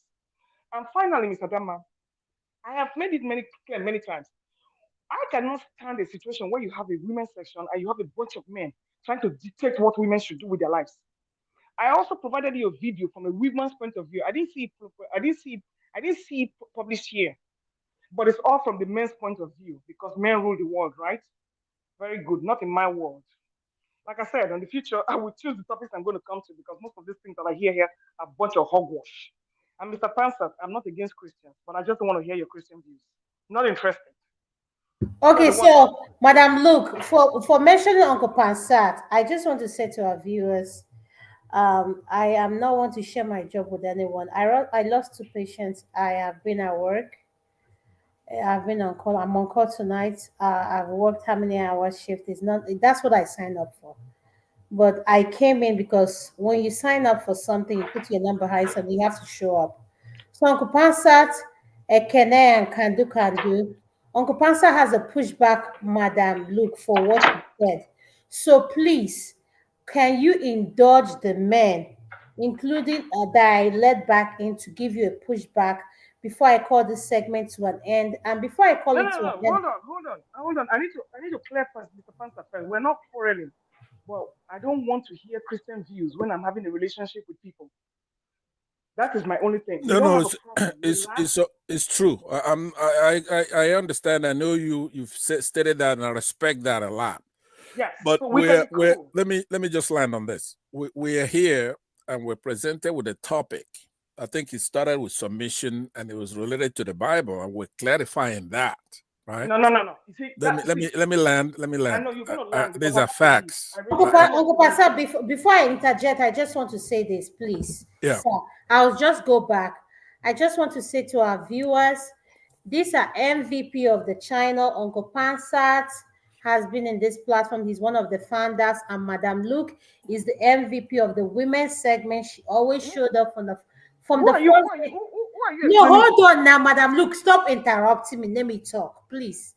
I just want to say this. I'm going to go back. I'm going to put myself back. I want you guys to talk. Please, to our viewers, I want you to listen to these two people. Uncle Pansa, please, can you allow her to air her view? You know Madam Luke more than I do. She's going to give you a pushback, but let's have a respectable pushback, including any other person on the platform. Thank you, sir. Go ahead. I was talking. I don't understand. You can continue, Madam Luke. Uncle Pansat has a pushback. So pushback is fine. I said, like, I get along with everybody.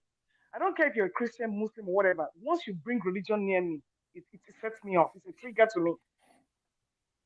Okay, so Madam Luke, can I ask you something? I have a personal question for you. What do you mean that once you bring religions near you, you're not a Muslim, you're not a Christian? Why do they make you uncomfortable with the religion? It makes me uncomfortable because they're judgmental. They're very judgmental. They're very judgmental. Anything that's not Christianity. Anybody who judges, first of all, it's in the Bible, right? You cannot judge anybody. But let me just say this. Let me say this. It's judgmental, and I'm going to stick to that because it's directive, and anybody that doesn't follow that rule, you're tarnished. So that's what I want to say. But going back to what I said, I don't understand how I'll come to a women's section and I'll be talking to a bunch of men on what affects women. I find it very, very skewed, and it makes me it makes for a very boring conversation. And that's why women don't come. That is why women don't come, because you cannot come and tell me it's a women's section and men are telling us how to rule our lives. So on that note, like I said, I mentioned that I had a video from a woman's point of view on this submission topic, but it's all from a man's view, and I feel very offended by that. Pastor, you have the floor. Have a good night, y'all. All right, thank you very much. Like I said, it's not my forte to come to this section. But I've never seen it where it's only women. I've seen Pastor, the founder of this particular channel, along with Adama and forefathers, KJ, Kando, Kene, you name it, all the guys come here, and it hasn't been an issue. But it's quite... Uncle Pastor, could you please hold on 1 second, sir? I just want to understand what Madam Luke is saying. Madam Luke, everything that was said, what is your issue that you have with this segment? I want to understand that every man said, even though it has something to do with biblical, and I respect you don't agree, what made you uncomfortable with this segment? First of all, like I said, it didn't come from a woman's point of view. I wanted to hear women's views on this submission issue. Because your caption says a modern woman's view on submission. I didn't see that. That's what I meant. Look, can I ask you something? Don't you think you fit in that narrative of modern women? Even though you're not, I won't say you're, I don't want to label you as tradition, because you're not religious, Biden, and I respect whatever you don't practice. So can you give us your religious opinion, your modern woman opinion? No, see, you are playing videos, right? If I bring my opinion, then it becomes about me, which I don't want it to be. I wanted the research to be well-rounded, so that way we can pull videos from other people, and I provided you with one offline. I provided you with one offline, so it will be a healthy balance. So it's not about me. When the finalists come up here, it's not about them. But when you're doing your submission, I want to see various views: biblical, traditional, modern. That is what I expect to see. Not one skewed like traditional or religious this thing. So it doesn't make for a random, it's not all inclusive. It's my problem. But like I kept saying, I said I provided you with a video from a modern woman's point of view. Madam, look, I'm about to play your video in the next 1 minute. I want Uncle Pansat, please stay, can do, Ekene. We have 3 men here that you both respect. I want their views on it. Please hold on. Thank you.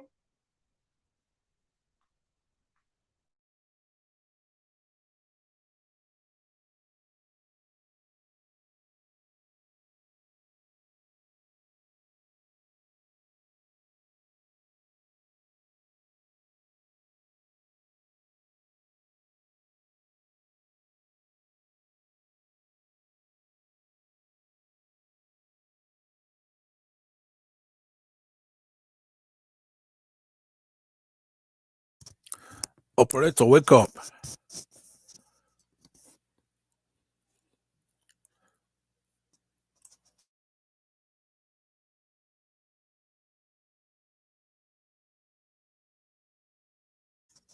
Adama.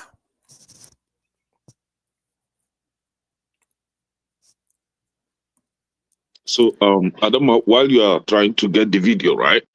I think I have something to say about this issue, which I don't actually see it as any issue. I, for one, I don't identify with any religion particularly. If you bring Christianity, I will be there. If you bring traditional stuff, I will be there. If you even bring the secular stuff, I will be there as well. So that I don't agree with Christianity or with religion. Okay. Can I have the video, please, to make it fair? I just want you guys to give her that this thing. Let's listen to the video. I have the video, please. Thank you. Yes, let me play it, please. Invite. Let's share it here.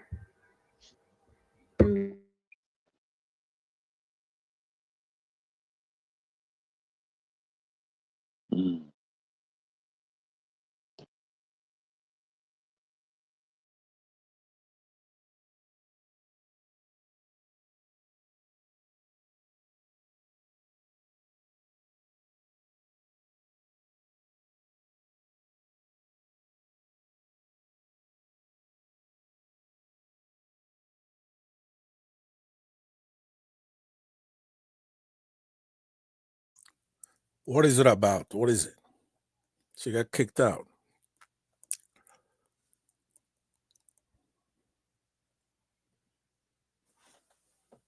Anyway, as we're waiting for Adama, Madam, look, you know how much respect I have for you, right?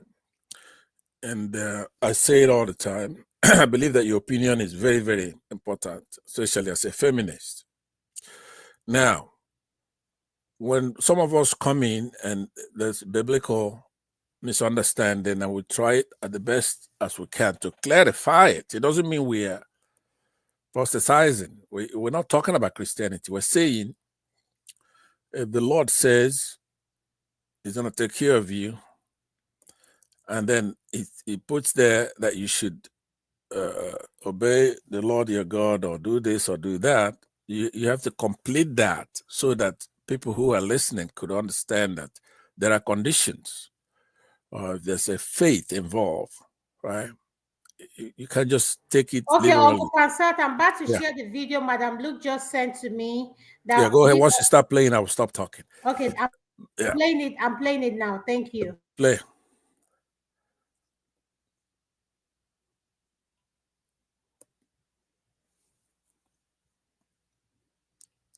So, Madam, look, that's what I'm doing when I'm chiming is to clarify the conditions involved in that faith, in that Bible passage. Is not something to be taken literally like that. That's all.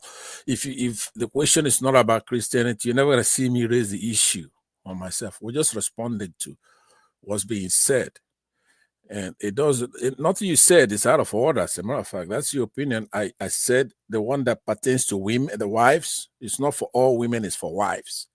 As an example, that's how I clarify that. I'd rather be a single woman any day, proudly, so I knock my chest.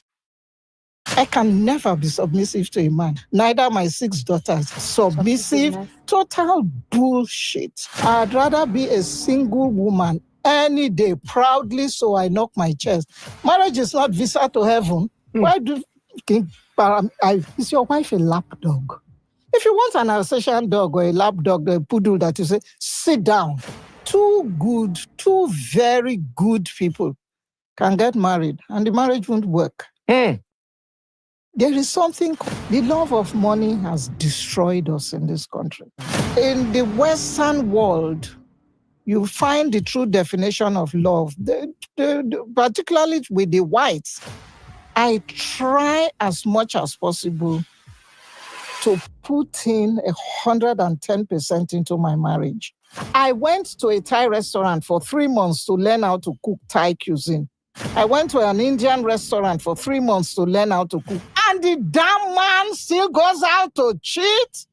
Men don't cheat because they don't love their wives. They love their wives to heaven and back and still cheat.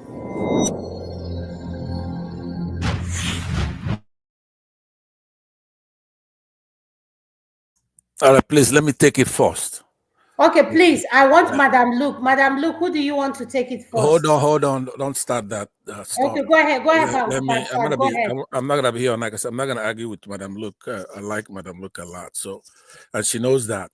But I made it very clear. You see that woman making the same mistake. The Bible did not say women submit to men. That's what she's attacking, and she should attack that. And she also stated that the man was out there cheating and stuff.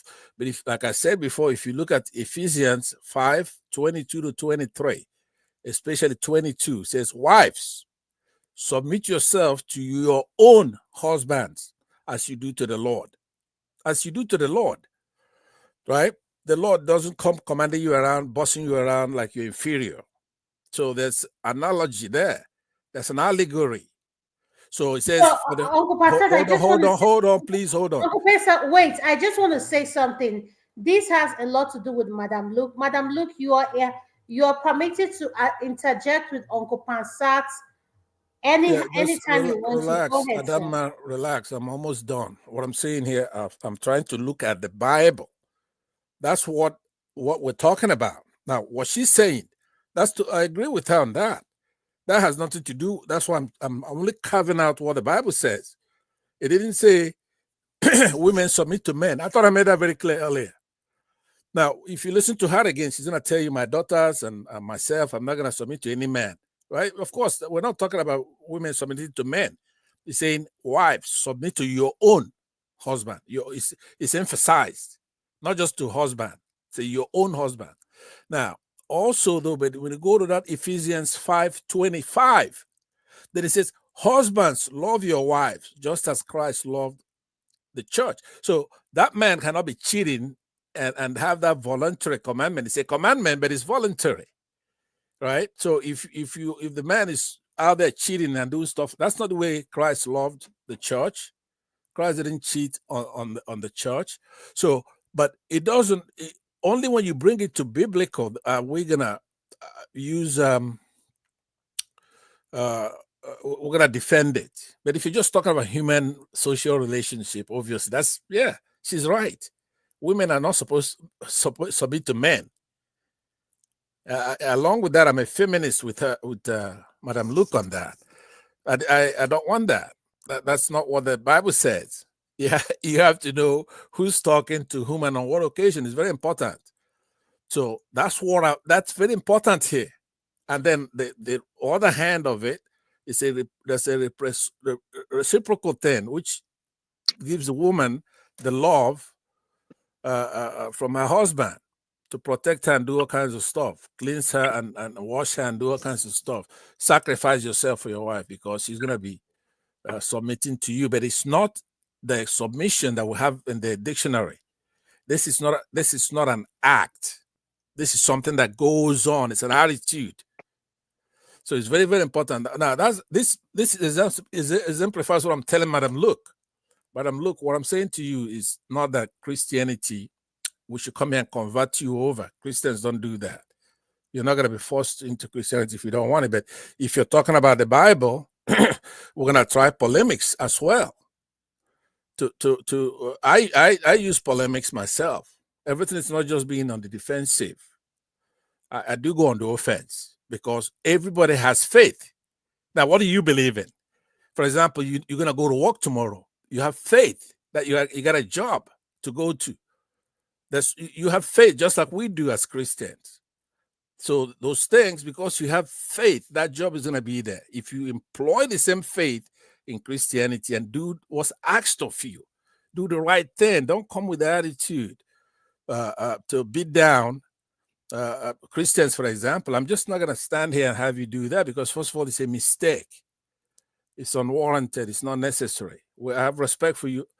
Going back a couple of years, I've been telling you how proud of you I am. You're strong, and we need strong women. But nobody's gonna.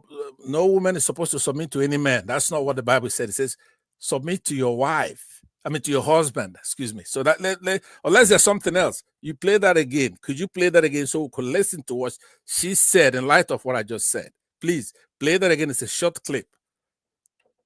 Let me ask Madam Luke. Madam Luke, do you have a pushback, ma'am? Madam, yes, I do. Yes, I yes. do. It's okay Go for ahead. everybody to. It's okay for everybody to do their religious views, but like as I said, when we come on a platform like this, we need to have a varied view, various views. That's my only point. So when they talk about religion, I step aside, and when the modern people come in, I will comment. That's what I'm saying. So I don't. Bounce out. I hear what you're saying. We're good to go. That's all right. You know, it's not an issue with me. It's not an issue. I just wanted to Could say you we just have to ask have her to play diverse that clip views. again? This is not a religious issue. This is clarifying what somebody said. Did he say Okay. A or did he say B? That's not a All right. religious issue. Thank you. Yeah. Mr. Could Dama, you go have a ahead. play it again? I'm going to play it again, Uncle Pansat. 1 minute.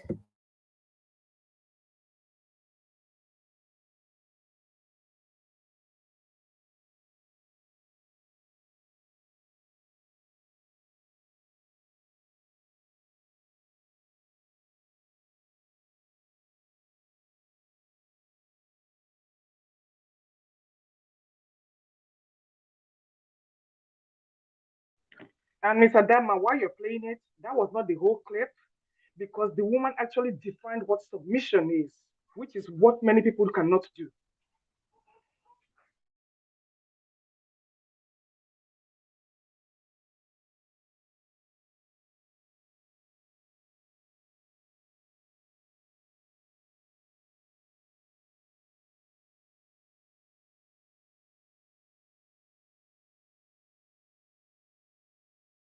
Small enough to fit into podcast is brought to you by Reseda, Lenfi, Seymour Global, Declan Wines, and Workman.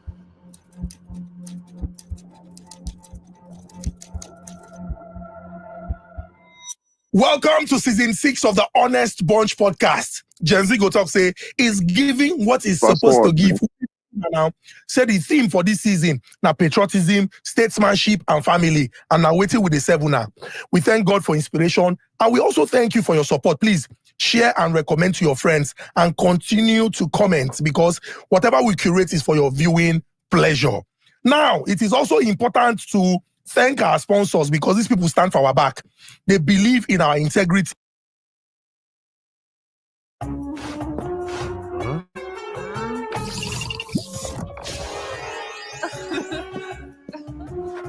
I can never be submissive to a man. Neither my 6 daughters. Submissive, total bullshit. I'd rather be a single woman. Okay, could you pause it there, please? Could you Proudly pause it? so I knock my chest. Marriage is not. Okay, so she says she can never be submissive to a man.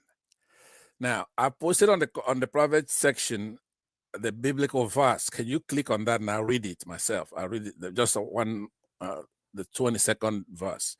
If you can tee that up. If as you're doing it, I could just read it directly. It's Ephesians 5:22. It says, "Wives, submit yourselves to your own husband as you do to the Lord." Uncle Pastor, could you read it? I'm trying to open up your distance so I can share it. Okay. Yeah. So if you open that, I can read it. Yeah. So that they will know. Yes. It's not my word. It's against. Hold on. Yeah. Go ahead. Pastor, let me try to share it. Hold on. Sure.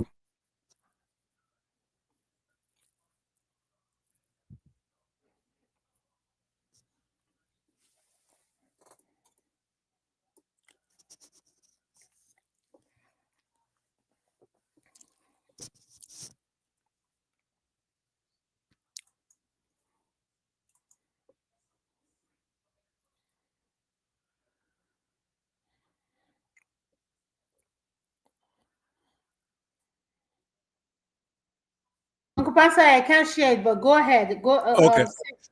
I know that others want to chime in, and I don't even think Madam Luke is in disagreement with what I'm saying. Basically, she agrees that the woman says, I'm not going to submit myself to any man. That's not what Mr. the Pansat, Bible. Yeah. Mr. Pansat, Yes. I hope you are aware that that woman has been married for over 50 years. She's a married woman. Yes.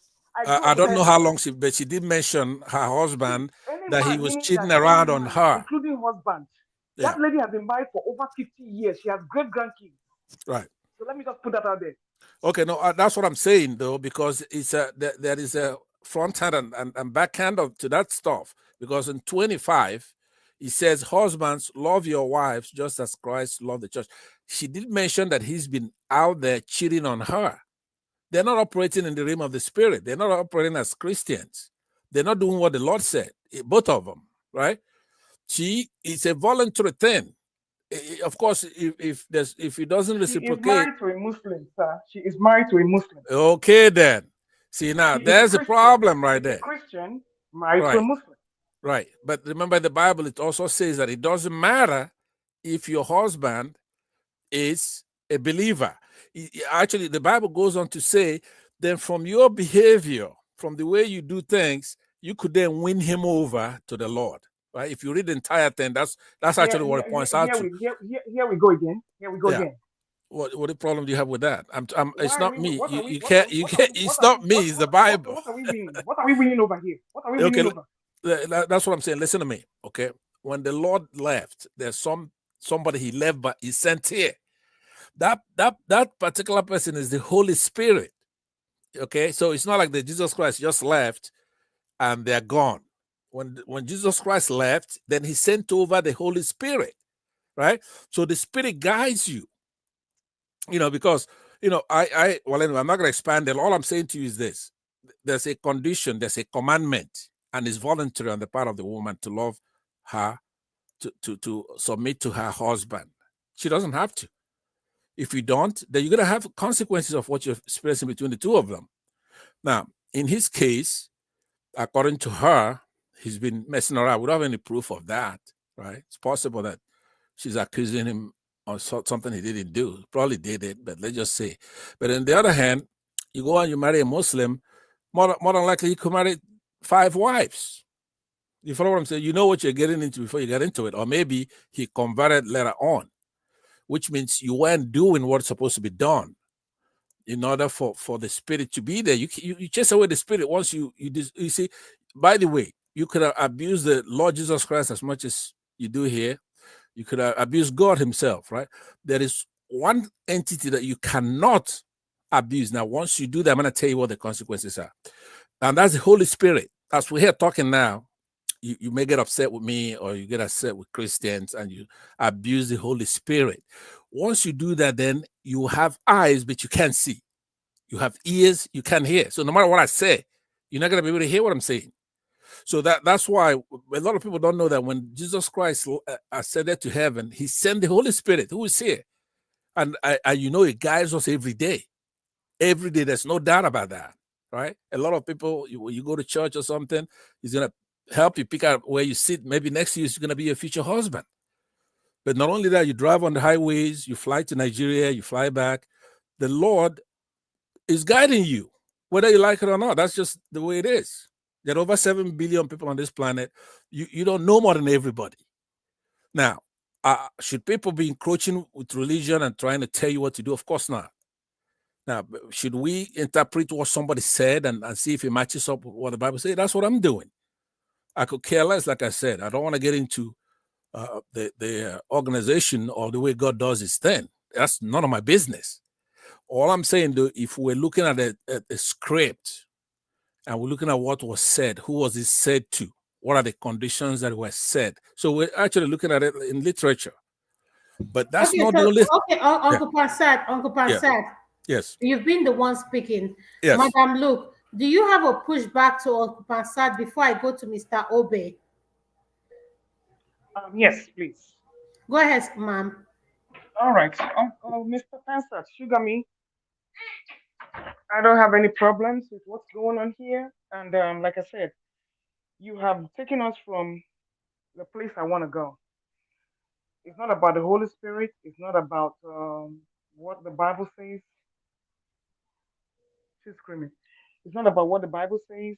It's not about. It's just about what your views are with what the video says. Is if you agree or you don't agree. And like I said, this video is more like what I'm aligned to.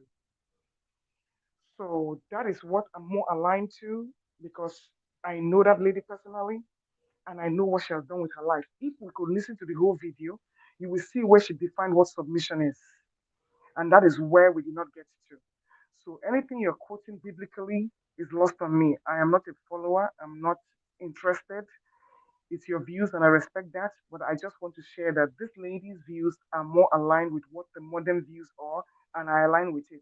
Simple. I respect that and I accept that. The only thing I will say in conclusion is that we're not far apart.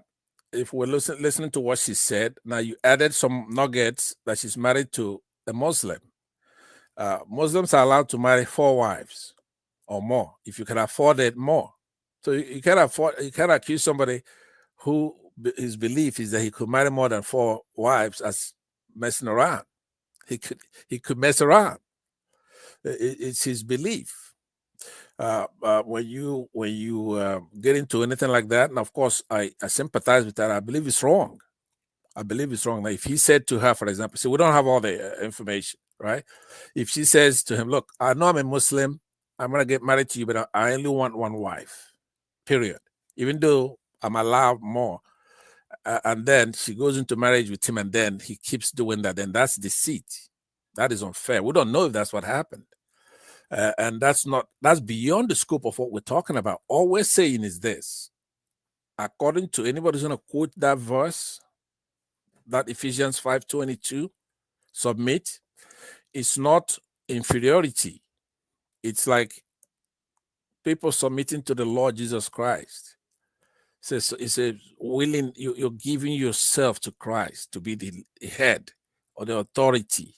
It has to do with a spiritual authority, just like a government. There are so many things God put together like that. And you cannot just, it's in the Bible, right? You have a shepherd, then you have the sheep as a flock. So that shepherd is in charge of where they're gonna, those things are gonna feed and do this. So it's just analogy, right? So that's what we're talking about. As far as individual anecdotal stuff like this, that's that you could admire her. She's a modern woman, and women have to fight back and create equality in the society. That's not what that verse is talking about. There should be equality between men and women, and I support that. Now, but when you go and you get married, though, as a Christian, not women, not men and women, Christian, when you do get married, your husband is the head of that household. When you have kids, the son has to listen to the father because he has to admonish him and do all kinds of stuff. That's just the way it is.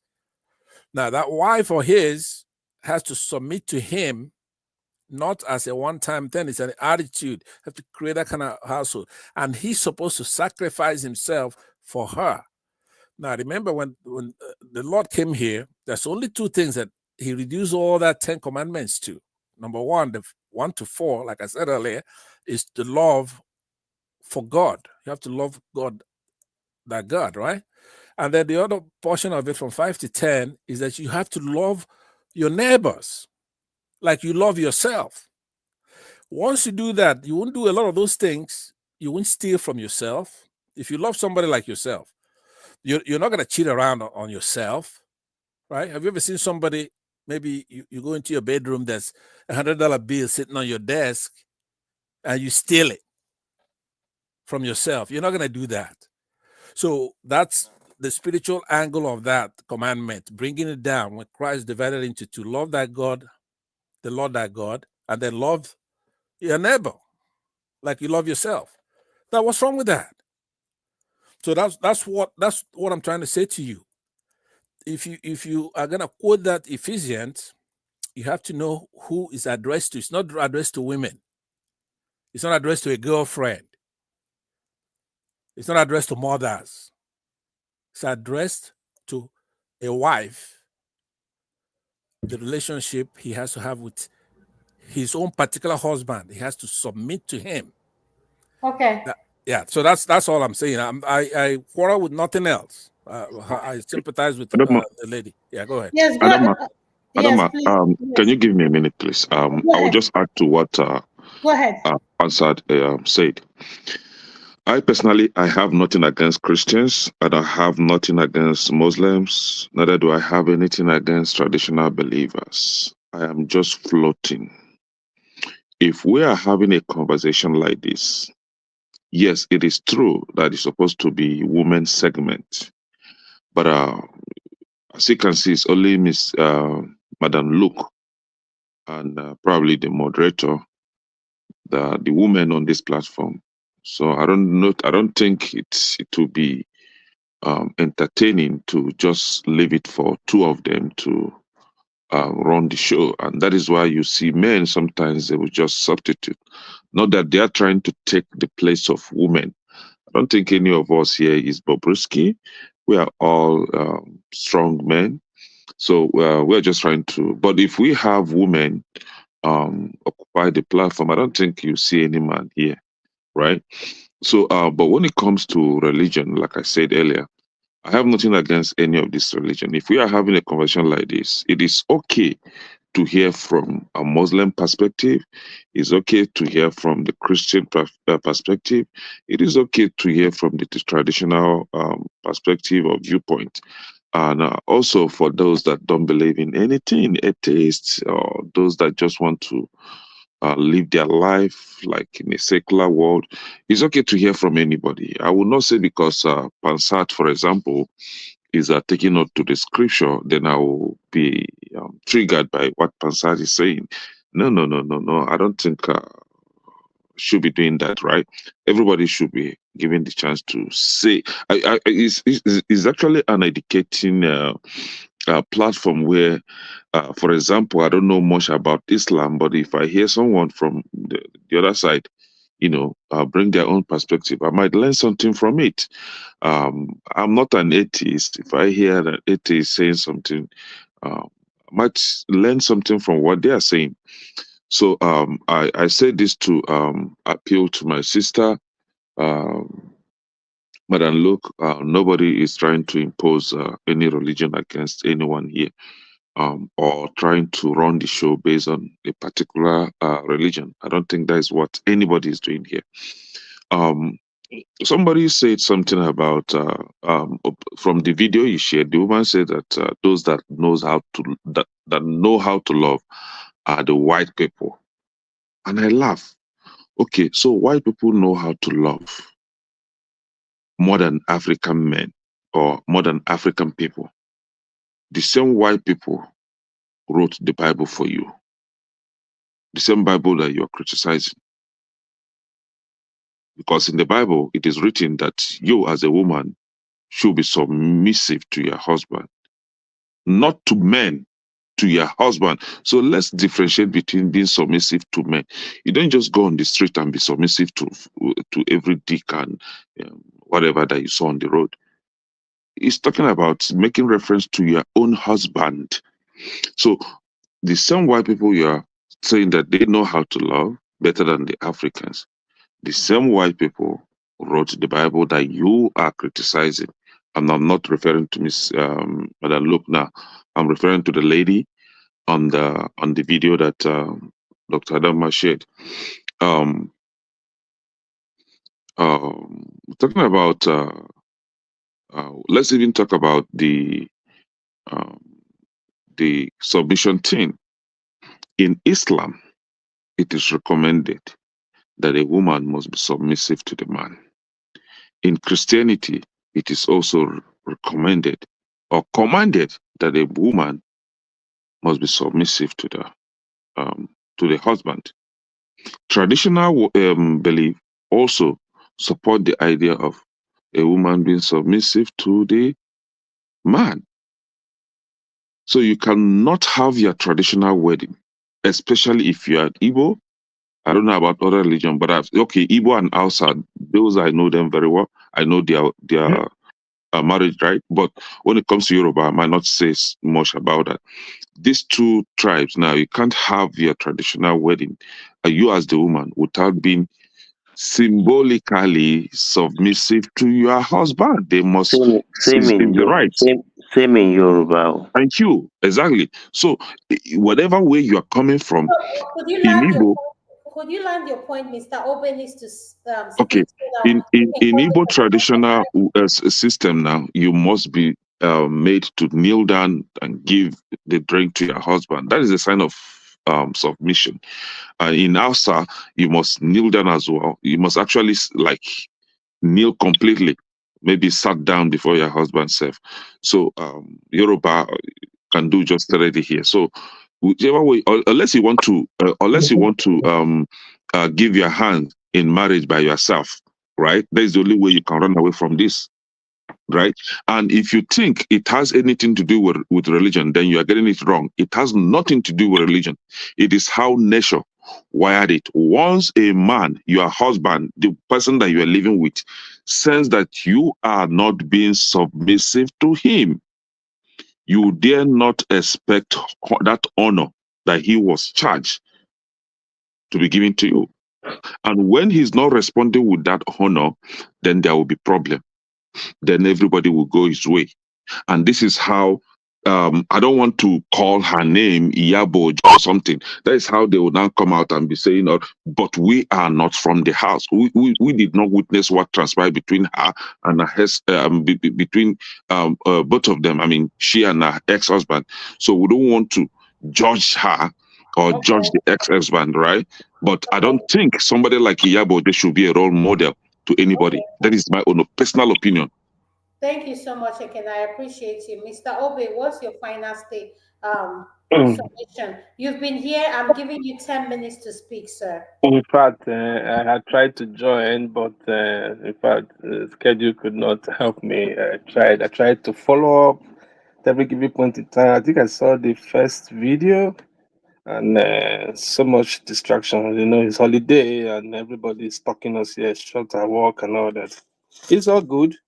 Madam Luke, in fact, the first day I had an encounter with her, I tried to deduce the idea when her ideology changed and what brought about the twist, because I know we're not always what we are. Probably there was an experience that brought about a concept that you kind of hold on to tenaciously, which I respect, you know. But each time, I think anybody like Pansad that want to deal with such information about Sister Luke must have to go deep down to the deep root of what the experience was that brought about the mind, the concept that you are holding on to, which is tenacious to you. We'll talk about modern wife. I looked at the word, who is a modern wife? Where are all these concepts, where are they coming from?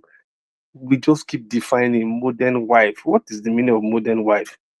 He told me that he said it's a concept that varies based on individual belief and societal norms. In general, a modern wife is a woman who embraces a balance between traditional roles, a personal aspiration, often prioritizing her career, education, and individual happiness alongside her marital responsibility. I think that just embraces the whole thing we'll be talking about for the past 3-4 hours. You know, it's just a new situation we find ourselves in this our new Gen Z's life. You know, many marriages have failed because of this same concept of not able to harness that traditional roles with your personal aspiration, prioritizing your career, education, and individual happiness alongside your marital responsibility. That has always been the cause of this strife and this often breakage in relationship based on the concept of modern wives, modern days wives.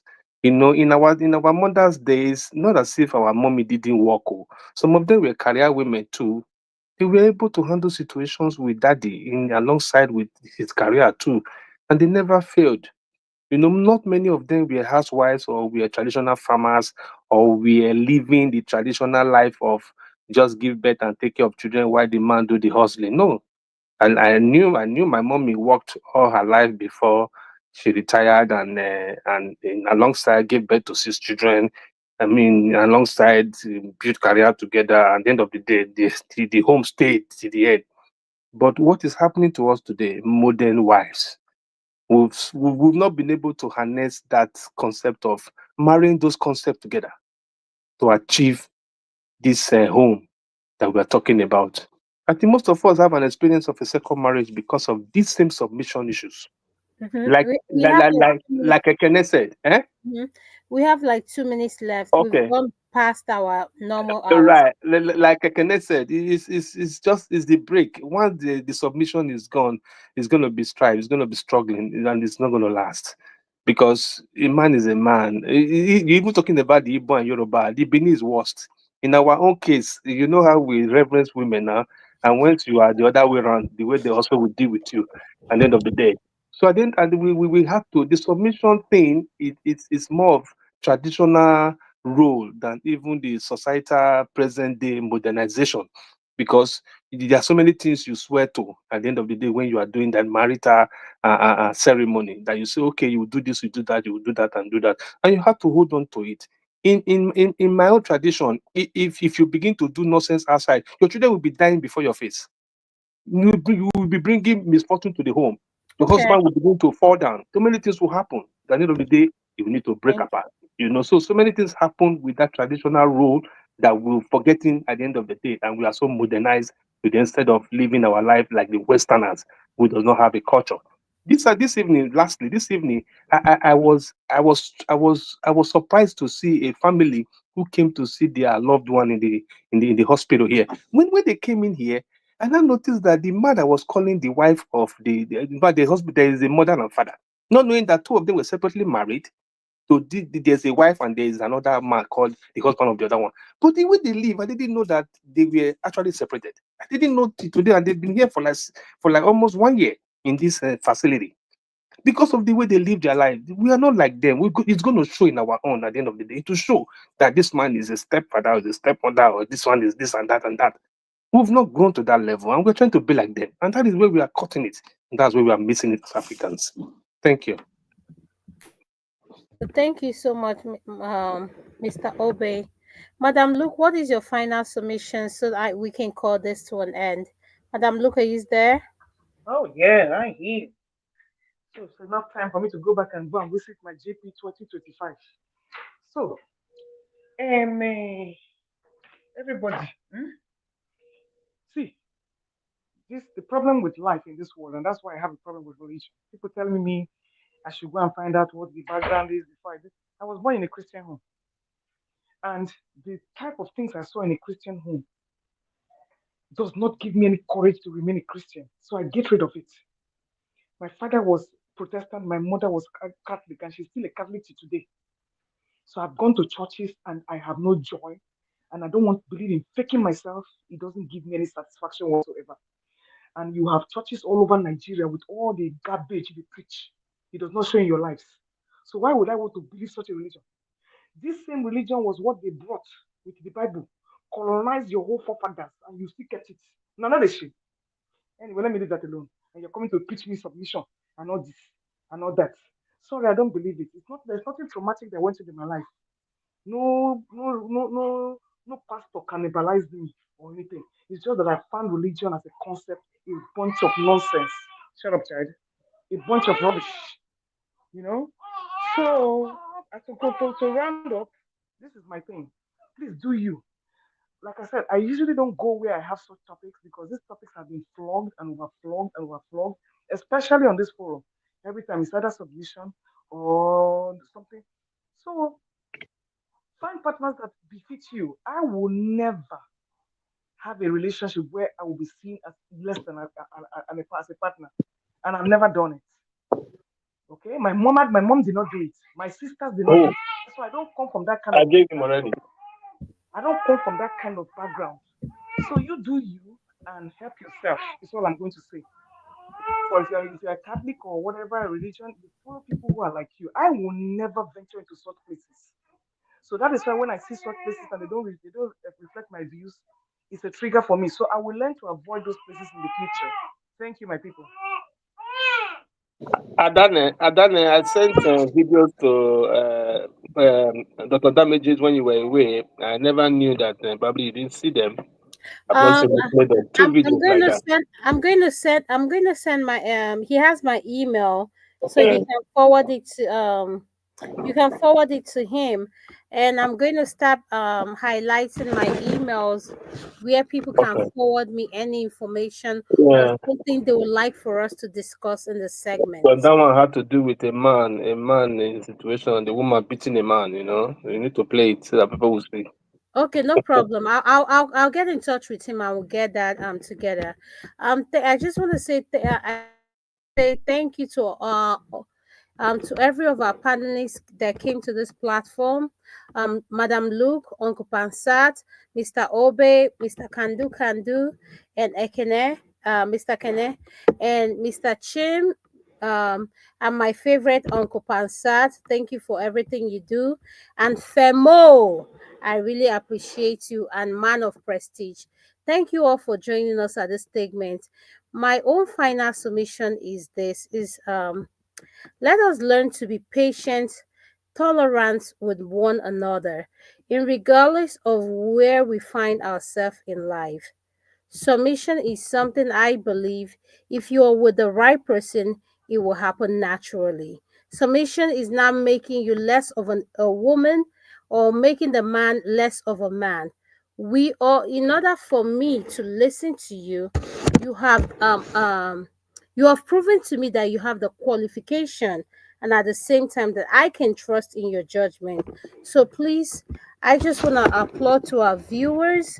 Don't look at submission as a word of women feeling that, oh, why should I do this? Why should I have a mind of my own? No, it's the word submission is what the Bible said. And at the same time, the Bible said, husband, honor your wife. At the end of the day, in every household, there is a lead. And I don't know about your own household. In my household, I will want my husband to be the lead. So thank you so much, everyone, and have a great Easter weekend. So this is it. Madam, Yes, sir. there are 6 of us here. You gave your final. Madam Lu gave her final. Wouldn't it be nice if we also get a final submission? The final submission in this case. Okay, go ahead, Uncle Pan. Can there be a back room for those who might be interested after the show? Yes, Uncle Pansa, what is your final submission, sir? My Then my I'll end. final submission is that we love Madam Luke, and this kind of public discussions are not particular. It's not anecdotal. It's because there are over 7 billion people. Everybody has their experiences in life, their opinion, and stuff like that. However, there are standards, especially when it comes to ecclesiasticism, right? Church or Islam or Hindu. There are traditions. Okay, So, Uncle Pasa, hang yeah. on for a second. Thanks to our viewers for joining us. You all have a good Easter weekend. Thank you so much. Thank you. Thank you, everybody, for listening. Okay, bye-bye. No,